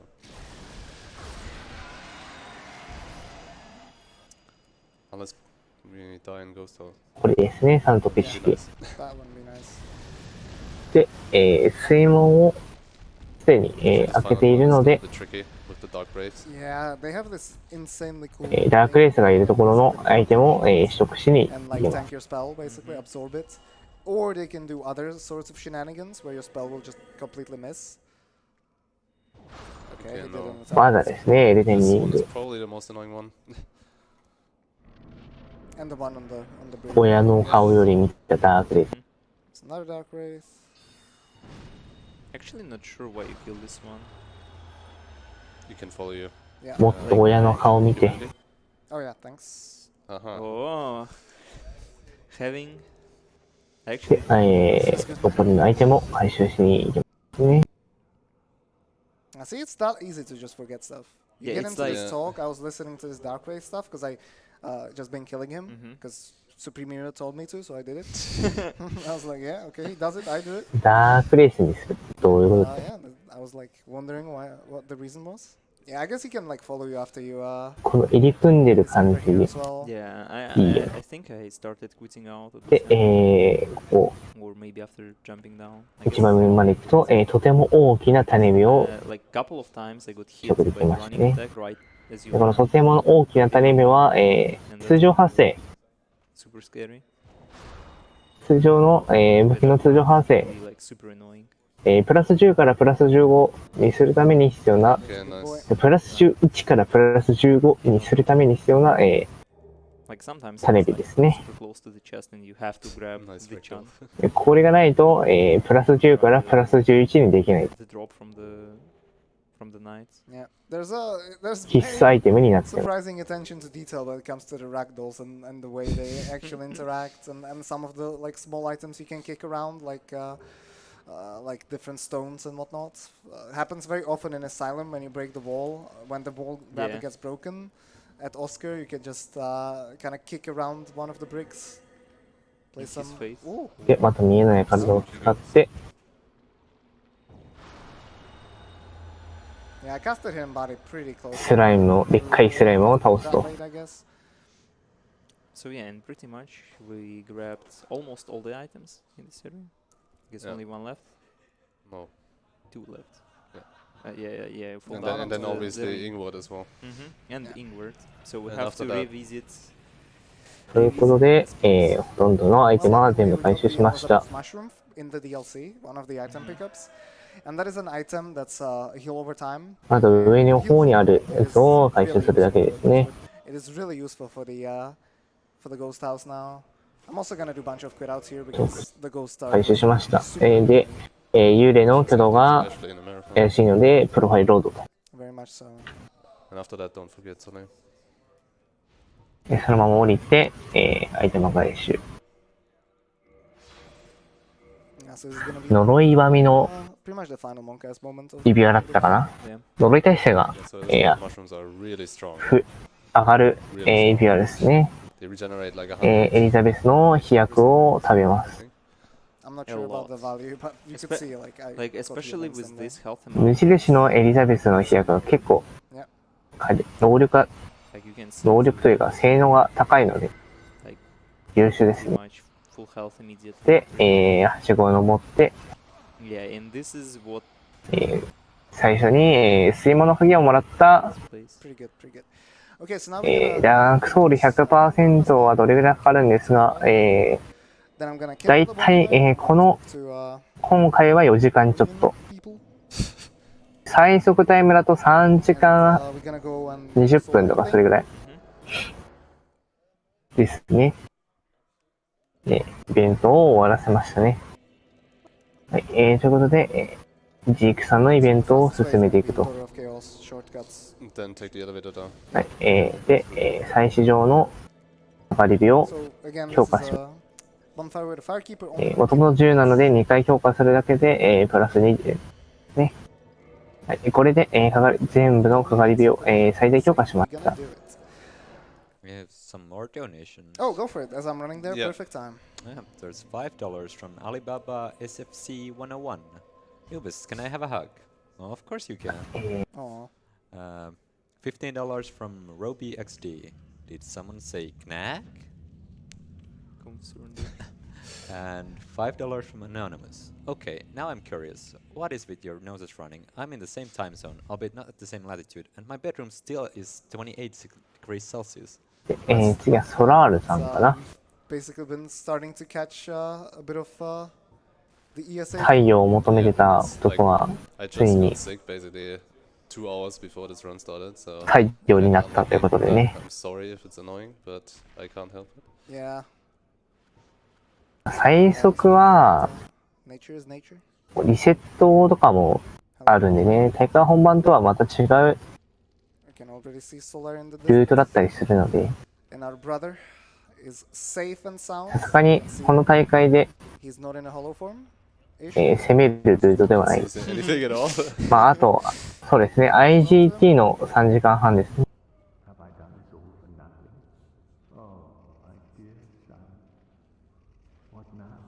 序盤結構、苦戦してましたからね。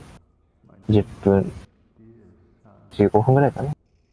I mean, you can replace Sun with Hando and it's gonna be like your feeling if you miss an item. Yeah. ソラールさんのイベントが。That you can summon him for the Gwyn fight if you go online, which you cannot do in a speedrun. 終わったかな、ソラールさんのイベントが。And basically,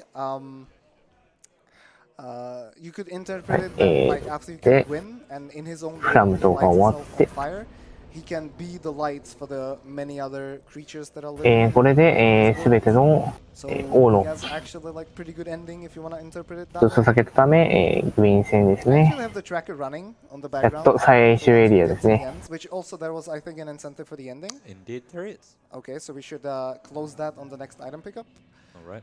And we're gonna watch the cutscene. And then 最後の日のロ。 I'll tab という and ことで、 hopefully 最 we'll 終エリアです。 Yeah, hopefully. 効果かわいそうで。 Well, I don't think. It might be different because of the Solaire thing. Oh yeah, it could be. It で、 might 赤波の挑戦をしま be し a た。 little bit different now. うまいですね。 Well, if the NPC quest lines is Not one off, finished, then yeah. that's fine because we just did. Ooh, that's like the most 危ない。 you can get. Pretty much the only scary attack. Young man reflexes. 一応、この解説、RTSR, which is 本 nice. Like normally you don't set up RTSR.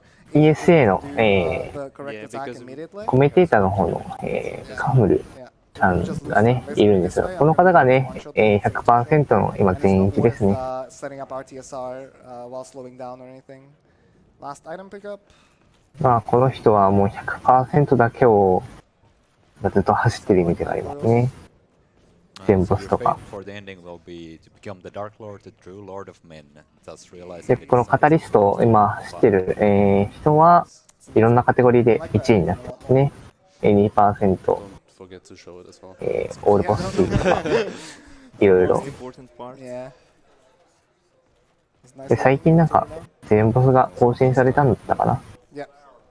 Dunflesh should get ready on the button. そんなような話が見えましたね。ということで、グリーン戦ですね。 Parry. はい、パリーして、飛沫で一発で終わりと。 I mean, it's 簡 really 単です hard. ね。は I い、 can't believe I broke the curse at ESA. 終わりました。 It's the Hando は blessing. い、で、倒して、霧をくぐったら終わりです。 Nice. タイムですね。はい、GG ということで、 That was actually a really good run. Now, はい、 except 100% 達成しまし start た。 would be good. It would be like やっぱラスボスは弱いですね、グリーンは。はい、グッドゲームでした。はい4時間8分20秒です。はい。長丁場お疲れ様でした。そうですね。長かったですね。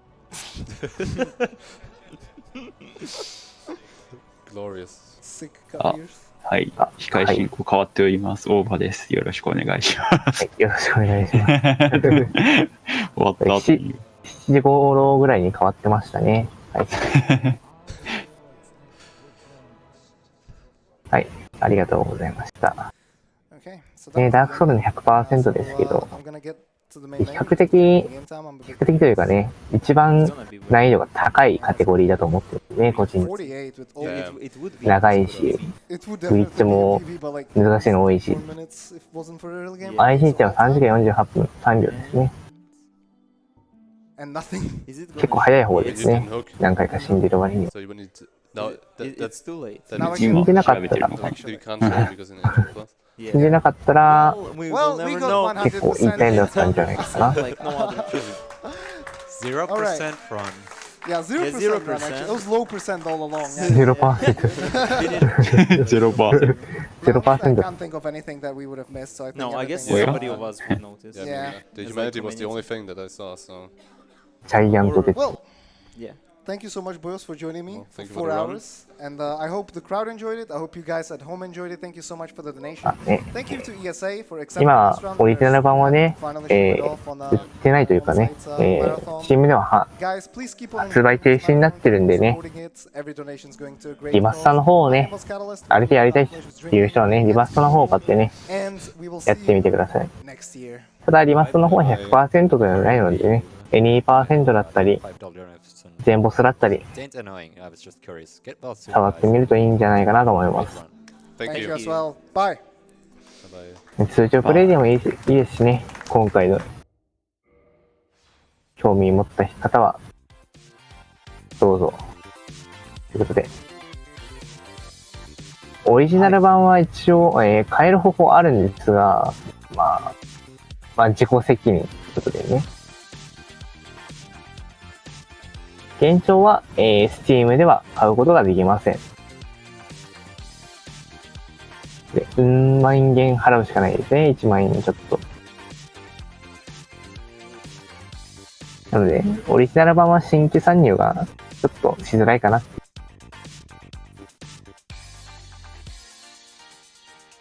はい。では、そろそろ、そうですね。この辺りで。はい。解説、フランでした。はい。お疲れ様でした。はい、お疲れ様でした。